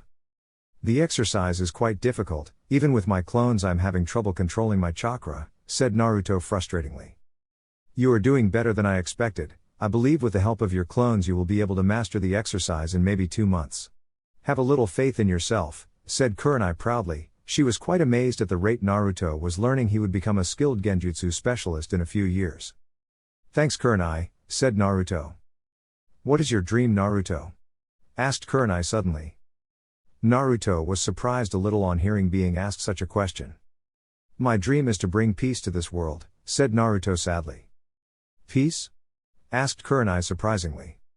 A world where parents don't die, where people don't hate each other, where children can live happily with their family, said Naruto sadly. He started to feel a lot more lonelier. Kurenai also got a little sad on hearing the meaning in Naruto's words and the pain behind it. She got closer to Naruto and hugged him tightly. Naruto stiffened a little on the sudden contact, but after a few moments relaxed and hugged Kurenai tightly. They held on to each other for a few minutes. Thank you Kurenai, said Naruto gratefully. I'm always there for you Naruto, said Kurenai sincerely. I would do anything to achieve my dream, even if it means sacrificing myself, said Naruto with determination. Don't say such things. You'll achieve your dream and don't even think about dying. I will kick you in the balls and bring you back from the dead, joked Kurenai, but also gave a little stern gaze to Naruto indicating that she was meant what she said. Naruto felt a lot more happy. He felt comfortable in Kurenai's company. It was as if he was at peace when he was with her. Is this what it means to understand a person? Thought Naruto. So how's it like living with Kakashi? Asked Kurenai curiously. Well, Nisan is a carefree guy. He lets me do most of the things I want and doesn't bother me much. He likes to train me and reads his book every time. I wonder why he is so hooked. Sure, it's a good book, said Naruto, but stopped when he felt a rise in the temperature around him. He saw Kurenai with a dark aura surrounding her. Naruto wondered what had he done that pissed off Kurenai? You think Uchiha is a good book? Asked Kurenai menacingly, ready to teach Naruto a lesson if the answer was wrong. No, I mean from the sales of the book in the markets, said Naruto quickly. Very well, if I ever find you reading that smut I'll kill you, said Kurenai sternly. Sure, man, you sure are scary like Anko, mumbled Naruto. Anko? Asked a surprised Kurenai. Yeah, she is one of my best friends. You can say she is like family to me, like a big sister. Why do you know her? Asked Naruto. Yeah, she is my best friend. But she never told me anything about you, said Kurenai. Naruto just shrugged his shoulders, indicating that he couldn't say what Anko would do. Well, it's getting late and I have to visit Konohamaru, said Naruto and got up. He then offered his hand to Kurenai and made her get up. Hokage-sama's grandson? Asked Kurenai curiously. Yeah, He's like my annoying little brother, joked Naruto. It seems you are quite popular in the Sarutobi clan, said Kurayane with a smirk. Hee, I try my best, joked Naruto. Keep practicing your chakra control exercise and meet me tomorrow here at the same time and don't be late, said Kurenai sternly. I'll be on time, I promise, said Naruto sincerely. Well, I've got to visit Hokage-sama, I'll see you tomorrow Naruto, said Kurenai and disappeared with a shushin. See ya Kurenai, said Naruto and disappeared in his own sunshine.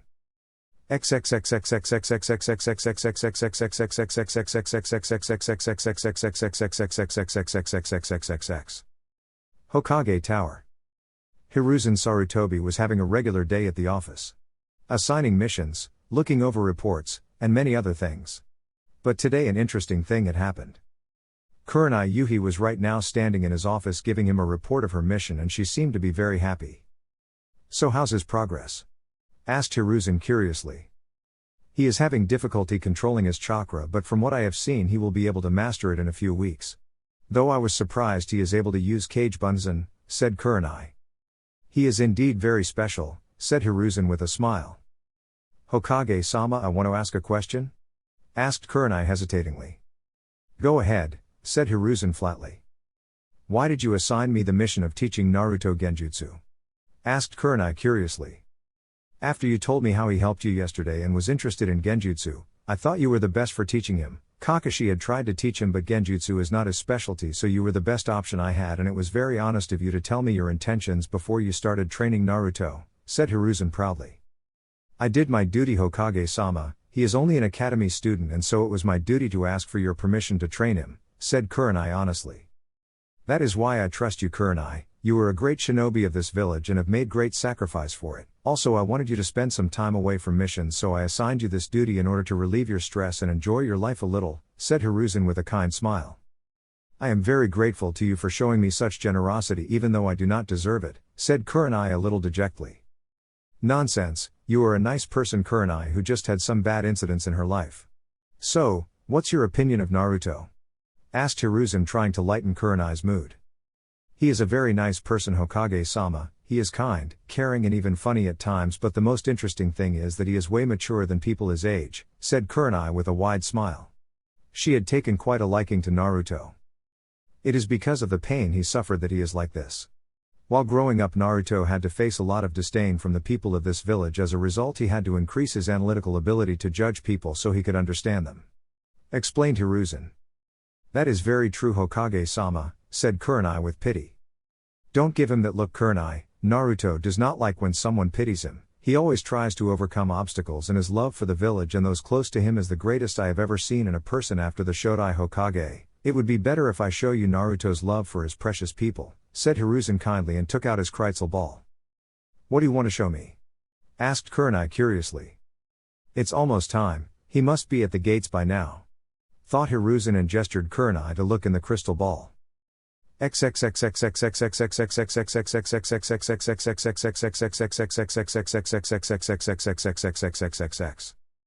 With Naruto. Naruto had arrived at the Sarutobi's clan compound in order to meet Konohamaru. This was one of the few clans in Konoha that accepted him as a person and not as the Jinchuriki of the Kyuubi. Most of the clan members of the Sarutobi clan were kind to Naruto even after so many of their clan had died because of the Kyuubi during its attack few years ago. The guards at the gates gave a smile to Naruto which he returned as well. The Sarutobi clan compound was a huge area, it covered a big lawn which had a small lake in it. There were many houses of various shapes and sizes in the compound all of which surrounding a grand 3-story mansion. This mansion was of the Hokage, it had the best furniture in Konoha and was equipped with all the facilities. Only Hiruzen and his family stayed in his mansion. I'm home, said Naruto happily and opened the door of the mansion. No sooner than a few seconds Konohamaru came running across the hall with a big smile on his face. Naruto Nikken, yelled Konohamaru happily and jumped on Naruto. Naruto was taken back by the sudden weight and fell on the ground with Konohamaru on top of him. At first both of them stared at each other but soon started laughing loudly. Welcome home Naruto, said a woman warmly. This woman was Amiko, Konohamaru's mother. She had jet black hair that reached up to her shoulders and had a fair-skinned body. She was a very beautiful woman who wore a simple dark purple blouse with a red plum skirt and a light yellow apron over it. "It's good to be home, Amiko Oba-chan," said Naruto with a smile. "Naruto, what have I told you to call me?" asked Amiko with mock anger. "Sorry Ka-chan," said Naruto sheepishly. Amiko loved Naruto like her own son. After the death of her husband during a mission, she was left to raise Konohamaru by her own. She faced a lot of difficulty in raising Konohamaru despite having the support of Hiruzen and her clan. She could never fulfill the role of a father in Konohamaru's life, but after Naruto came in their lives, Konohamaru never missed his father as often as he did before. Konohamaru loved Naruto like his own elder brother, and Naruto loved Konohamaru even more than anyone she knew. "Let's go outside and play together, Naruto Nikken," said Konohamaru enthusiastically. "Stop that Konohamaru-chan, Naruto must be hungry. You can play after he eats something," said Amiko sternly. Konohamaru became sad after hearing his mother and had a dejected look on his face. Naruto couldn't look at Konohamaru's such face. Naruto loved Konohamaru very much and always did something to make him happy, so he decided to do it this time too, even though he was hungry. "It's okay, I can eat later, besides I'm not much hungry," lied Naruto with a smile. "Hee, let's go Naruto Nikken," said Konohamaru and dragged Naruto away to the training grounds of the clan. "Those two," thought Amiko with a warm smile. Naruto and Konohamaru arrived at the training ground. It had all the things necessary for a shinobi to train. It had various dummy posts, a small armory, a dojo, and lot of targets for practicing kunai and shuriken training. "So what should we play?" asked Naruto curiously. "Let's play Ninja Naruto Nikken," said Konohamaru happily. Naruto chuckled on hearing that when he was Konohamaru's age he too liked playing ninja with his friends and was one of his favorite games. He agreed to play the game readily. They both played for half an hour until Konohamaru stopped playing and took Naruto to the training grounds. "Hey Nikken, can you show me some cool jutsu, please?" begged Konohamaru with his puppy eyes. "Damn, I can't show him any ninjutsu or else he'll never stop until I teach him what to do," thought Naruto, and then suddenly an idea hit him. "I'll show you my shuriken jutsu," said Naruto happily. He was the best at shuriken jutsu even though he didn't show it to everyone. There were 11 targets in the training area, all of these targets set in 11 different directions on 11 different trees. It would be easy to hit all of them. "Let's see if I can do that at the same time," thought Naruto jovially. Konohamaru was carefully watching what Naruto was going to do. After the death of his father, his life had become lonely. He had no siblings, and even though he had his mother and Gigi, he still felt alone. But everything had changed after Naruto came in his life. He was the kind and gentle older brother that Konohamaru always wanted. Naruto was the best in whatever he did, and no matter what happened he was always there for Konohamaru. Naruto was Konohamaru's ideal and he wanted to surpass him. Naruto took out 11 shuriken from his pouch and looked at his targets briefly. He then leapt high in the air and released all the 11 shuriken at the same time. The projectiles rushed towards their targets with great speed, and what happened next shocked Konohamaru. All of the 11 targets were hit in the center by the shuriken, and at the same time, even the one that was behind Naruto was hit perfectly. "How did he do it?" thought Konohamaru, amazed by the display.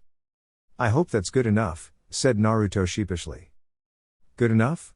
You freaking nailed every target, even the one in the back," yelled Konohamaru. "Hee, sorry about that," said Naruto with a small chuckle. Sometimes he just behaved a little clumsily. "Nikken, can you please teach me this shuriken jutsu?" asked Konohamaru pleadingly. "It'll have to wait, I have important training tomorrow, I must prepare," said Naruto sadly. He had joined the Root and from tomorrow his training was going to begin. Also Konohamaru was a bit too young to learn shuriken jutsu. "You're such a big fat liar," said Konohamaru with a cute pout on his face.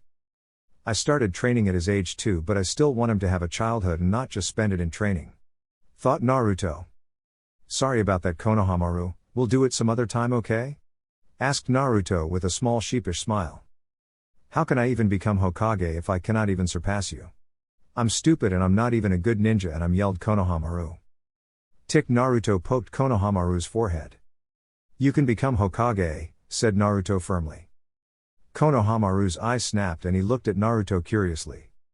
"I believe in you," said Naruto with a warm smile. Konohamaru couldn't believe what he just heard. His Gigi had told him playfully that he could become Hokage, but no one had ever truly said to him that they truly believed that he would become the Hokage except Naruto. "You believe in me?" asked a shocked Konohamaru. "I wouldn't be a good big brother if I cannot even believe in my precious Itoto, ni?"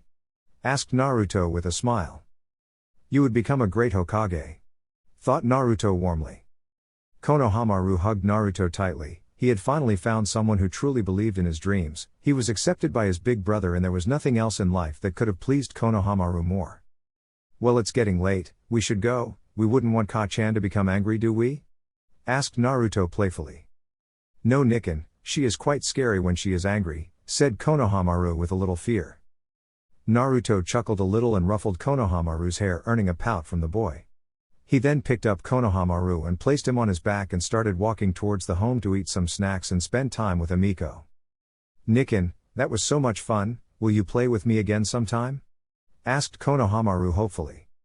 "Sure, but I'm going to become a Jonin soon and you'll start attending the Ninja Academy next year, so we aren't going to have much free time for ourselves anymore," said Naruto calmly. "That's okay as long as you can still spend time with me once in a while, and you just wait, Nikken, I'll surpass you very soon," said Konohamaru confidently. "You are my brother Konohamaru, I'll always be there for you even if it is just as an obstacle for you to overcome," said Naruto deeply. Konohamaru started to have few tears in his eyes. He did not know Naruto loved him so much. "Even if you do hate me, I'll always protect you, that's what big brothers are for," said Naruto happily. "I love you, Nikken," said Konohamaru with tears in his eyes and hugged Naruto closely. "I love you too," said Naruto with a true smile and started walking towards the house.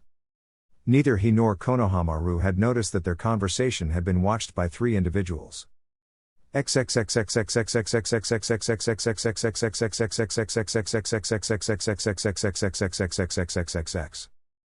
Hokage Tower. Hiruzen and Kurenai were stunned by how much Naruto loved Konohamaru. Both of them had a few tears in their eyes on seeing the emotional scene between the 2 brothers. "I'm glad I met someone like him, Hokage-sama, he is such a good person, I just wish the villagers could see that in him too," said Kurenai and wiped her tears. "His love is far greater than I thought, he is truly the hero of the Hidden Leaf," said Hiruzen proudly. He was so touched by seeing what those 2 boys were for each other. "Itachi-kun, he is so much like you. I just wish he doesn't have to follow the dark path that you were forced to follow," thought Hiruzen sadly, but he had no idea that everything had changed.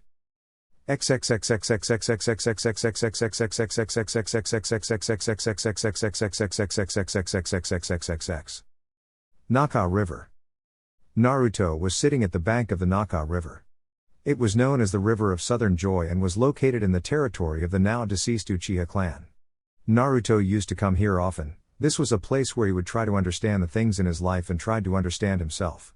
Even though he was never officially part of the Uchiha clan, but his father was an Uchiha and so he was too a part of it, and so by coming here he thought that he could somewhat be in the lands of his forefathers and enjoy the company. Naruto was still thinking about what Danzo said to him. He was still sad, but after spending some time with Amiko and Konohamaru his sadness had decreased quite a bit, and now he was just thinking what to do. "Who can tell me the truth? I cannot ask Gigi or Kakashi ni-san, they'll suspect me and my cover would be blown. Who can tell me the truth?" thought Naruto in confusion.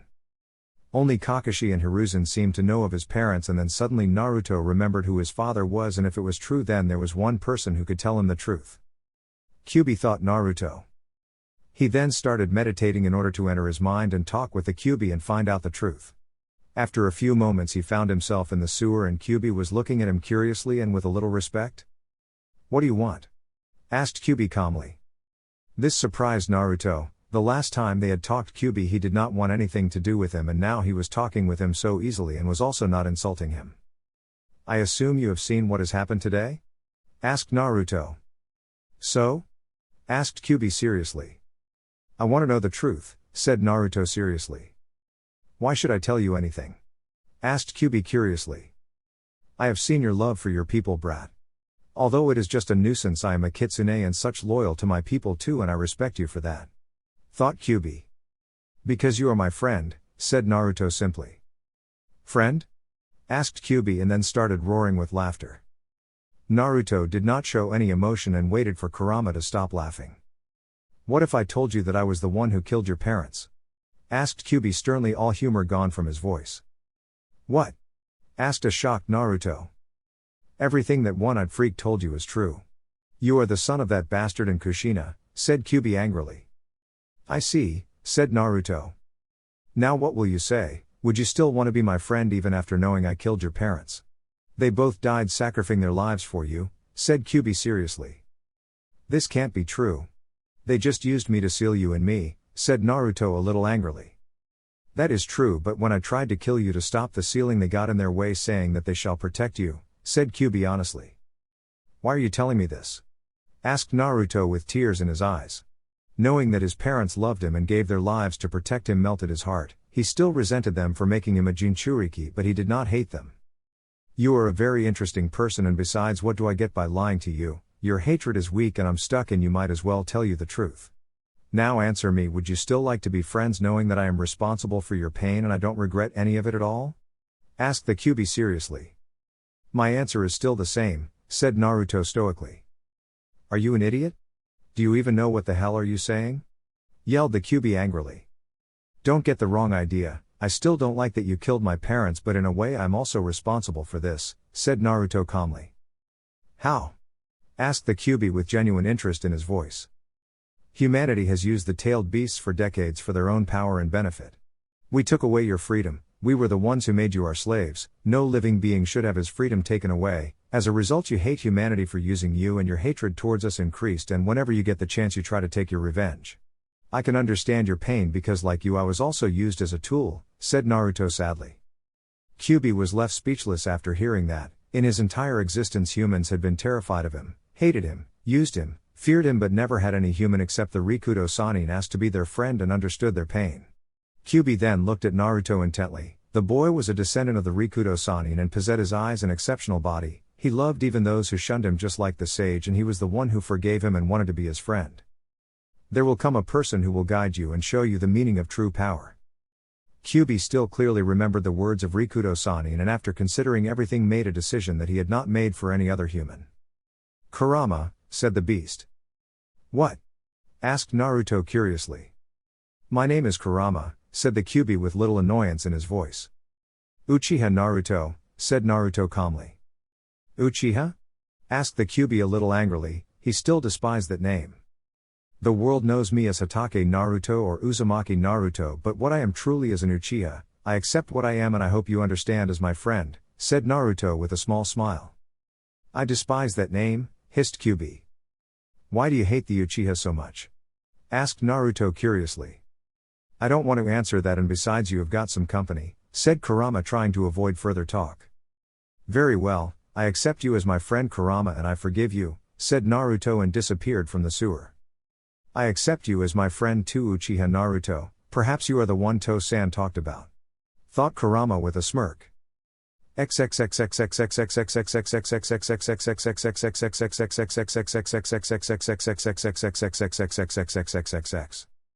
Naka River. Naruto opened his eyes and saw Sasuke sitting beside him at the banks of the Naka River. He seemed to be sitting there quietly without showing any emotion on his face. It seems you are awake, said Sasuke and turned to face Naruto. Why are you here, Sasuke? Asked Naruto curiously. I regularly visit this place, it is a part of the Uchiha territory after all, but what are you doing here? Asked Sasuke skeptically. I visit this place too, it is peaceful and I like to sit by beside the river, said Naruto honestly. Both the boys seemed to become quiet for a while, enjoying the peace. The only sound that was made was that of the river. It was already night time and the moon was shining brightly and the reflection of the boys' faces was visible in the river. How are you so strong, Naruto?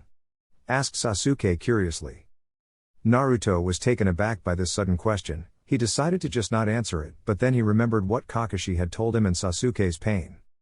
Besides, he is still my brother, might as well give him a chance. Thought Naruto. I fight to protect the people I care about. What do you fight for, Sasuke? Asked Naruto seriously. I want to avenge my clan and kill Itachi, that is what I fight for, said Sasuke a little angrily. You are wrong, Sasuke, said Naruto flatly. What? Asked Sasuke angrily. True strength does not come from hatred but by protecting someone precious to you. Tell me what is precious to you? Asked Naruto curiously. There is no one precious to me.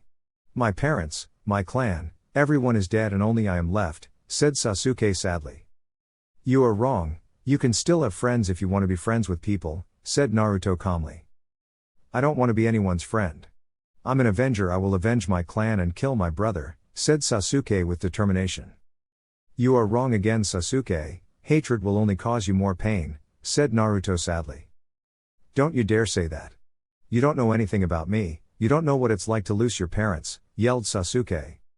You are right, I never knew my parents and I cannot understand your pain, but I know what you are going through as I have been there. I was also an orphan before Kakashi adopted me and I can understand your loneliness and pain better than anyone in Konoha, said Naruto sincerely. How can you say that? Asked Sasuke curiously. He too wanted to know on what grounds Naruto was claiming that he understood him. I hope by doing this I am making the right choice, thought Naruto and made a major decision. Because you and I are brothers, said Naruto and looked at Sasuke with his 3 Tomoe Sharingan. Chapter 7, Falcon. 3 years later a lone figure waited in the shadows. It was something he was very proficient at, after all shinobi were meant to be swift and stealthy. In front of him was a palace surrounded by an army of samurai. Now samurai were not as strong as shinobi but were still one of the most finest swordsmen and intelligent people in the world. One mistake and it was all over for him. His red eyes carefully observed the movements of the patrols. The guards' movements were sloppy and were easy to decipher and as a result he had got past several such patrols and had now entered the daimyo's palace. The daimyo's palace was very huge. It had a great number of chambers and various passages leading to different directions. For any other person it was like a maze but not for this person. He was an Anbu, one of the best and most skilled shinobi of his village.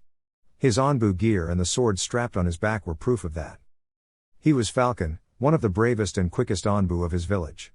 He had performed some dangerous missions for the sake of his village and this one was not an exception. His mission was to assassinate the daimyo of Bird Country and make it look like his own guards had killed him. He did not know why he had to assassinate his target. Like every other assassination mission he was just given the target and not the reason for the assassination. But now was not the time to think about such things, he had a mission to complete. He quickly performed a specific set of hand signs in order to proceed without being detected. Meisai Gakur no Jutsu, hiding with camouflage technique. This jutsu was one of his finest jutsu in his arsenal, only those with a dojutsu or a sensing ability would be able to spot him. He quickly faded in the shadows and started moving across the corridors at a very steady pace. Even though this jutsu made him almost undetectable but he had to be careful. He had memorized all the passages of the palace and every possible routes for entry and exit from the palace. He was about to turn left in order to proceed towards the daimyo's private chamber but stopped when he saw 2 samurai looking in his direction firmly. A little sweat started to form on his forehead. He was by no means weak but he could not take on an army of samurai all alone.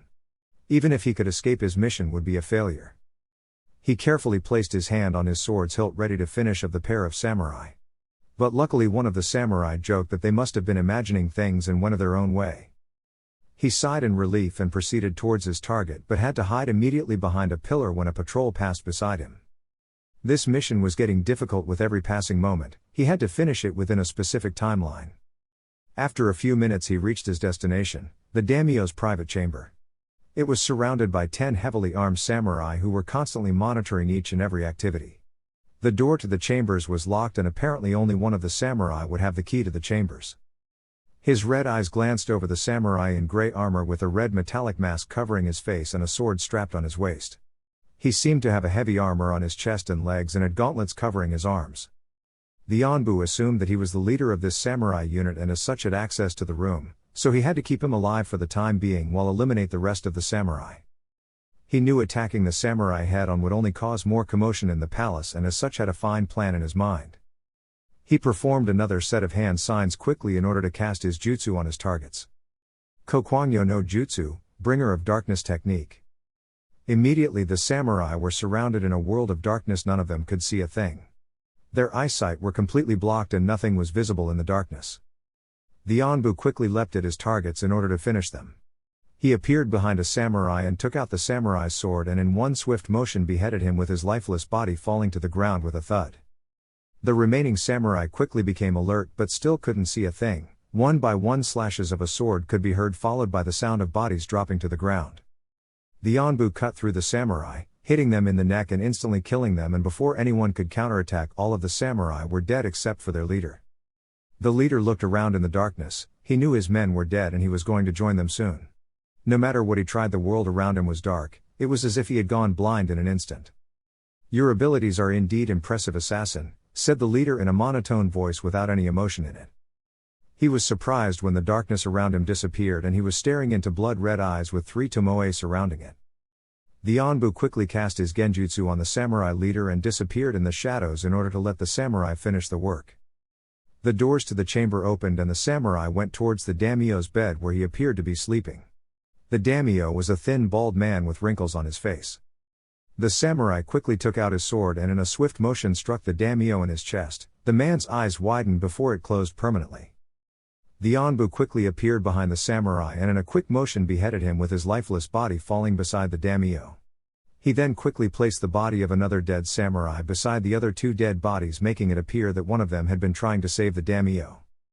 He quickly searched through the dead samurai leader's pocket and found a letter. He read the letter and found out that it was for his daughter. It pained the Anbu's heart knowing that he was the one who had made the child an orphan by killing her father. The man was someone's father, someone's husband, and yet he had killed him for the sake of his village.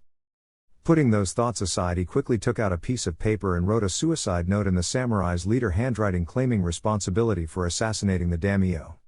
The handwriting in the fake suicide note was the same as it was in the letter which the samurai had written for his daughter. Putting both the letters in the samurai leader's pocket, he turned around to leave the palace. "Forgive me."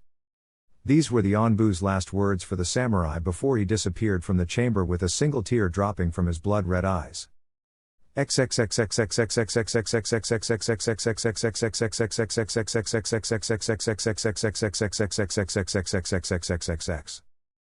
lone figure was standing in front of the famous memorial stone of Konoha. He was wearing his Anbu gear and had his sword strapped on his back. The only distinguishing feature he had was his spiky blonde hair and his falcon Anbu mask. He knelt down in front of the memorial stone and placed a hand on the stone. He visited this place every day. This place reminded him of the people he had lost and what they fought and died for. This person was none other than Naruto Uchiha. It had been 3 long years in his life. 3 years of suffering and loneliness. He knew that he had to make sacrifices when he had joined Root, but he didn't know that the sacrifices would change him so drastically. Root was a very dangerous organization and the things they had done were inhuman. Naruto had tried very hard to gather evidences against Danzo and his Root and had found out some very interesting facts.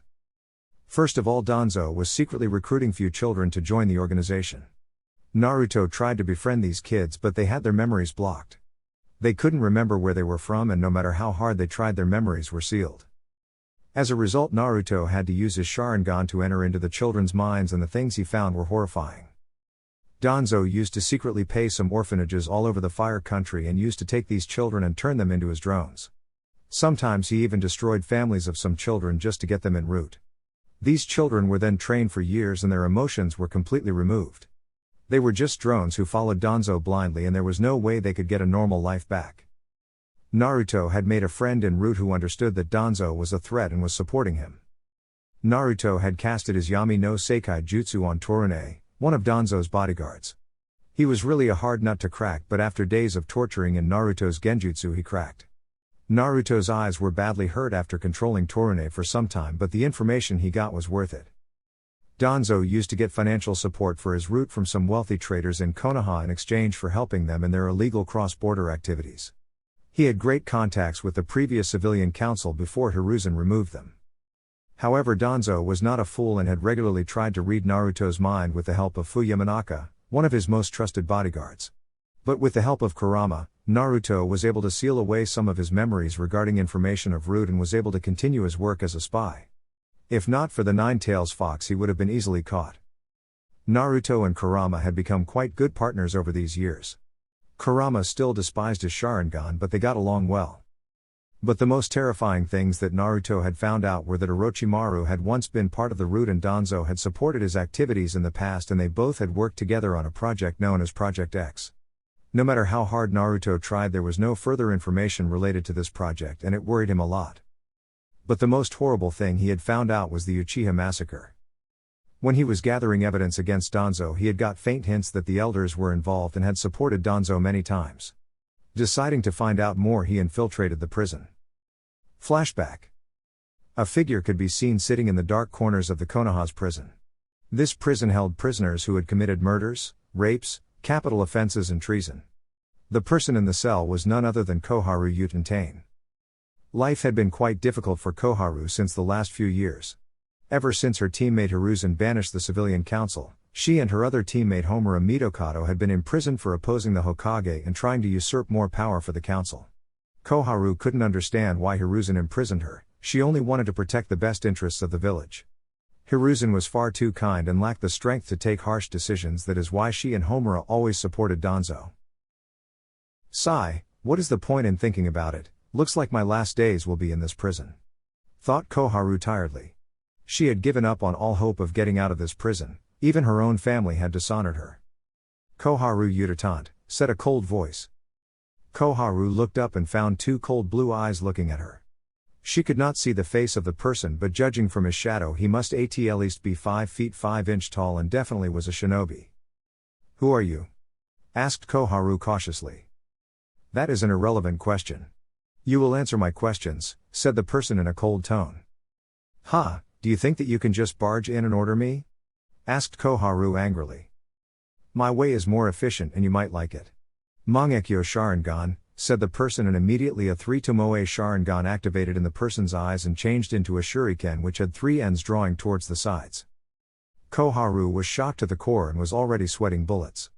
She couldn't believe that an Uchiha had survived the massacre and was standing in front of her, and he even possessed the Mangekyo Sharingan.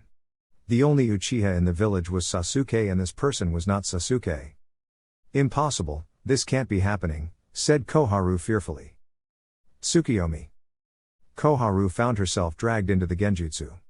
She was a formidable ninja and knew from her past experiences that the Mangekyo Sharingan could cast formidable genjutsu and was even capable of controlling Bijou. She herself was a genjutsu specialist and so knew that from this point she was in grave danger. The prison staff had already sealed her chakra and there was no way she could get out of the genjutsu easily. She looked around and found herself bound to a pole with chains all over her body. The entire world around her was black and she could see nothing in that darkness. I want you to tell me everything you know about Danzo Shimura. If you tell me what I want, it will be less painful, said the person in an emotionless tone. Koharu was shocked to hear that this person was after Danzo, and if he was an Uchiha then he must know about the Uchiha massacre and the culprits behind it. I am not going to tell you anything about Danzo or the Uchiha massacre, shouted Koharu with determination in her voice. She didn't realize how stupid her mistake was.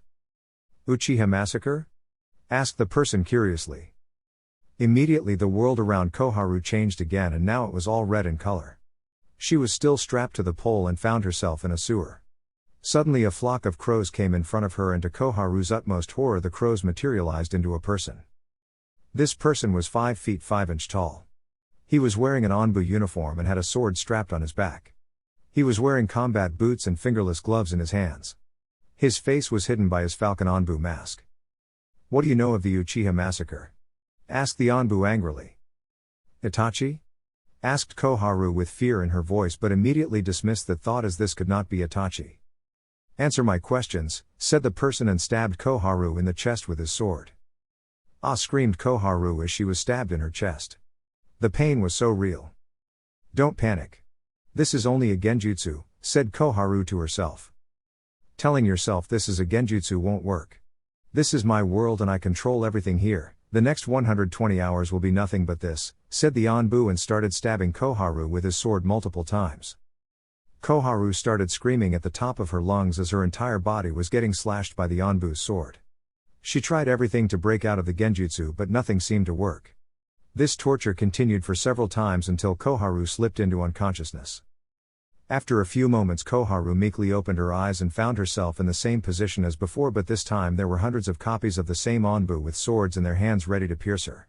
Koharu pissed right there as she could not believe what she was seeing. No, please don't do this. Please have mercy. Screamed Koharu with tears falling from her eyes. Only 119 hours 59 minutes and 59 seconds more to go, said the Anbu sadistically. Koharu couldn't believe what she was hearing. All this time, all the torture she had faced was only a second in this genjutsu. Before she could think any further, all of the Anbu started stabbing her body with their swords. "Stop it! Stop it!" yelled Koharu at the top of her lungs. Her old body couldn't take this torture anymore. "Tell me everything you know about Danzo and the Uchiha massacre or else suffer," said the Anbu coldly. "I will tell you everything, I know, but please stop it," begged Koharu with tears falling freely from her eyes. "Very well, what does Danzo have to do with the Uchiha massacre?" asked the Anbu curiously. "He was the one who convinced Itachi to eliminate the Uchiha clan," said Koharu tiredly. The Anbu's eyes widened on hearing that. Everyone told that Itachi had lost his mind due to his Anbu career and had killed his clan. "Why did Danzo want to eliminate the Uchiha?" asked the Anbu dangerously and pointed a sword at Koharu's throat. "After the Kyuubi attack, we suspected that the Uchiha clan were behind it. Because the Mangekyo Sharingan has the ability to control the Bijou, so we placed them under the strict surveillance of the Anbu Black Ops and shifted them to the outskirts of the village. And after some time our fears came true, you Uchiha started planning a coup to take over the village," spat Koharu venomously. "A coup?" asked the Anbu in shock. "Don't lie to me, you know about this. The Uchiha were traitors and were a threat to the village," yelled Koharu angrily. This shocked the Anbu to the core and also made him angry at the same time. "Did you find any proof that the Uchiha had controlled the Bijou?" asked the Anbu angrily. "It was a possibility, we had to look after the best interests of the village," said Koharu coldly. "You blamed the Uchiha clan without having any proof of their involvement," said the Anbu angrily and stabbed Koharu in her right eye. "Ah!" screamed Koharu in pain as her right eye was destroyed by the sword. "What did you do next?" asked the Anbu and stabbed Koharu again. "Ah, we made Itachi our spy and kept an eye on the Uchiha's activities. But things became worse and they started planning a coup to take over the village," said Koharu. "And you made Itachi kill his clan?" asked the Anbu sadly with a few tears dropping from his eyes. He could not imagine what pain the man must have gone through. "Hiruzen and we the elders ordered Itachi to eliminate the Uchiha. If the coup had happened it would have led to civil war in the village and would have destroyed our nation. You Uchihas were selfish and only looked after your own interest, you do not know the importance of the village. Hiruzen wanted to negotiate with the Uchiha and wanted a peaceful solution but he was naive, you Uchihas could never see reason, so we forced Hiruzen to eliminate your clan. You were a threat to the village," accused Koharu. "How could Itachi do this?" asked the Anbu sadly. "Itachi was different, he understood the importance of the village and the peace in the shinobi world. He decided to protect the village by eliminating his clan but it seems that he failed as he has let another Uchiha live besides his brother. He was always too soft and kind," said Koharu with a frown. "You eliminated my clan and made my brother a murderer without having any proof. What else do you know about Danzo?" asked the Anbu and started stabbing Koharu angrily with his sword. "Danzo had a base somewhere in the village where he did all his activities to protect the village. Only Orochimaru and few of Danzo's men know of this. That's all I know," said Koharu. She was exhausted by the torture and could not take it anymore. "Is that all?" asked the Anbu and leaked a lot of ki which made Koharu gulp in fear. I muttered Koharu meekly. Suddenly to Koharu's utmost horror the nine-tails fox appeared behind the Anbu and looked at her meancingly. Koharu cowered in fear, even in this world the fox was still meancing and was ready to kill her. "What is this? I told you everything I know, let me go," begged Koharu fearfully. "For your crimes against my clan and my brother I will not let you live," said the Anbu coldly. No, yelled Koharu. The fox then jumped towards Koharu and stared, tearing her flesh piece by piece. Koharu's painful screams echoed in the entire area. The Anbu deactivated his Mangekyo Sharingan and looked at Koharu's dead body. Her eyes were wide open and her body lay still in her prison cell. She couldn't handle the torture anymore and had a heart attack that took her life instantly. The Anbu stepped towards her body and closed her eyes. "Do you think that it was the right thing to do, Kurama?" asked the Anbu. "I don't know about that, but it sure was a lot of fun. Damn, it's been ages since I have enjoyed like this. You are a true kitsune Naruto," said Kurama proudly and laughed. "It's just a lot to take in. My clan was wrongly accused and even though I know what they did was for the village, I cannot forgive Danzo and the elders for making Gigi and Itachi do this," said Naruto sadly. The Uchiha clan were his family, and no matter what happens, Naruto was not a person who would abandon his family. Whatever, Naruto, I don't give a damn about the Uchiha. You should not overuse your Mangekyo Sharingan. You know it is dangerous, don't you? Said Kurama. I know, said Naruto and wiped out the blood that was coming out of his eyes. Itachi, I will look after Sasuke and I will make sure that you get your justice, my brother. Thought Naruto with determination. Flashback end. Some people may wonder how an academy student was able to do such things, but Naruto was not an ordinary person. Danzo had trained him in espionage, recon and tactical warfare and assassination in order to act as his spy against Sarutobi. The Root Anbu were quite skilled and had trained Naruto in kenjutsu, ninjutsu and genjutsu. Danzo had even personally taught him fuinjutsu. Naruto was quite skilled in fuinjutsu and Danzo had saw that. He taught him all he knew about fuinjutsu. For an old man, Danzo was quite skilled as he had helped Naruto in mastering his wind and water affinities. Danzo taught Naruto about calligraphy and all the basics of fuinjutsu. Naruto learned that it was easy for him to learn fuinjutsu, it was as if he had natural talent in it. Danzo taught him a sealing jutsu too. Naruto was not an expert in fuinjutsu, but he certainly wasn't an amateur either. After all this hard training, Naruto was at the level of an Anbu captain. Danzo had even once said that he was on par with Itachi Uchiha. After learning about the truth of the Uchiha massacre and Itachi's sacrifice, Naruto's respect for his brother increased and he swore he would protect Sasuke. He still remembered the day he told Sasuke his truth. Flashback. Because you and I are brothers, said Naruto and looked at Sasuke with his 3 Tomoe Sharingan. Sasuke's eyes widened on seeing Naruto's Sharingan. He couldn't believe what he was seeing. This can't be happening. It is impossible. This must be a genjutsu. Thought Sasuke. Kai, yelled Sasuke and expelled a large amount of chakra. After a few moments he opened his eyes and to his utmost shock Naruto was still sitting there with an amused smile on his face. You really think that I'm an illusion? Asked Naruto in an amused tone. Bullshit, Itachi killed my entire clan except me. You cannot be an Uchiha, yelled Sasuke in angry tone. Sigh, while it is true that Itachi did slaughter our clan, he did not know about me being an Uchiha, so I was spared, said Naruto softly. He knew it must be very hard for Sasuke to accept this, even it was hard for him to accept that he was the son of the Yondaime Hokage. Who were your parents?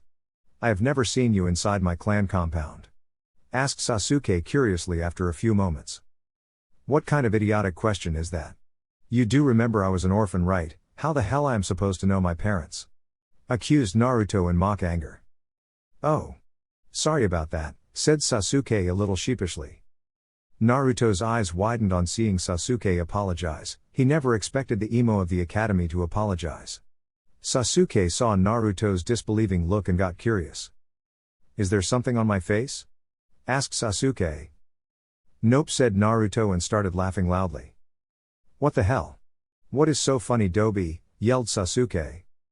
Nothing, it's just funny to see you, the emo broody king, to apologize, said Naruto and continued laughing. Muttered Sasuke, but also had a rare true smile on his face, one which he never had since the last few years.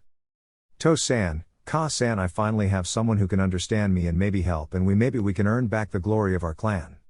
Thought Sasuke with determination. When did you awaken your Sharingan? Asked Sasuke curiously. I was 6 at the time, I was training with Kakashi and it just awakened. Lied Naruto. Even though Sasuke was family, he still had to be cautious with anything related to Danzo. Just like Itachi.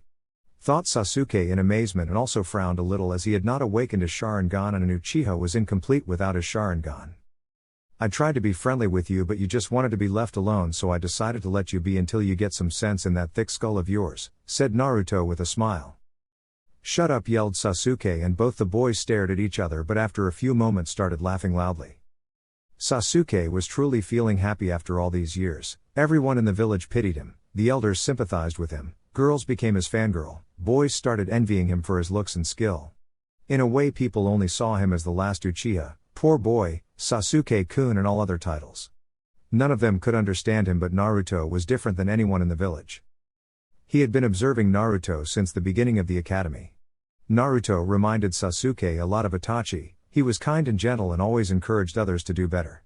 He did not care about names, clans or ranks, he was just a natural person who understood people. Sasuke had seen many people look at Naruto with hatred and he couldn't understand what made them hate Naruto so much, but Naruto never gave up and always strived to become better. He liked Naruto but also envied him. He was an enigma to Sasuke, and also at that time he was too traumatized to socialize with other people. "Hey Sasuke, can I ask you something?" asked Naruto quietly. "Shoot," said Sasuke. "Why do you want to kill Itachi so badly?" asked Naruto sadly. He too could understand Sasuke's reasons for killing Itachi, but revenge always led to a person's downfall. Sasuke closed his eyes and decided what to speak. He hadn't told anyone his reasons, but Naruto was his only family left, so he would like to have some type of friendship with Naruto. "I loved Itachi more than anything. He was my idol, I always tried to surpass him, he was the prodigy of our clan. People looked up to him, even my father only paid attention to Itachi. Mother tried to be the peacemaker in the family. But Itachi was different, he was always there for me, he always aspired me to be better and tried to encourage father to pay attention to me too. You remind me a lot of Itachi, it is as if I was just looking at him," said Sasuke sadly. "I am like Itachi?" asked Naruto curiously. "Yes, Itachi was a kind and gentle person just like you before he," said Sasuke, but stopped as he remembered that night. He clenched his hands but was surprised when Naruto put a hand on his shoulder. "I understand your pain Sasuke, but what did Itachi tell you when you confronted him?" asked Naruto cautiously. He knew he was in dangerous territory, but if Itachi was like him then there must have been reasons for him to slaughter his clan. "He told me he killed our clan because he wanted to test the limits of his own ability. He even showed me how he slaughtered everyone over and over again," said Sasuke with tears in his eyes. He could not hold his emotions which he had held for so many years. Naruto embraced Sasuke in a warm hug and let him cry on his shoulders. Sasuke cried for a few minutes but calmed down and gave Naruto a thankful nod with a warm smile. "From what you have told me Sasuke, I don't believe Itachi slaughtered our clan just to test his ability," said Naruto cautiously. "What do you mean?" asked Sasuke curiously. "He was already an Anbu Black Ops captain at the age of 13. That means he was one of the best shinobi of our village, only the Hokage and few others were stronger than him, so that reason he gave you is not true. Also, if he showed you that he killed our clan, you must remember that genjutsu can be easily made and manipulate people. If he did kill our clan, why did he spare you?" asked Naruto curiously. "He told me he wanted me to get the Mangekyo Sharingan and come to kill him to avenge our clan," said Sasuke angrily. "Mangekyo Sharingan?" thought Naruto but decided to find out later. "Do you really believe that lie? If I was Itachi, why would I want to measure by strength against a kid when I single-handedly killed one of the best clans in the entire shinobi world? It doesn't make any sense. Also, if he was really the kind and gentle older brother, then he loved you more than anything," said Naruto, shocking Sasuke. "What? It's all lies," yelled Sasuke, being unable to accept the truth. Sasuke then remembered all the good times he and Itachi had. What Itachi did for him. One part of his mind was just begging him to understand that what Naruto was saying was true, while another part of his mind was unable to accept this. "Look Sasuke, all I'm saying is that we will confront Itachi and ask him the truth. Until then, don't try to waste your life on revenge. You do remember we have to rebuild our clan, right?" asked Naruto happily. "Yeah, I guess you are right, but I still want to talk with Itachi, and if I find that what he did was for his own ability, I will kill him," said Sasuke with determination. "Fair enough, I'll even help you with that," said Naruto casually. "What?" asked a shocked Sasuke. "Well, we are from the same clan, so we are brothers, right? We fight together, we die together," said Naruto with a warm smile. "Cheeky bastard," muttered Sasuke with a grin. "No matter what happens Sasuke, I've got your back from now on," said Naruto and held out his fist to Sasuke. "Thank you my brother," said Sasuke with a true smile and punched his fist with Naruto. "I can still kick your ass, you know," said Naruto cheekily with a huge grin on his face. "Cyclops. Emo. Cyclops. Emo." They both argued for a few minutes but eventually settled down and talked about different things. Naruto finally understood what Kakashi said. Sasuke needed a person who could understand him, and it could only be an Uchiha. "Hey Naruto, if you talk about this to anyone," said Sasuke dangerously. "Does Emo have a reputation to keep?" joked Naruto. "HN," said Sasuke. "Alright, but that's gonna cost you," said Naruto with a huge grin on his face. Sasuke paled on seeing that, He knew Naruto was quite mischievous. "What do you want?" asked Sasuke tiredly. "Ramen." Flashback end. Naruto and Sasuke had become best friends during these years. If one could say they were like brothers. Sasuke was still a little broody, but he eventually opened up and mixed with the rest of his classmates, and this proved to be a huge benefit for Ino and Sakura, who always pestered Sasuke for dates. Naruto enjoyed a lot on seeing Sasuke's annoyed expressions when the fangirls troubled him. Eventually Sasuke started to train with Naruto and Kakashi and was able to activate his Sharingan with 2 tomos in each eye. Naruto still remembered how Sasuke bragged the day he awakened a Sharingan. Sasuke was quite a skilled shinobi and was proficient with fire-style ninjutsu and shuriken jutsu. Kakashi had trained them very well over these 3 years. However, Naruto's life was not all that smooth. He had started to get distant from his friends in order to investigate more about Danzo and his activities. He felt a lot more lonely, but he knew he had to do this for the sake of his village. Naruto thought that he had covered his tracks well, but what he did not know that Hiruzen and Kakashi had noticed the change in his behavior. Hiruzen had started to get suspicious about him, and Naruto could still remember when he was confronted by Hiruzen. Flashback. Naruto was standing in the library of the Sarutobi compound. The library had a large variety of books that Hiruzen liked to read. There was a small armchair in the middle of the room for a person to read peacefully. Hiruzen was sitting on the armchair, but instead of reading a book he was staring at Naruto. The library had some privacy seals which Naruto had noticed, so it meant that Hiruzen must want to talk about something important. "So what's up, Gigi, why'd you call me here?" asked Naruto cheerfully, trying to avoid further suspicion.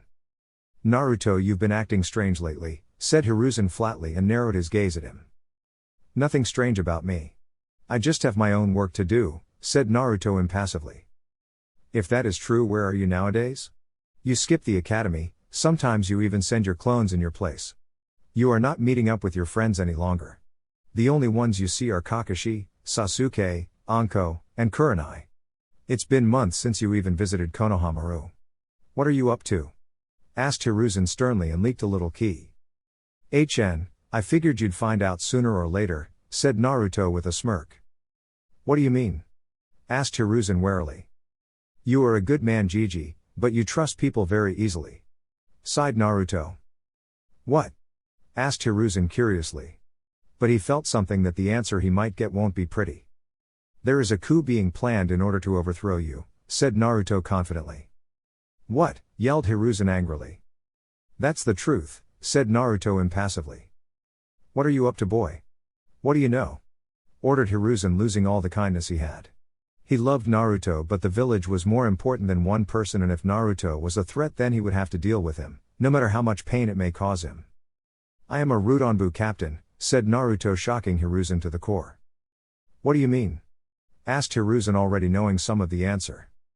"I have joined Danzo, who is planning to overthrow you to take over the village," said Naruto sadly. Hiruzen's eyes widened on hearing this, and he immediately gazed at Naruto sternly. He forgot that this boy was like his grandson, but now he was a possible threat to the village.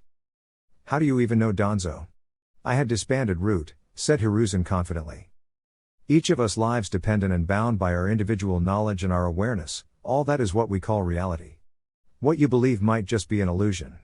Root is operating right under your nose with Danzo acting as its leader," stated Naruto without averting his eyes from Hiruzen. "How did you get involved in all of this?" asked Hiruzen tiredly. "It's better if I show you," said Naruto and activated his Sharingan. He then showed Hiruzen everything, how he came in contact with Danzo, what Danzo revealed to him, and how he had decided to watch Danzo to protect the village and his entire time en route. Naturally, Hiruzen was first shocked that all of this had happened right under his nose. What kind of Hokage was he? Naruto was right, he was getting soft. He was also horrified at seeing what Naruto had to endure and felt guilty as he suspected Naruto so easily. The boy only wanted to protect the village as a true shinobi.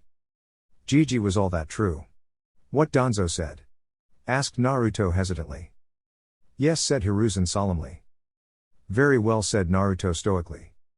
Do you hate me, Naruto? Asked Hiruzen sadly. No, I do not hate you or anyone else. My life is too short for hatred or revenge. I do regret that you took away my Oba-chan, but for all you've done for me I can forgive you and can at least try to understand your position, said Naruto with a short smile. Thank you, Naruto. I know I have failed you, but I only wanted to look after you. Jiraiya too wanted to look after you, said Hiruzen, but stopped when he saw Naruto's cold look. Save it, I know Jiraiya must have been busy and I do not hate him, but he failed as a godfather. I did not want to be doted by him, but if he could even have visited me once in my life I would have been happy knowing that I have a godfather. But that's all in the past, now what do you want me to do? Asked Naruto. What is there to do? Get away from Root, I will deal with them. Ordered Hiruzen. I'm afraid that is not possible. If you try to act hastily it will lead to civil war in the village. I know you have the numbers, but Root Anbu are far quite skilled than our regular shinobi. We need to find out every information about Danzo and his forces. We need to know his strategy. If you want to destroy a nation, then you need to first destroy its leadership. This will lead to chaos and the morale will be low and the enemy can win easily.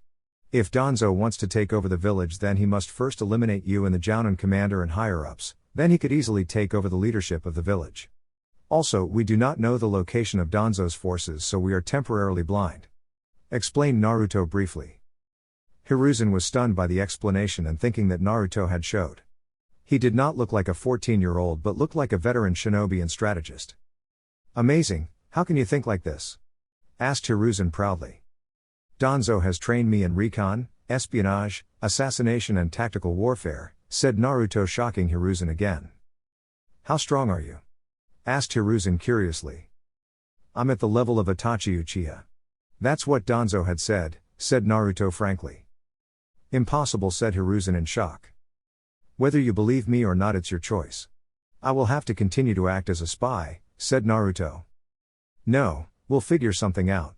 Naruto, it's too dangerous, you can even get killed. I promised your parents and Tsunade that I will look after you. I simply cannot send you to your death. Persuaded Hiruzen. That is a possibility. But my life is not important. What is important is the village and the village alone, said Naruto with determination. Hiruzen's eyes widened on hearing this. He could see a reflection of Tobirama Senju and Itachi Uchiha in Naruto. It made Hiruzen proud and sad too. Proud for Naruto to be a true shinobi of the village and sad that he did not value his life. Naruto. I cannot sacrifice you, said Hiruzen sadly. Self-sacrifice is the duty of a true shinobi. Gigi. I will provide you with all the information I can find about Danzo. I'm the only one who can do this, said Naruto. Naruto, said Hiruzen with a few tears in his eyes. Naruto dropped to his knees and bowed his head in front of Hiruzen. Gigi, you and I both know that what can happen if this coup is executed. If I'm right, I will be the assassin who will kill you, said Naruto sadly. I know you are the closest operative who can get to me, and Danzo knows that. If this coup happens and even if we defeat Danzo, our village will become economically unstable, customers will not trust us if there are such problems in our village. More such factions could be formed, and it may lead to the Fourth Great Ninja War and countless innocent lives would be lost, said Hiruzen sadly. That is why I am asking you to let me eliminate the entire Root Anbu Black Ops. Begged Naruto. No, absolutely not. I will not let you do this, yelled Hiruzen angrily. Believe me, Gigi, if there was any other way I would have done it. Even if you kill Danzo, his operatives would continue his legacy and will pose a major threat to the village. I have some friends who have been reduced to nothing but drones who are just designed to kill and follow Danzo. If I kill them, then no one would suspect that there was a coup in the village. I am a Jinchuriki, the people of this village don't like me. Gigi, the people will easily accept me as a traitor, said Naruto sadly. Do you even know what you are saying? You will be forever remembered as a traitor and a murderer. You will be a missing nin and will always be hunted. Your life will be worse than death. What about us? Kakashi, Anko, Sasuke, Konohamaru, your friends, and most importantly Kurenai. I know that you love her, said Hiruzen. You know? Asked a shocked Naruto. I know you better, Naruto. You have loved her since long, ever since you became her student, you two have gotten close. Even Kurenai likes you a lot more than any man in this entire village. Do you really not care about her? Pleaded Hiruzen. I love her more than anything.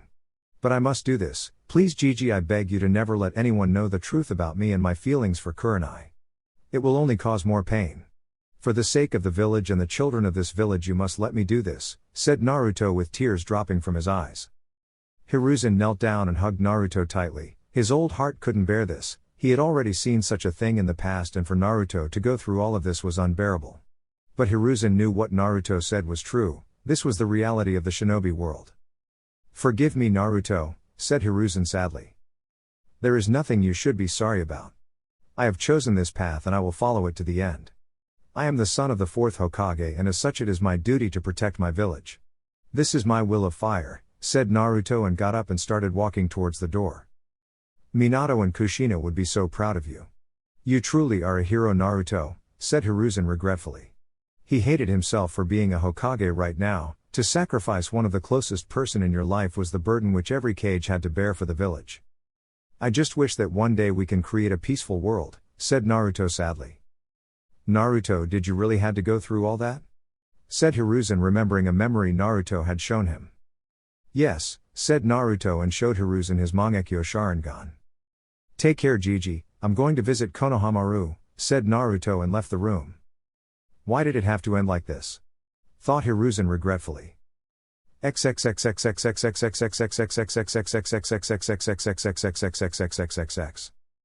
Naruto was walking towards the training arena of the Sarutobi compound. He knew what choice he had made and the consequences that would follow. "You sure about this, Naruto?" asked Kurama cautiously. He didn't care what Naruto did to the villagers, but he did care about Naruto even if it was a little bit.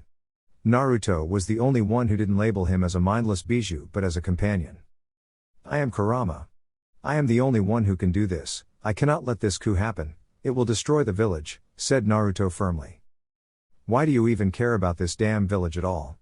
After what they did to you, why do you want to protect them?" asked Kurama a little angrily. He was quite displeased by Naruto's foolishness. "Then what was I supposed to do, destroy the village for my revenge?" asked Naruto with a snort. "Well, it would be fun," said Kurama with a chuckle. "If I take my revenge and destroy the village, then it would only bring more pain and misery. I grew up without my parents, but that does not give me the right to destroy the peace my parents and my brother gave their lives for," said Naruto sadly as he remembered a certain gray-haired boy. "TCH, you are still naive, but I still got your back." "Well, it would be a lot more fun when you do what you have to do," said Kurama with a dark chuckle. Naruto sighed on hearing this. He knew that he could not change some things of Kurama, but regardless he was thankful to the beast for sticking by his side and being his friend. Naruto Nikken yelled Konohamaru, bringing Naruto out of his thoughts. He looked up and saw Konohamaru in the training field along with Asuma, Sarutobi and Ebisu. He gave a respectful nod towards Asuma as well as Ebisu, even though the latter scowled in return. "What are you up to, Konohamaru?" asked Naruto and ruffled Konohamaru's hair. The little boy muttered something about annoying older brothers. Everyone laughed on hearing this, even Ebisu chuckled a little.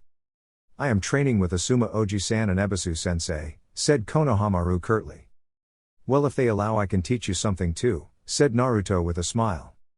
Konohamaru had a big smile on his face and turned towards Asuma, who just shrugged and lit up his cigarette. However, Ebisu had other plans.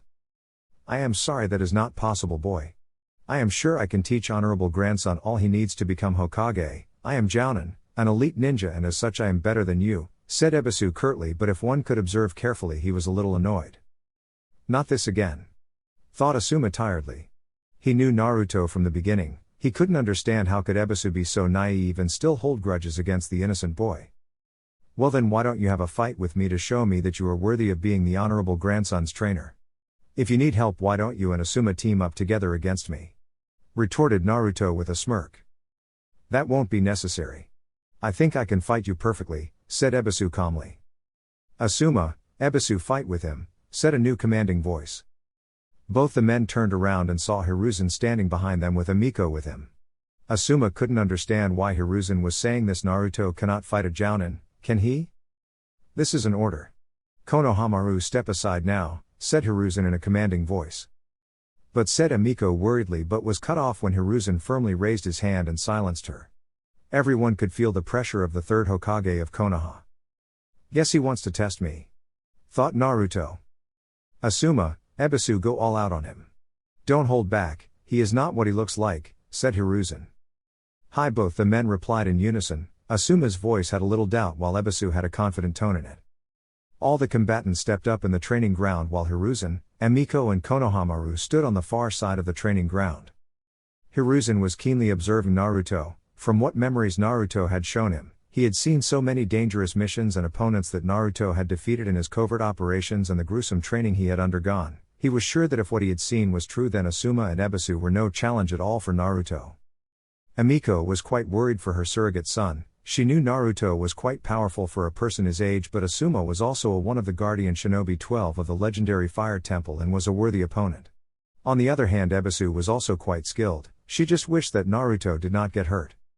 Konohamaru was very excited about this battle. Naruto was his idol, and only if he could defeat Naruto then he could become Hokage.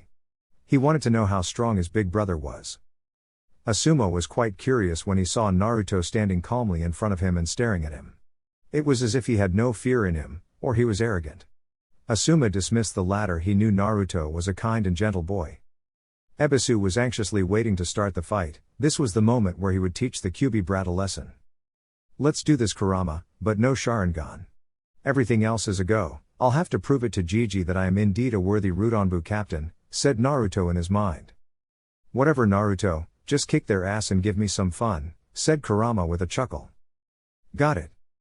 Asuma and Ebisu nodded with each other and immediately launched a Dazen Kunai and Shuriken at Naruto at tremendous speeds. Naruto just stood there calmly. These attacks were quite fast, but he was so used to his Sharingan that such attacks were below normal for him. He himself launched a dozen of his shuriken towards Asuma and Ebisu. Both the shurikens collided with each other with precision and dropped to the ground with a lot of sound. Asuma and Ebisu both went through a couple of hand signs simultaneously with great speed. Kaden, Gokakyu no Jutsu Fire Style, Fireball Jutsu. A large fireball the size of a boulder was released by both the Jounin and was rushing towards Naruto at tremendous speed. Naruto had already recognized the hand signs and had finished performing his own jutsu. Suten, Suijin Heki, Water Release, Water Encampment Wall. Naruto unleashed a large amount of water from his mouth which surrounded him on all sides and protected him from the fireball. Both the jutsu clashed with each other and the entire area was covered in steam. When the steam reduced, Naruto could see Asuma and Ebisu's amazed faces. He could understand this as he had created water without any water source nearby. His water affinity is strong, thought Asuma with a smirk. Impressive, thought Ebisu with awe. With the spectators. To-san that was, said Emiko in shock. Awesome, yelled Konohamaru happily. He was really proud of his big brother now, who was fighting head-on with two Jounin. You haven't seen half of what he can do, replied Hiruzen calmly. He knew Naruto was just toying with the Jounin. With Naruto.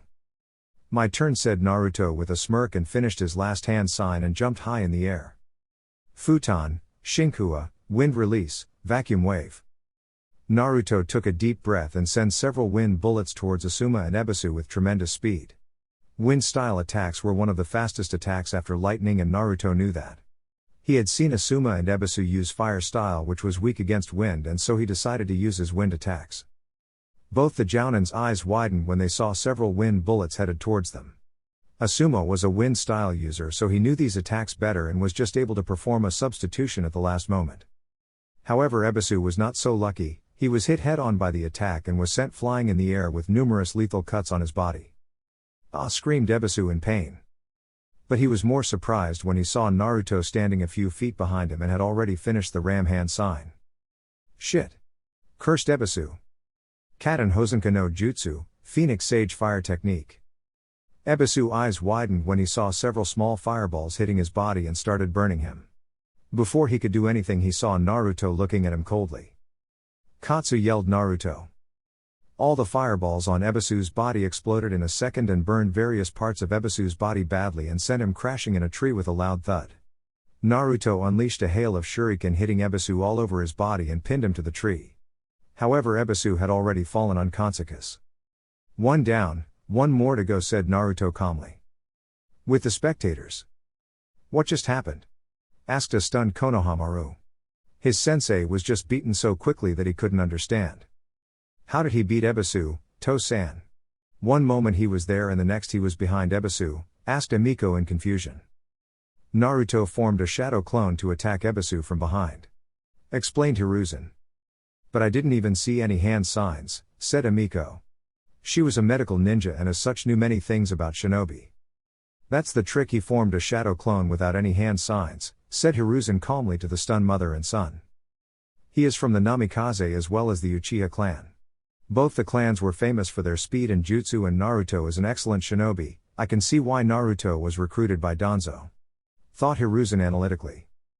With Naruto, Asuma was shocked on seeing what had happened. The fight had only just began and Ebisu was already down. Not only that, his opponent was able to use jutsu of 3 different chakra in nature and his speed was unparalleled. What more tricks has he got up his sleeve? Thought Asuma cautiously. Naruto jumped high in the air and threw a shuriken towards Asuma. Shuriken Kage Bunshin no Jutsu, Shuriken Shadow Clone Technique. The one shuriken now multiplied into hundreds of shuriken which were going to kill Asuma very quickly. I must act quickly, thought Asuma, and gathered a large amount of chakra. Futon, Daitapa, Wind Release, Great Breakthrough. Asuma released a large amount of wind which collided with the shuriken barrage strongly. The jutsu's power was so destructive that many of the shuriken were now heading towards Naruto, who was descending towards the ground. Not bad, thought Naruto, and substituted himself with a nearby log. Asuma attacked Naruto and attempted to send a right hook to Naruto's face. Seeing Asuma's movement, Naruto quickly blocked the attack with his left hand and quickly made a leg sweep at Asuma's legs. Asuma had put a lot of power in that hook and Naruto could feel a slight bruised hand of his own. But before Asuma could defend, he was already on the ground as he lost his balance. Naruto backflipped a few meters away from Asuma in order to avoid the kick that Asuma had aimed at his chest. If I try to fight him head on with brute force, I will suffer some serious damage. As expected, the Sarutobi clan members have great physical strength. Then I should use, yes, thought Naruto. You are indeed a worthy opponent, Asuma-san, said Naruto with a smile and gave a thumbs up to Asuma. You are also quite skilled, complimented Asuma and proceeded with a couple of hand signs. Kaden, Haze Kishu Fire Release, Ash Pile Burning. Asuma released a lot of gunpowder from his mouth which surrounded Naruto on all sides and flicked his cigarette in the smoke, making a large explosion. With the spectators, Naruto Nikken yelled Konohamaru in fear as he saw Naruto get caught in the explosion. It's not over yet, said Hiruzen. What do you mean, To-san? Asked Emiko a little worriedly for her surrogate son. Just wait and see, said Hiruzen calmly. With Naruto, maybe I went a little overboard, thought Asuma hesitantly. He quickly ran up to Naruto's body and was shocked to see the body disperse into a flock of crows. Suddenly someone stabbed a kunai in Asuma's throat. Asuma looked back and saw Naruto standing there with a neutral expression on his face. Asuma tried to hold back the blood that was coming out of his neck but failed miserably. He dropped to the ground. It's over. Yield now, said Naruto and pointed a kunai at Asuma's chest. Asuma was just barely able to nod, but to his surprise suddenly the Naruto around him disappeared in another flock of crows. Asuma looked around and saw that he was piled up to a tree with many shuriken all over his body, preventing him from moving. He saw Naruto standing in front of him with a kunai pointing towards Asuma's throat. Asuma looked down and to his surprise his slitted throat was now perfectly well and had no injury on it. Shit, genjutsu, thought Asuma angrily on not being able to detect the genjutsu. They both head clapping and turned around and saw Hiruzen looking towards them with a smile. Emiko was already healing Ebisu, who had just woken up, and Konohamaru was looking at Naruto as if he was a god. Nikken is so powerful, thought Konohamaru in awe. You were splendid, Naruto. You were able to emerge victorious against 2 highly skilled jounin of our village. Congratulated Hiruzen with a warm smile, but on the inside he was also feeling a lot sad as Naruto was now the perfect candidate for the top secret mission. I just tried. Asuma-san and Ebisu-san were also quite formidable, said Naruto happily. Don't joke, kid, you played with us. How did you cast it a genjutsu on me? I didn't see any hand signs, said Asuma with a small frown and started removing all the shuriken from his body, and Naruto also helped him out. Remember the thumbs up I gave you, suggested Naruto. Asuma's eyes widened on hearing this. Now everything made sense to him. The moment you saw that you were in my genjutsu, explained Naruto. He is indeed Kurenai's student, thought Hiruzen proudly. What about the fire jutsu? Asked Asuma curiously. Jutsu is a balance between physical energy and spiritual energy which is executed by performing hand signs. When you increase the amount of chakra in a jutsu which is more than required, it becomes unstable. In my jutsu I increased the amount of fire chakra, as a result the fireballs exploded as the amount of chakra was not in right proportion. If I had put any more chakra then Ebisu-san would have died. Explained Naruto. Everyone was quite impressed with Naruto's jutsu and how he was so skilled with it. Naruto noticed some blood leaking from Asuma's shoulders and decided to heal him. "Let me heal you up," said Naruto and started his medical ninjutsu on Asuma's wounds. Everyone was quite shocked on seeing Naruto perform the medical ninjutsu. It was a very tough shinobi skill and only a few were able to master it. This proved that Naruto had great chakra control required for a medic nin. "You know medical ninjutsu?" asked Emiko in surprise. "I just read about it in the library, and learned it on my own," said Naruto with a smile. Only Hiruzen gave Naruto a knowing look, saying he knew where Naruto had learned medical ninjutsu. "Nikken, you have to teach me all these jutsu, please," pleaded Konohamaru with his puppy dog eyes. "Sorry about that, Konohamaru, you have a better teacher than myself. He can teach you better than me," said Naruto and poked Konohamaru on his forehead. Ebisu's eyes widened on hearing this. He couldn't believe that the Jinchuriki was saying this. He expected the boy to boast about his victory, but it was quite the opposite. "But you are the best, Naruto," Nikken argued Konohamaru. "Being the best isn't always meant to be. When you have power you become arrogant and start to lose sight of yourself, even if you were a good person. Right now I am skilled only because of Kakashi-ni-san, Kurenai-chan and Anko-chan. If they hadn't trained me I would not be at this stage. Ebisu-san is a good teacher," said Naruto with a smile. "But I lost to you," said Ebisu quietly. He was ashamed after seeing what Naruto was truly like, and he was so wrong about him and considered him only a nuisance. "Ebisu-san, there are no shortcuts for becoming Hokage. Do you know why Konohamaru wants to become Hokage?" asked Naruto calmly. "Because Hokage is the strongest shinobi in the village," said Ebisu curtly. "You are wrong. He wants to become Hokage so that he could be recognized. The people of this village only see him as the honorable grandson of Sandaime-sama, even you only see him as that. If you can see him as Konohamaru Sarutobi I am sure that you can make him a splendid shinobi and can be a better teacher than me for Konohamaru," said Naruto with a warm smile. "I'm sorry for my rude behavior, Naruto-san," apologized Ebisu. "It's alright," said Naruto and accepted the apology. "Nikken, thank you for understanding me," said Konohamaru with a few tears in his eyes. "That's what big brothers are for, right?" asked Naruto happily. "Hi," said Konohamaru with a smile. All the others also smiled on seeing this. All the doubts which Ebisu had for Naruto vanished from his mind as he could now finally see Naruto as a shinobi of Konoha. "I just wish your sacrifice will not be in vain, my son," thought Hiruzen sadly. Flashback end. It had been a few weeks since his revelation to Hiruzen. The Root Anbu's activities were getting a lot more intense. Naruto knew what he had to do for his mission. It would only be a matter of time before that fateful day would come. Until then he would try to keep an eye on Danzo and get as much information he can for the village. Naruto knew the entire Root Anbu Black Ops would be together before the invasion at one place for the final strategy, and that was the moment where he will have to put aside all his personal feelings and strike. Naruto picked up his Anbu mask and looked at the memorial stone. He still couldn't forget his brother. Danzo had been giving him a lot of assassination missions in order to make him strong enough to kill Hiruzen.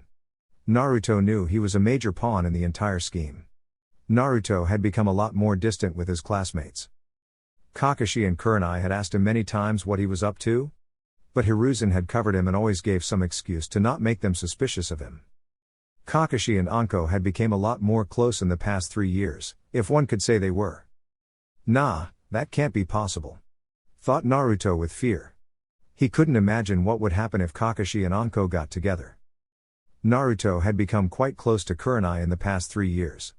His training was now complete and Kurenai had declared him as her equal in Genjutsu. Kurenai was Naruto's life, he loved everything about her. She was everything he wanted in a life partner, she was. "Oi brat, stop rambling in the past, we have to go, and if you are serious about this mission, forget about her," said Kurama solemnly. He knew how much Naruto loved Kurenai, but if he had decided to take this path then this was the best choice. "Right," said Naruto and placed his Falcon Anbu mask and disappeared into the shadows. He didn't even know what Kurenai truly felt for him.